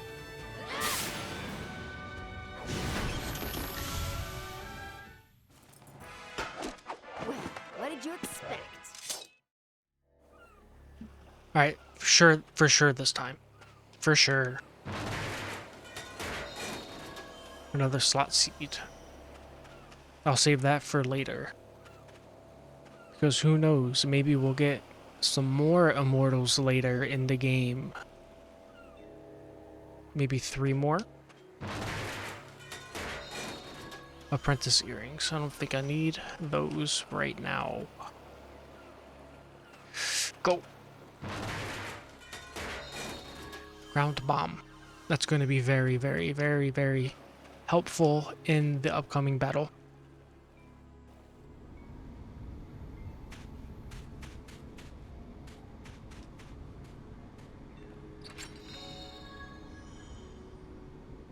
Humus of Despair. What can I make with that? Osmosis ring. Absorb a small amount of enemy MP. You know that's going to the fucking MP man.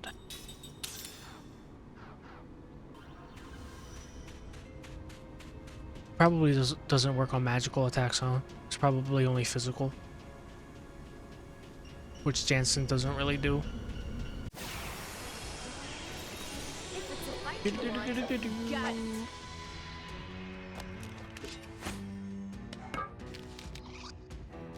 Ooh, these little motherfuckers. They're gonna feed magic into the big worm in a minute. Why did I just physical attack with Jansen? What is wrong with me? That's why you don't do that.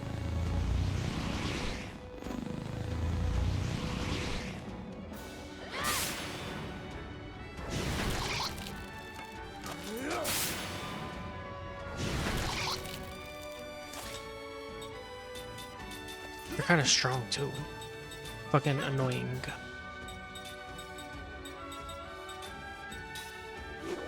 I don't think I want to hit it with magic. I don't remember how to fight them.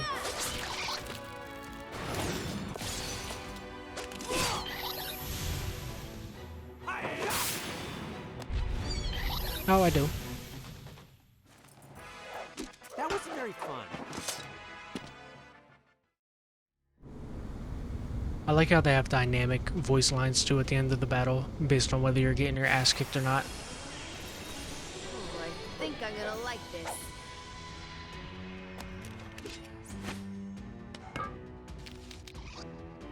What don't they like? Fire. Hit them with a flare.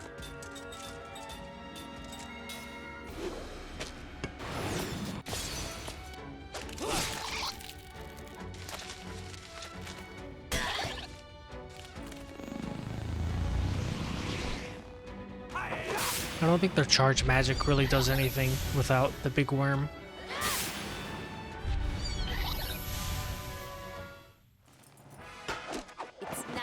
nature to lose.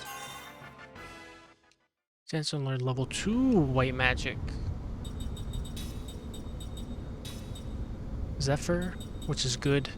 Cure paralysis, which is good. This is all good for what's coming. Yes, I would like to save because I might not get this the first time or the second time or even the fucking third time. We might be here a while.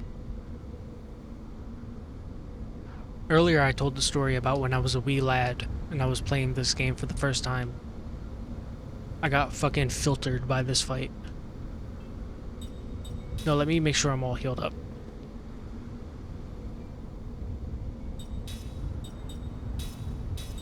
Mana herb, mana herb, mana herb. Heal, heal, heal, heal, heal. Give him one more mana herb, since I got so many. Alright, let's go. Wait, let me save right now so I don't have to do that again if I wipe.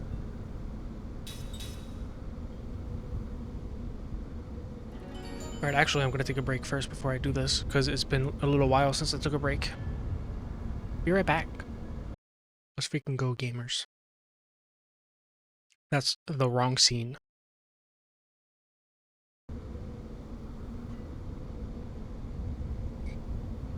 We saved.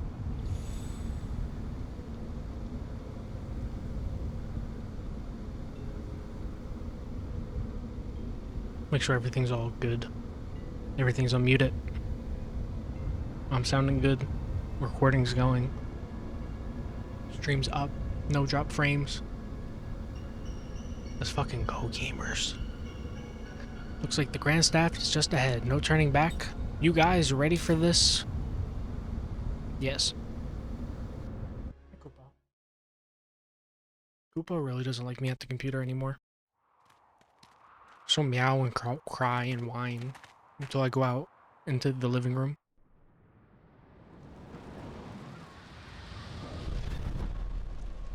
Ooh, you know, this gives me the creeps. Let's just... I'm going in. Going... How? Me too. You have a... Fine, I'm going too. This was also very framey on the 360. Frame rate would drop pretty bad here.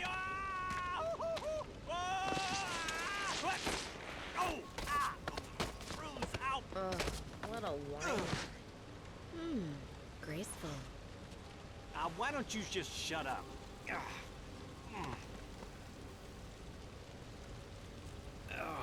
Have you seen any of this before, Kime? No.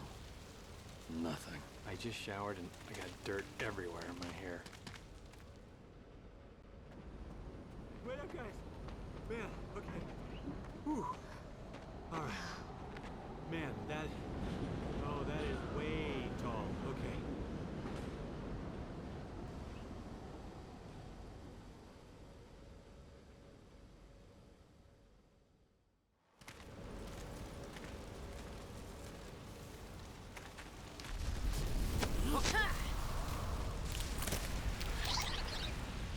Okay, who ordered the seafood? Ha. Classic Jansen. Eating the pipes? No. They're feeding off the magic energy.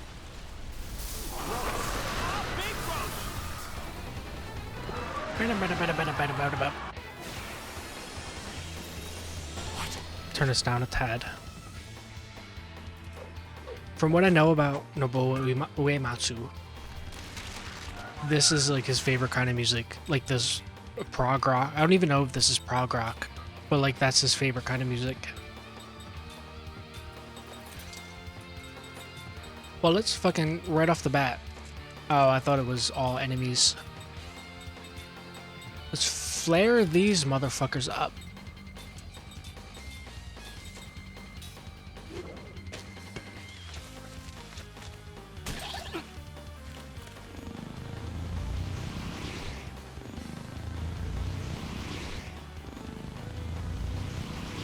We don't want the big worm to do that.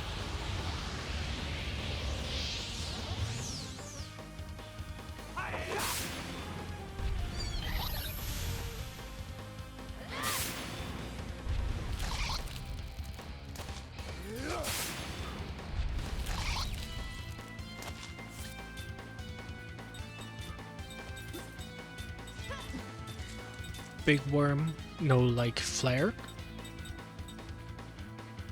He is fire. They're wind. Big Worm know like aqua? Alright, cough.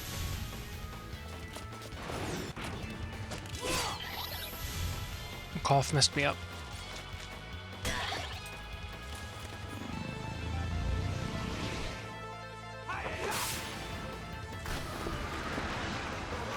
I just keep hitting him with the aquas. Fucking everyone's. Why not just everyone hit him with one of them? Why not just do it that way?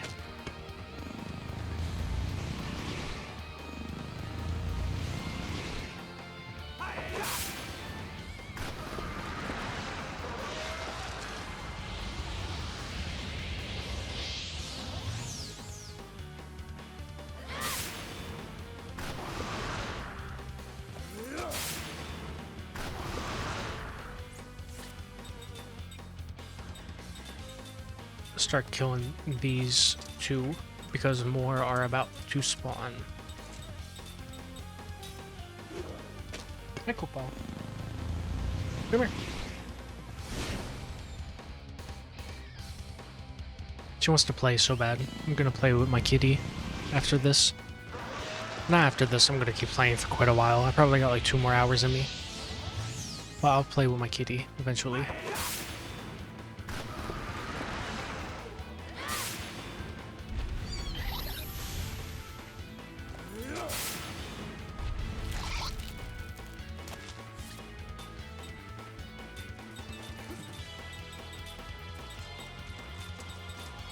Hit him with the aqua.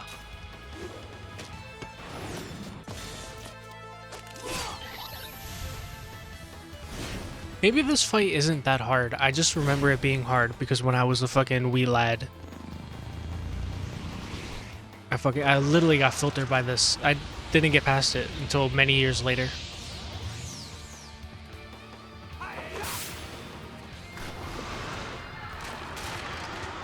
He has a second phase, right?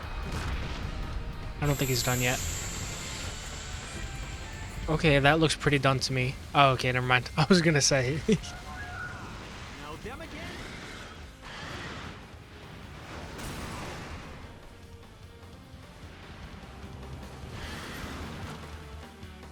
This dude fucking comes pre-charged.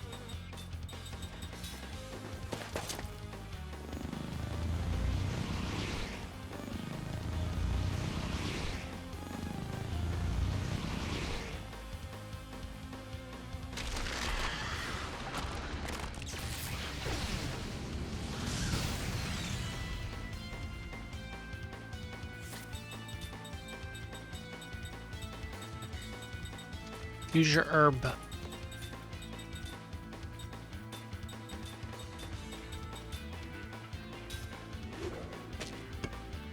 Okay. Nice. Fuck.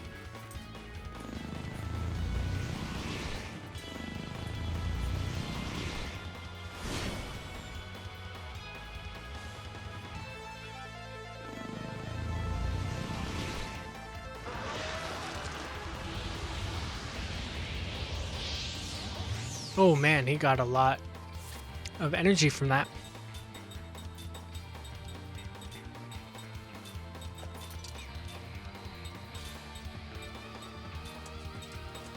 Kill some of these dudes. Hello, Koopa. You got your hair tied? Oh, that's not a hair tie. Koopa, that's not a hair tie. It's a wire. Koopa really likes hair ties. She thought a wire was a hair tie. She can't be fucking with a wire.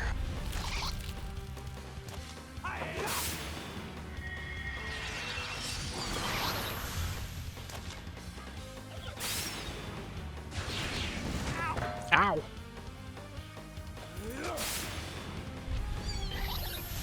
Now let's start hitting the dude with some aquas. Or actually, let me use you two to finish these dudes up. And you hit him with an aqua.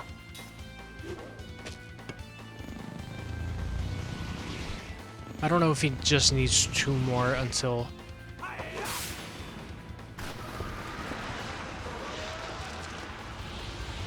I think maybe he needs 3. Yeah.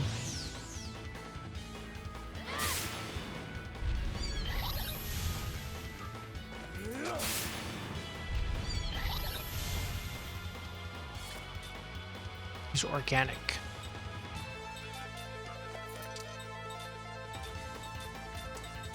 Hit him with aqua.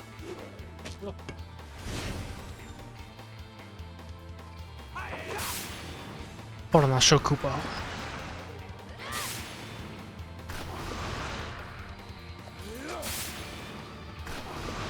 Koopa. Oh, whoa! What was that all about? Aqua. Hit him with an aqua. Koopa. Oh, I wasn't paying attention. I was looking at my cat. Hi.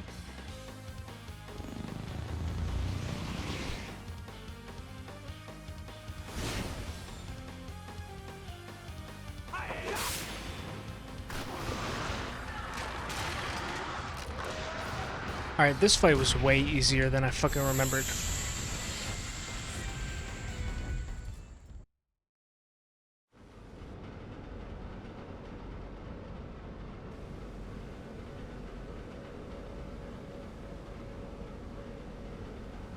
Heck, what that monster doing here? No one said anything about this. I'm worried about the damage that this thing sustained. It's out of control.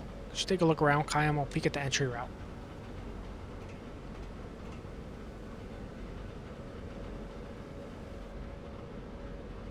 Koopa.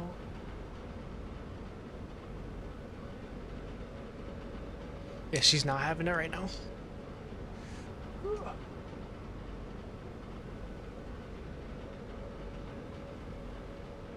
Oh, my sideways, I'm tilted. Uh-oh.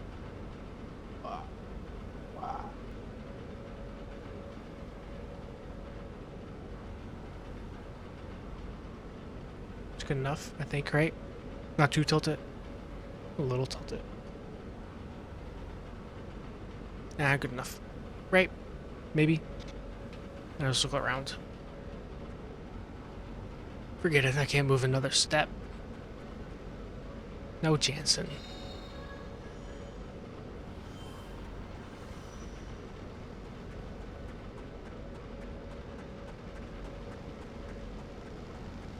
Examine? Would it say like magic is leaking out of the pipes or something? That was mashing A.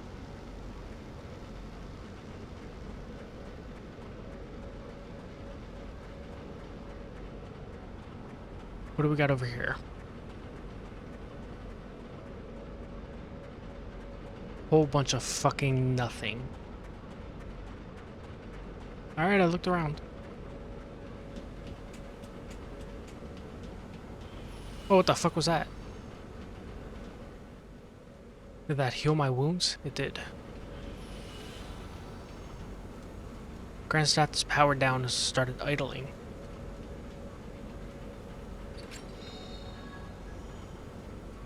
Nice. I think we can get in from here. How's the damage look? Hi, Maji. It's my boy Maji. Forget it, I can't move another step. Kayam, come on, let's go inside. Okay. Okay, break time. Okay, just take it easy, guys. I am so tired. Okay, now what? The control room. Yeah, that's good. All right, but hang on. What are you saying to catch my breath? All you ever do is complain. No, I only complain about you. I'm going in. Big, what do you guys have? 4 sets of lungs? Don't you get out of breath? Oh, man. I'm coming. Payment's worth this. Ow! Okay, who hit me? What?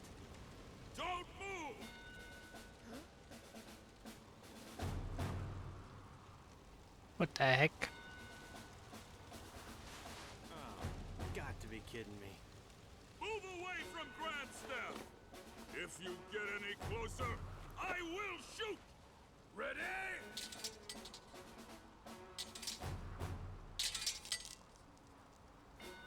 Okay, everybody, move like me. Move like, take hands on the target. Here we go. Oh, Jansen. Everyone now. Kai, what do we do? Are we gonna go for it? No, we're not gonna go for it. No, there's a no here. I'm... Restrain them!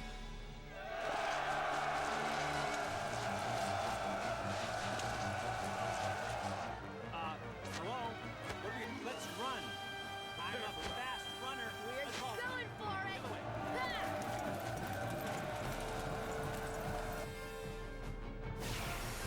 We're freaking going for it.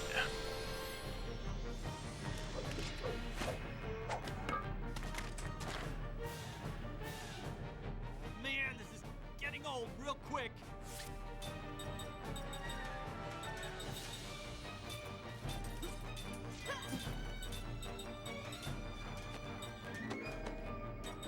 Let's use some items.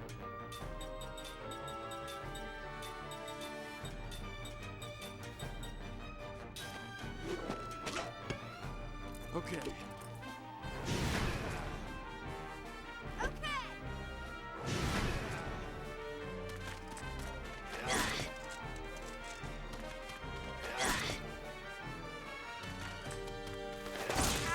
Ow.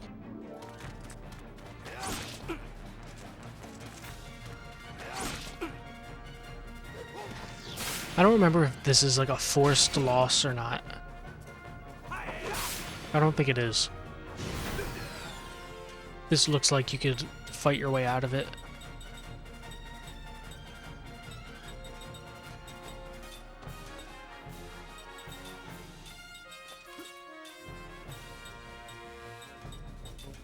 Were they no element?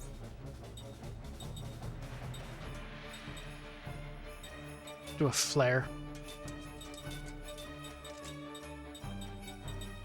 I would like to do...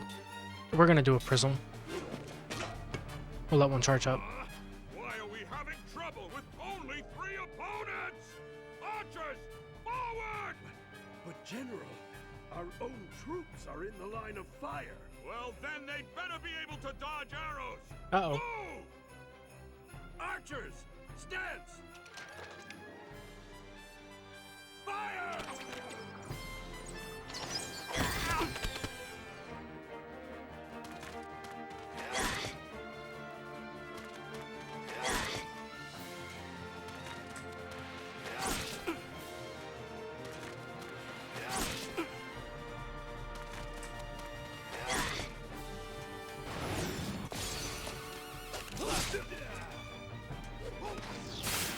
Oh, it's not even worth it for the front line to use magic, because they just get pushed back.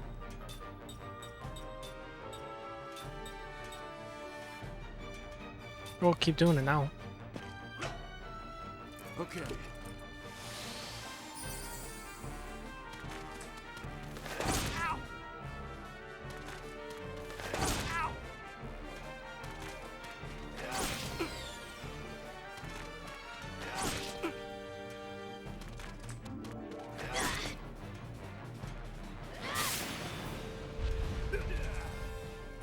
Alright, this fucking prism better have been worth it. I feel like it's been charging up forever. Nice. Go after that dude.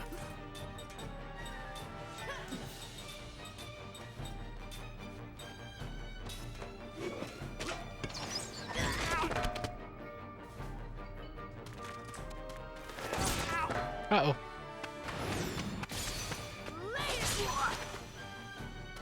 Chance is exposed. Shit.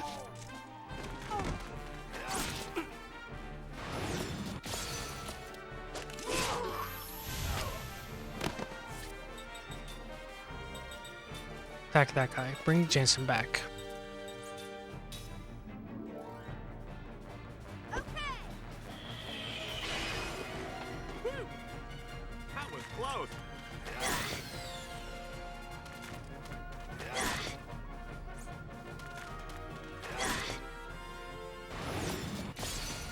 Kill that dude.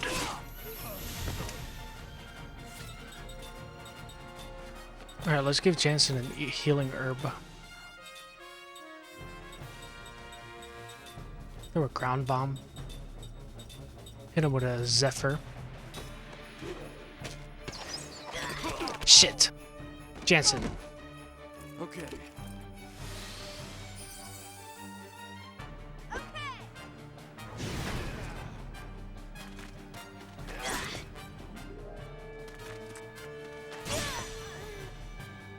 Ooh, they fucking critted me. Alright, bring Jansen back up again. Just hit him. I want Jansen to get the XP, so I really want him to be alive.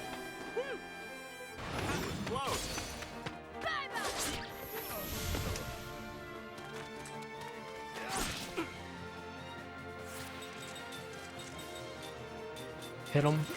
Jansen, maybe you can live. Nope. Fuck.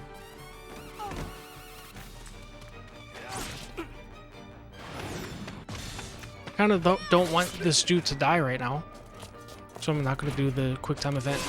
Shit. Jansen just missed out on all that juicy fucking XP.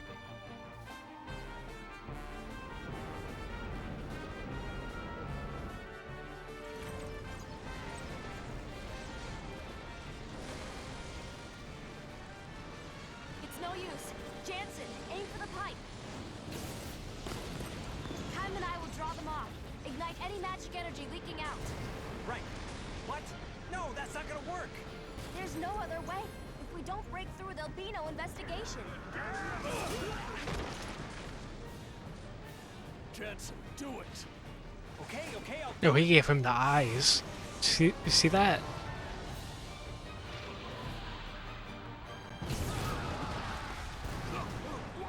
What is this?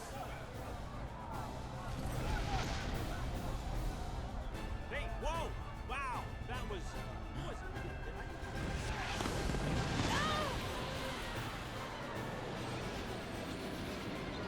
Okay, time to go. Wow, the weather is pretty good.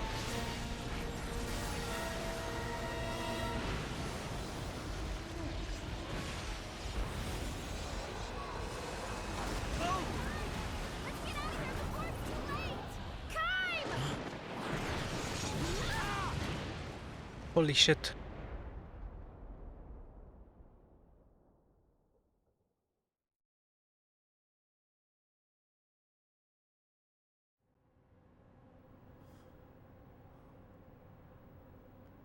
This part is notorious for crashing on Xenia.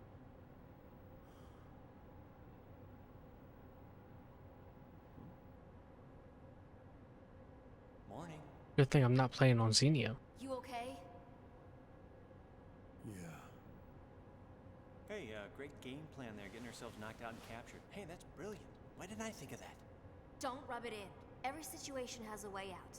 We'll just have to use Plan B. Or C.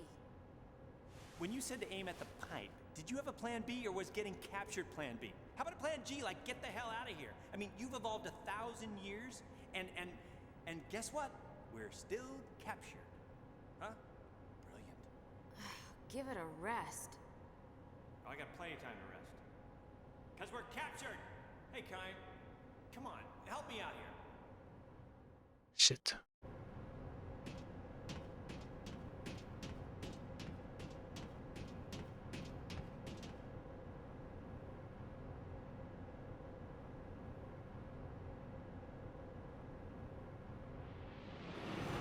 Oh man, we're reading.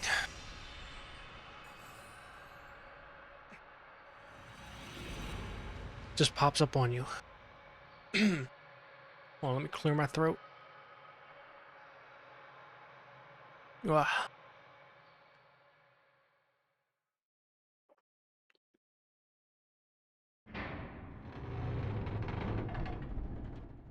Let me get rid of the camera too. They live in shells.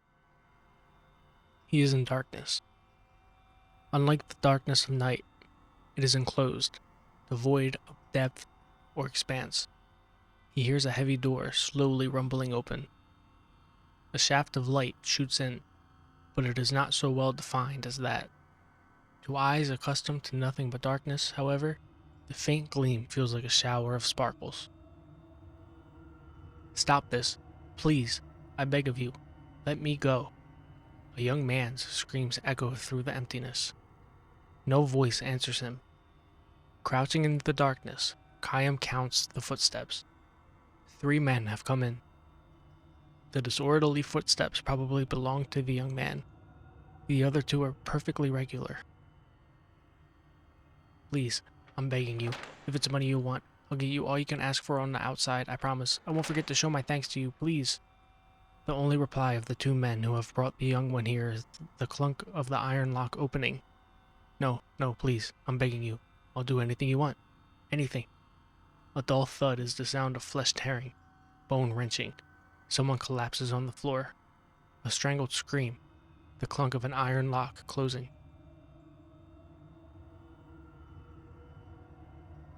Kayam knows that the young man has been thrown into the shell diagonally opposite to his own. When you are locked into one of these windowless shells, your hearing becomes acutely sensitive. "Don't do this. Let me out of here. Please, let me out of here." Sorry. From the sound of the voice, Kayam can imagine a young man's face with boyish traces. A small-time hoodlum, hardly a step above a teenage gang member. When he was still on the streets, no doubt he used to swagger down the sidewalk, his cunning but cowardly eyes darting every which way. The 2 men who brought him here maintained their silence to the end, their footsteps moving off together. The heavy door opens and closes again. Left alone in the darkness, the young man howls his entreaties for a time. But when he realizes that they will do no good, he shouts himself hoarse, spitting out one curse after another until he begins to sob. "Quiet down there," an old man calls out from one of the inner cells. "It won't do you any good to make a fuss. Time to give up, sonny." This is the voice of the oldest man living in the dozen or so shells lined up in the darkness. He was already here when Kayam was sent to this place. It is always his role to quiet and comfort the obstreperous newcomers. "If you got time to bawl like that, keep your eyes closed." "Huh?" "Just make sure you keep sucking on your memories on the outside, like a piece of candy." Sounds of suppressed laughter come from the surrounding shells. Kayam joins in with a smile and a sigh. All the shells in the dark are supposedly full, but few of their inhabitants are laughing. Most of them have lost the strength to laugh. "Hey, sonny." The old man continues in his role as advisor to the newcomer. "No point in making a fuss. Just calm down and accept your fate. Otherwise," and here a note of intensity enters the old man's voice, "they'll just drag you out of your feet first." This is exactly what happened yesterday to the former inhabitant of the young man's shell. He had been screaming on and off for a day. Then came a day of banging his head against the shell wall. Then nothing, until it was dragged out in silence.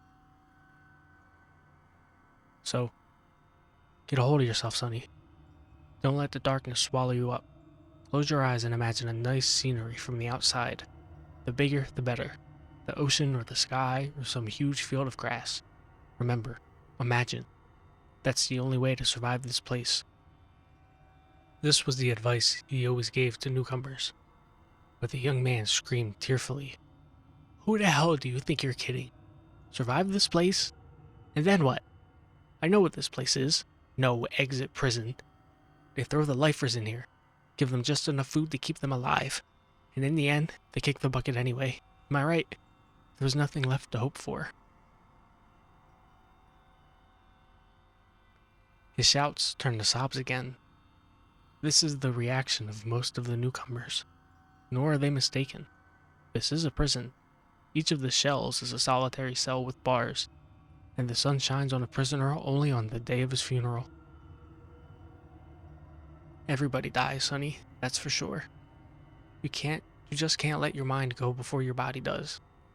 Hope doesn't have to fade unless you throw it out yourself, the old man goes on softly. Then he adds with feeling, this system we live under can't last much longer either. The old man is a political prisoner. As leader of the anti-government faction, he long resisted the dictatorship until he finally lost the struggle and was imprisoned. The young man has no ears for the old man's words, however. He continues thrashing on the floor and crying. This fellow won't be in his shell much longer than his predecessor. In a few days, or in less than a month at best, he will go to pieces. The darkness is that powerful. Depriving a prisoner of light is far crueler than taking his life in an instant. My, the old man reflects. This fellow's not going to do us much good in the prison break. The old revolutionary laughs. It might be a genuine laugh or a bold front, but in any case, almost no one laughs in response.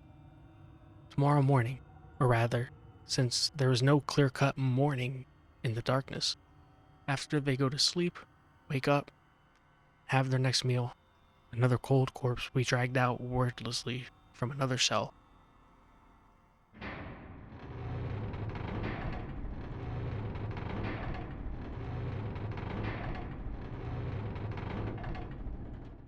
Hey, listen. How many of us are here now? The old revolutionary asks. Answer if you can hear me. I can hear you, Kayam says. His is the only voice. Man, this is bad.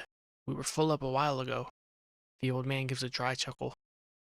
Kayam asks, I wonder if something's happened out there. Maybe so, answers the old revolutionary. If you ask me, this would be about the right time for a coup d'etat. A revolution. My boys aren't going to keep quiet much longer. What was your name again? Kyle? Have you noticed what's happening? How there used to be a lot more guys getting thrown in here until a little while ago? And most of them real nobodies, not worth sentencing to life. Uh-huh, sure. The young man was one of them. Nothing but a small-time crook. It just so happened that the storehouse he broke into belonged to a rich man with ties to a powerful politician. This was the only reason they put him in a shell. The shells always used to be full. They would throw a bunch of men in here and they would die. Then the new men would come and they would die. The young man was one of those. The terror of being enveloped in darkness was too much for him, and he went to pieces. He was apparently having hallucinations at the end. I'm coming, Mama. I'm coming. Wait for me. Please, Mama, he repeated over and over like a child. Where are you, Mama? Here? Are you here? And when he gouged his own eyes out with his bare hands.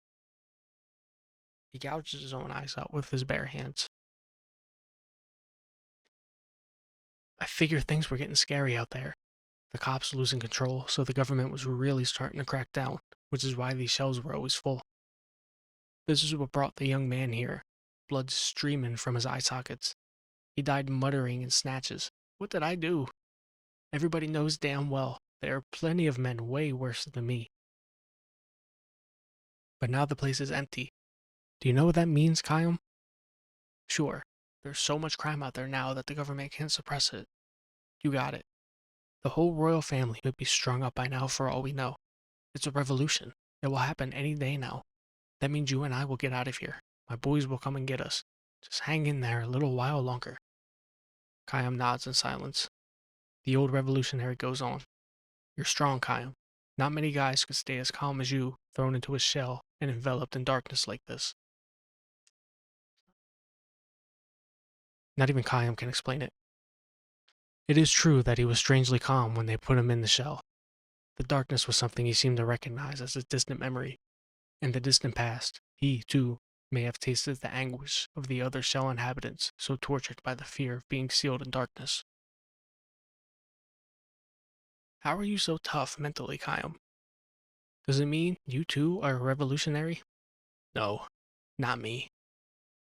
His crime is hardly worth talking about.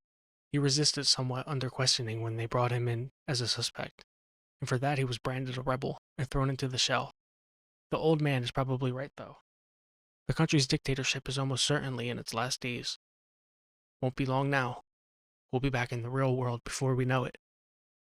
I have hope right in here, and it will stay here until I abandon it myself. The old revolutionary mutters as if trying to convince himself.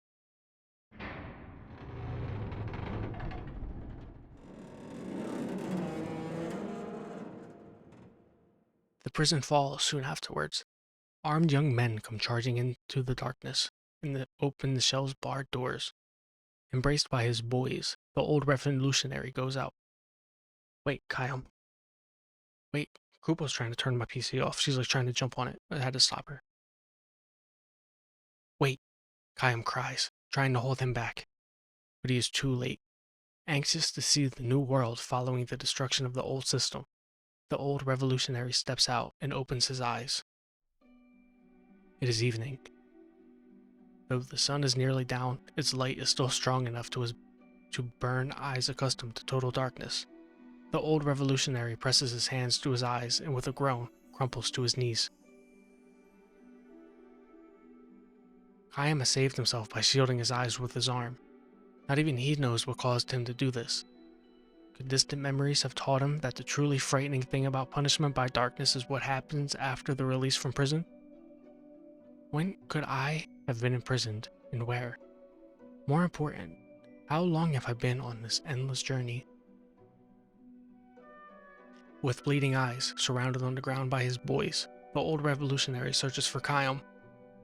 I came all this way, Kayam, only to make one terrible mistake at the bitter end.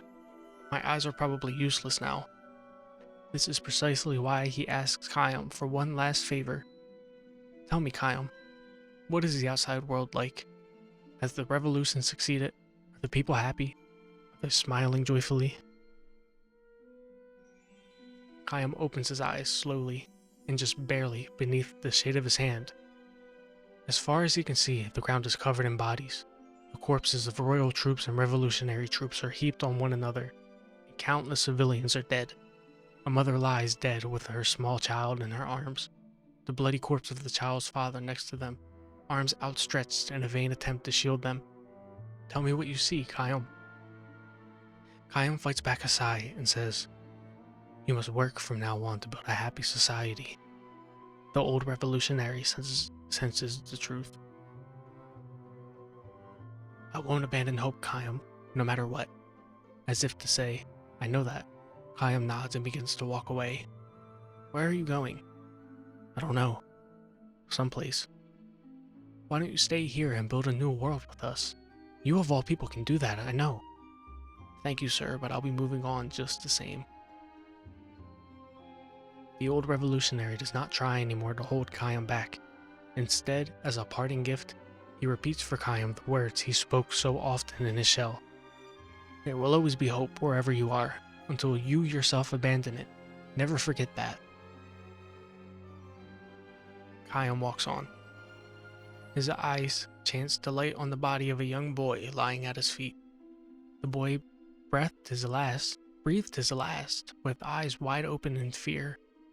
Kayam kneels and gently closes the boy's eyelids. He knows deep down, in a memory too far away for even him to reach, that while the darkness can be a great source of terror, it can also bring deep and lasting peace. That was a pretty good one. They're all pretty good. Bring camera back. They're all good.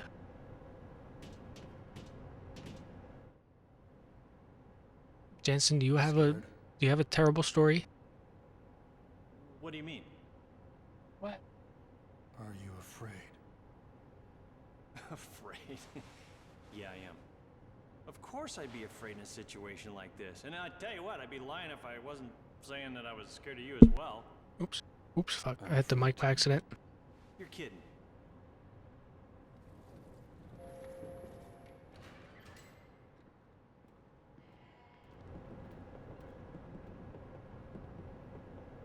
I am General Kakanis, a majesty. The Queen has bestowed upon me the honor of commanding all Numara's forces. I speak with Her Majesty's voice, and you shall answer my questions. Go ahead, ask away. But no geography question. What were you doing at Grand Staff? You are Uran spies, aren't you? We're, Just ordinary travelers. yeah, travelers. What we are. Yeah, I'm the husband, with my wife, and Mr. Chuckles there in the middle. He's my buddy. Yeah, we were just surprised, to see a building that huge while on our trip here. Do you think I'm a fool? That's Grandstaff, Ura's giant magic engine. And we are already aware that there is a link between that thing and the recent meteor crash. What I want to know is exactly what caused it to happen. I suppose none of you know anything. You're not spying for Ura, are you? Or maybe Goatsa, I'm telling you, we're just travelers. Come on, we're not spies. We don't know what happened. Come on, let us out of here. Since when do ordinary travelers display such masterful fighting skills? We're simply travelers. We have a great deal of skill in loosening obstinate tongue.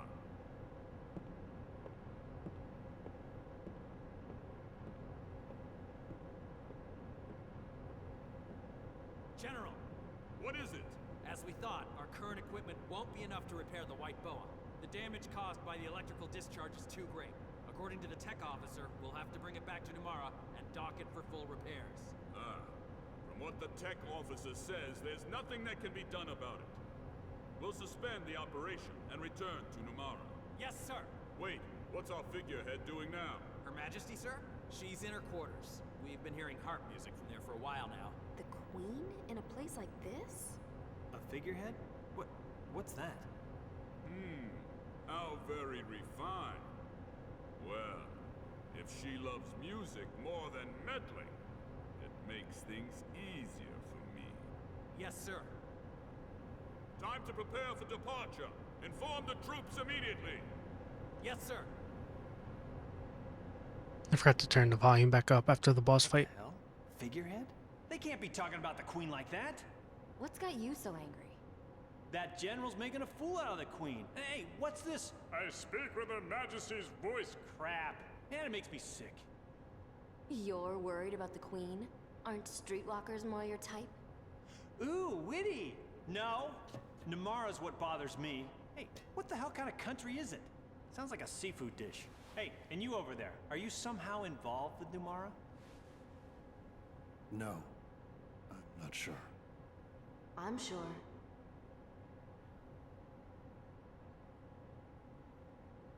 A glowing white monument in the sky. Do you remember it? It feels like my memory is returning, bit by bit. Yours should be too. I get dreams. When you were talking so bitterly a while ago, was it about the dreams?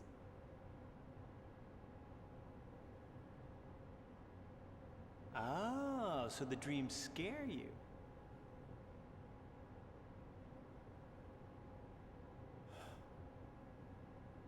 Yeah. Aw.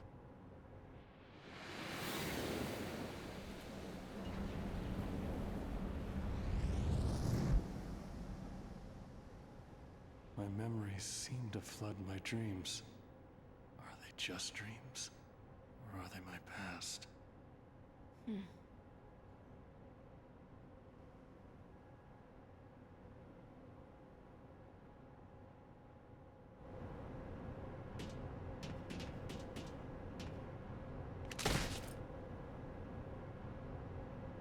Aw, crap. This isn't working.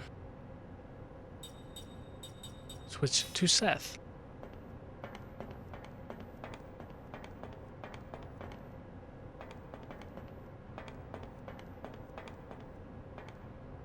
I think Jansen has like a mouse in his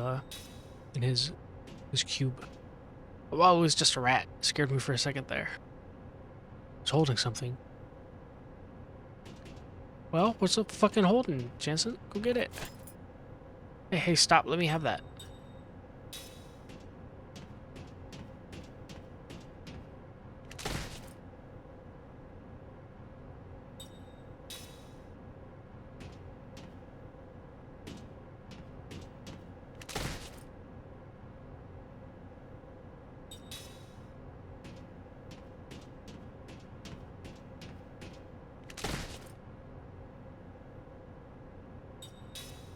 There's something I can do? What's this, a rat's nest?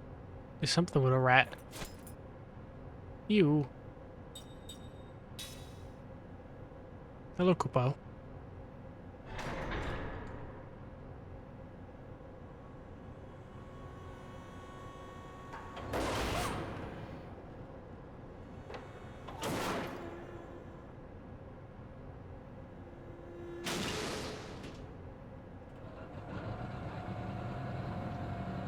Why is this always happening to me? You know, I could have just not woken up this morning. I'm not only afraid of heights, I'm claustrophobic. These are two things I can't cope with. Kai, say something. Kai, shut up!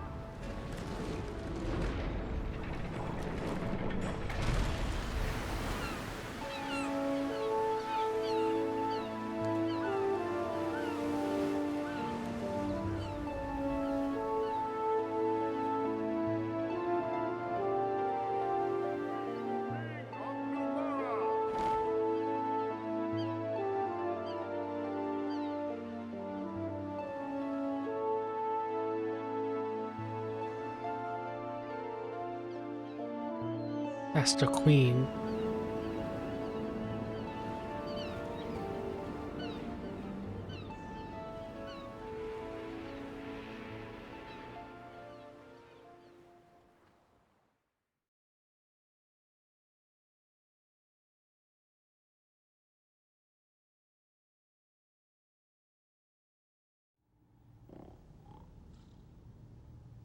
Hold on, I gotta show this. Hold on. Look at this dude watching the laptop. Look at him.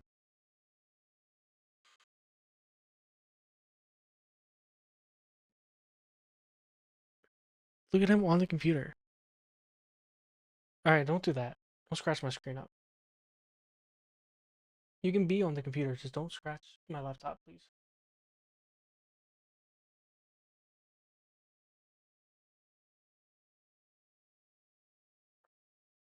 There, he's watching the stream.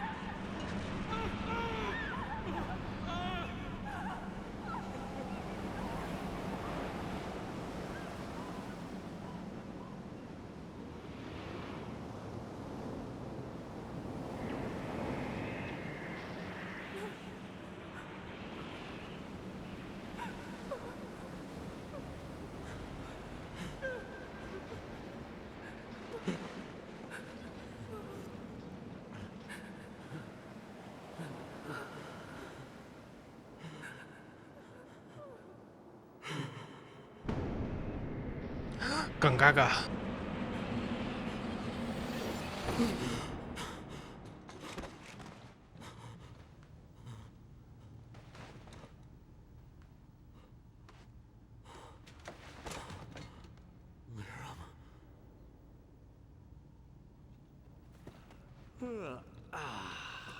Sounds like you just had a nightmare. Who's, Lirum? Must be some girl's name, huh? I don't know. Just that it's very painful. Every time I have that dream. I guess you really are remembering. Stop scratching my bits screen, and buddy. pieces, huh? Why'd you go? You look like you don't want to remember. But it seems like the memories are starting to surface anyway. But there's no point in remembering them, is there? I swear, Kime, you are such a pessimist. You know, a normal person would do anything to figure out who they were or where they'd been. Maybe I want to cut myself off from the past. You see, it's just like I said. You just drop it? What? He can take his time and remember the past when he's ready.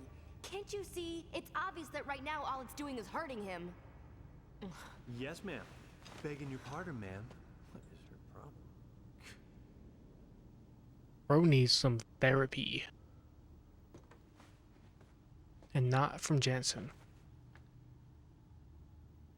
Don't do it. If Kaim hates his memories, guess I might not even have to use this.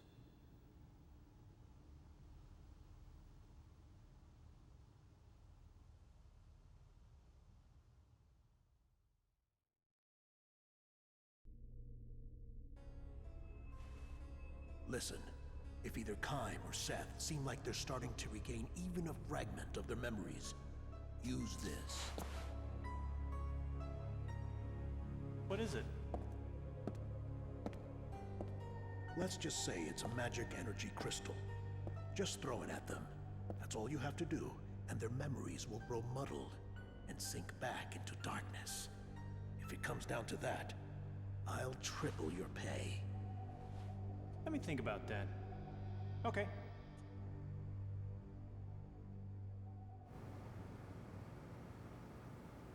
What's that? This? I got it from Lord Gongora. It's, you know, what you might call being prepared. It's dangerous, isn't it?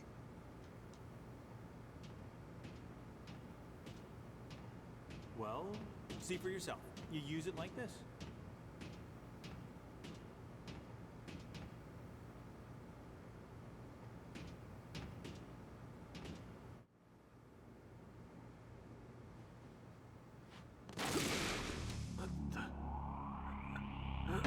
Nice. Uh-oh. Is he dead?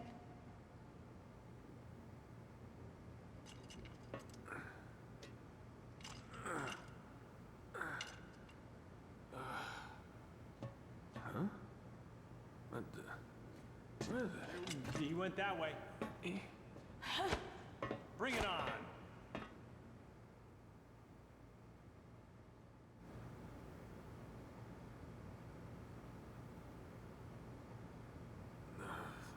Excuse me?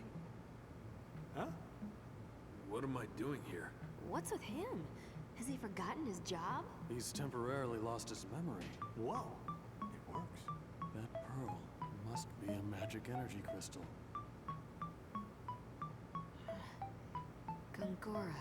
So that's it. He said to use it in a pinch, and that guy was pinching. Why am I... What's going on? You, sir, are a soldier. Act like one. Huh? Listen, we're just ordinary travelers, but remember? There was this misunderstanding. Yeah, and we got thrown in the slammer. I hate to ask, but I have a hair appointment. But don't I need permission?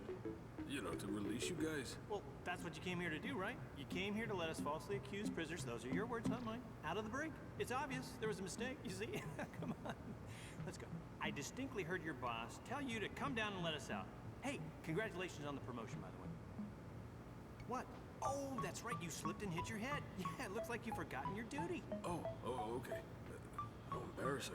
Look, see that doohickey there? Yeah, it's probably plugged into a magic engine. I don't know. Maybe it will open the door. Yeah, okay, that looks right. Nice. Stupid ass.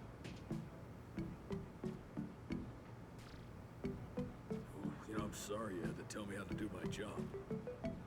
Okay, almost got it. Stupid ass soldier. Boot boy.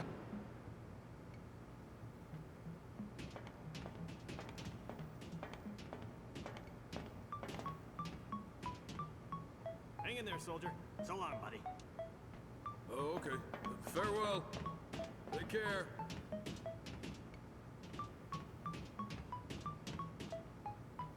You're a sneaky one, aren't you? What do you mean? It worked. Thanks for the help. Seriously, you could charm the skin off a snake with that kind of tongue. It still bothers me why Gongora would give you something like that pearl. But I should thank you. Just this once. Right, Kaim? Yeah. Yeah. Kaim kind of got like a John Wick thing going on.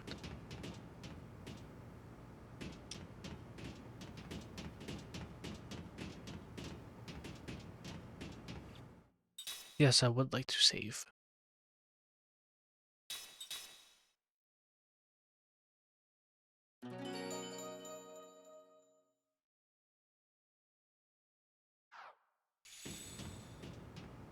Let's the go.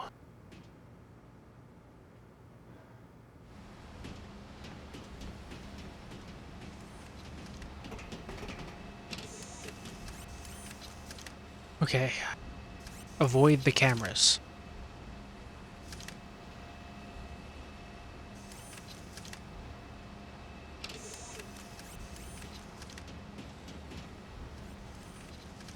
Oh no, Kyle, he dropped the pipe.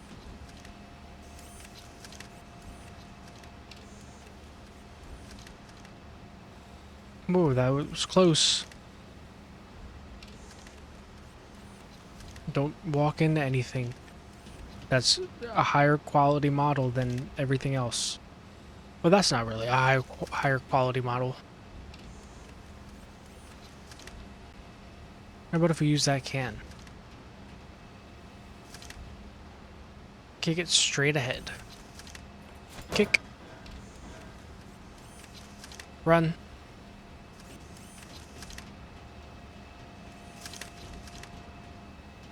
What is this? Nice, good old chest. This is very Final Fantasy 12 coded. There's an area just like this in Final Fantasy 12.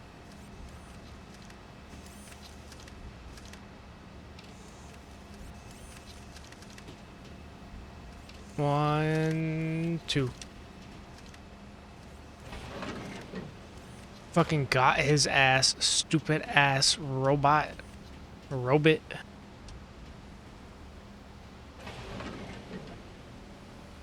First try. Let's go, gamers. It's down here. Alright, I probably don't want to step on that right now.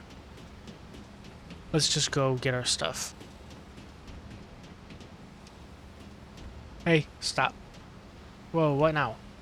Keep it down. Can't you see those soldiers? Are you serious? Guess we have to find another route. Ah, fuck. Or maybe I do have to go step on that stuff.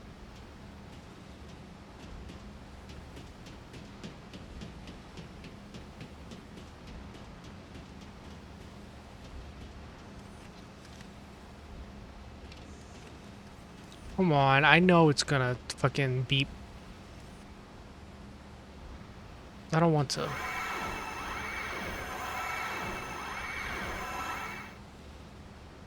Oh, did they find us? I don't think there's any soldiers.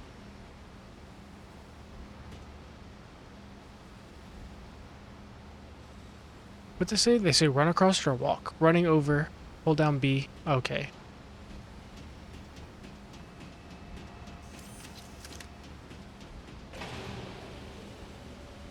Do I want to go up the ladder or in the room? I want to go up the ladder. Maybe there's a nice little treat up here.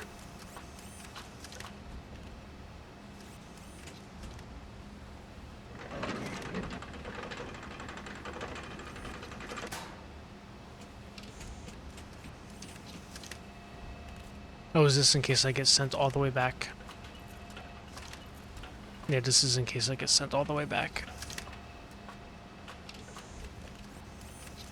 Good thing I fucking did that first.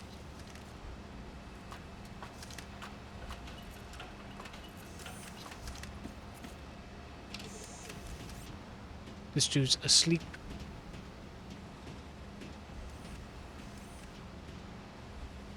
Yeah, look at this chump. Isn't he a sleepy little fella? Just let's sleep right past him and keep the noise down.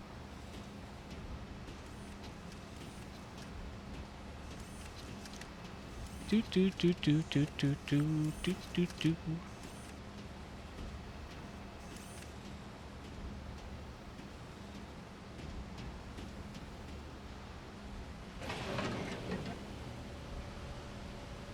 What's in here? A nice little treat. Slot seed. Do I want to fuck around back here?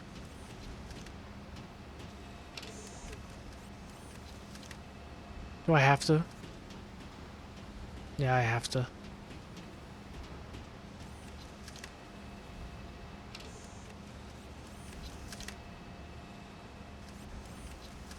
Is he like made specifically to catch me if...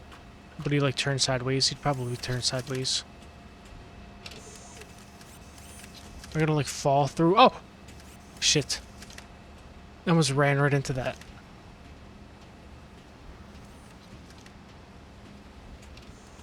What are you looking out the window? What's out there? She's like nose to the glass looking out the window.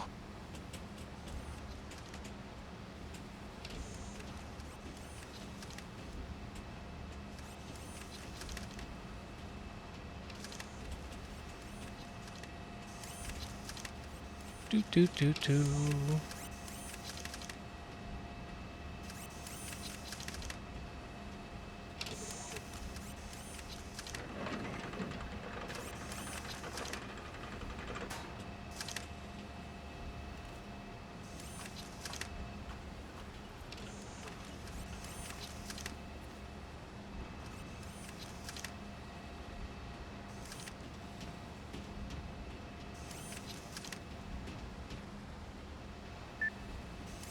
Beep.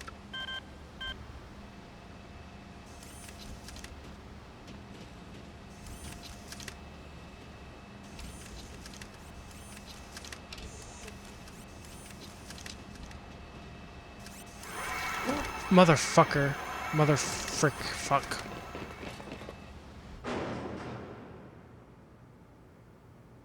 Look. Dude's gonna let me out again. I think I got the door open though. I'm not gonna go back for whatever the fuck that item was. I hate like stealth in games that weren't like made for it, you know? I am so sorry you have They always have jank ass detection. You've been a great... Take care.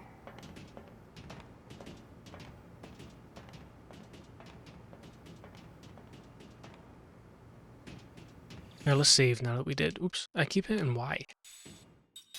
Let's save now that we did all that fucking bullshit.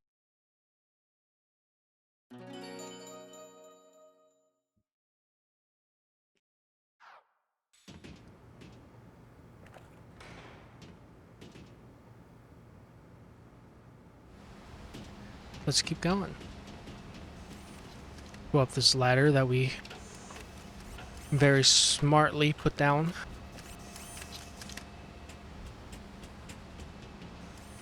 Then hopefully I can just walk out the door. I don't want to keep doing this fucking stealth bullshit.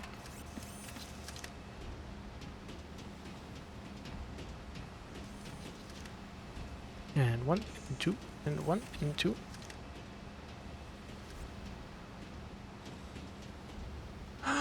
No. Oh. Let's fucking go.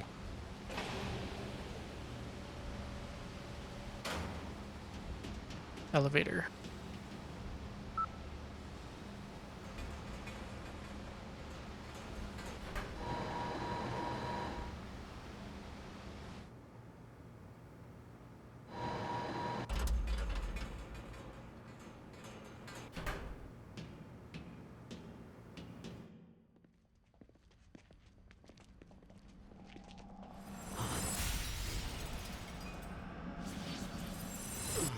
What the fuck? Hey, what's the matter? I know I keep saying this, and I know I said this earlier, but your memories are returning. Aren't they? Maybe. You hate them so much. What's your problem? Ever since we stopped the magic energy leaking from Grand Staff, you get that look sometimes. Did you get exposed back there? Got no use for the past. Kime! Don't say things like that. It's none of your business. Kime, stop freaking fighting it. Great. Yeah. Maybe I was just a little too quick to throw that black pearl. Golly, I gotta lighten up. I'm just way too tense. I need to get back to those 3 girls.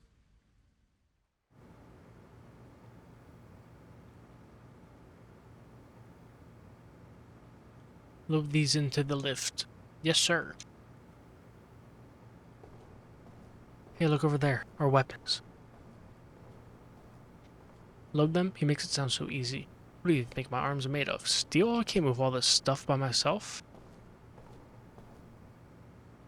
Let me lighten the load for you, buddy. And by lighten the load, I mean take all my fucking shit back.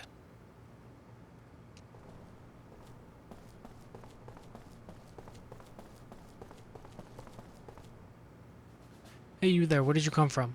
Oh damn, I guess they found us. Not much choice left for us. Let's take them out quick.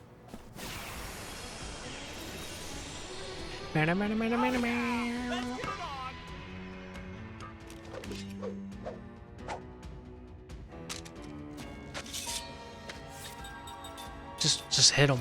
Except for you. You light them on fire.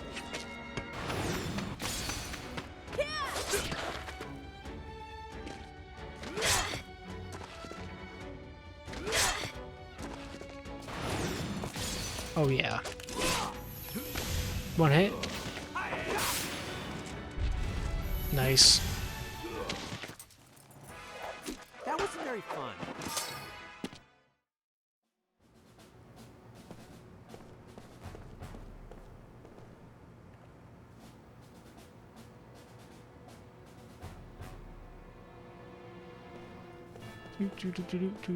So I've only ever been like to this part one other time, and it was back when I streamed this in 2022.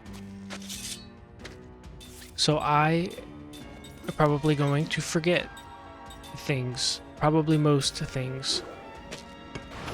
I only remember one major story beat, and it's not until a little bit later. Shit.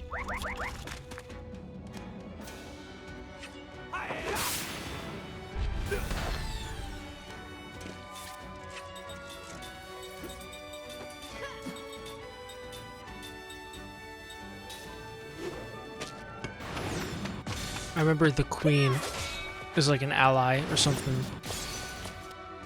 Like this queen that we're about to go meet.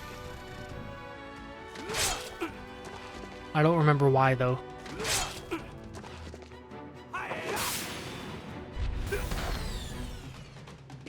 Hit him.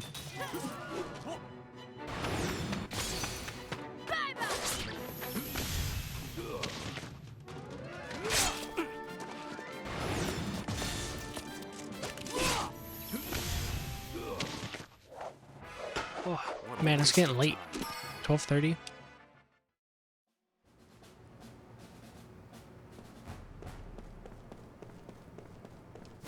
Ah, fuck.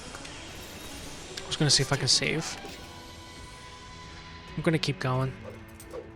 Probably for a little bit more.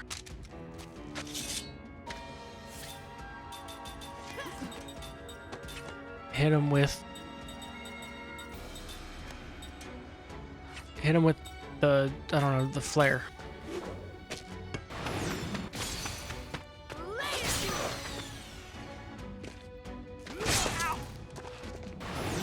I don't know if the guard thing counts for magic attacks too, or if it's just physical.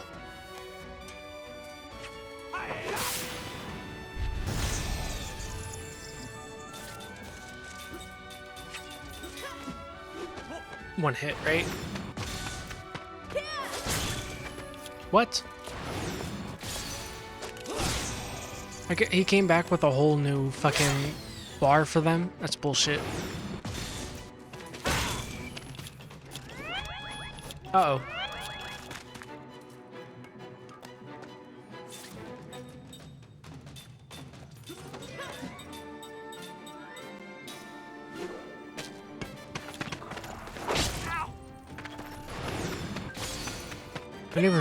I've never seen this guard dog. I didn't even know they can call a different enemy other than the soldier.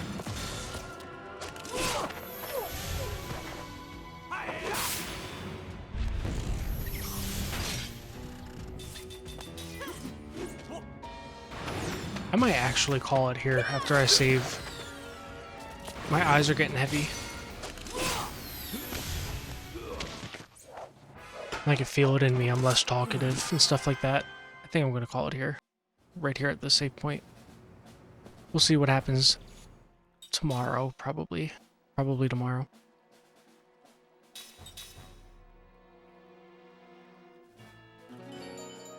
Good stream. Well, that's it. Bye.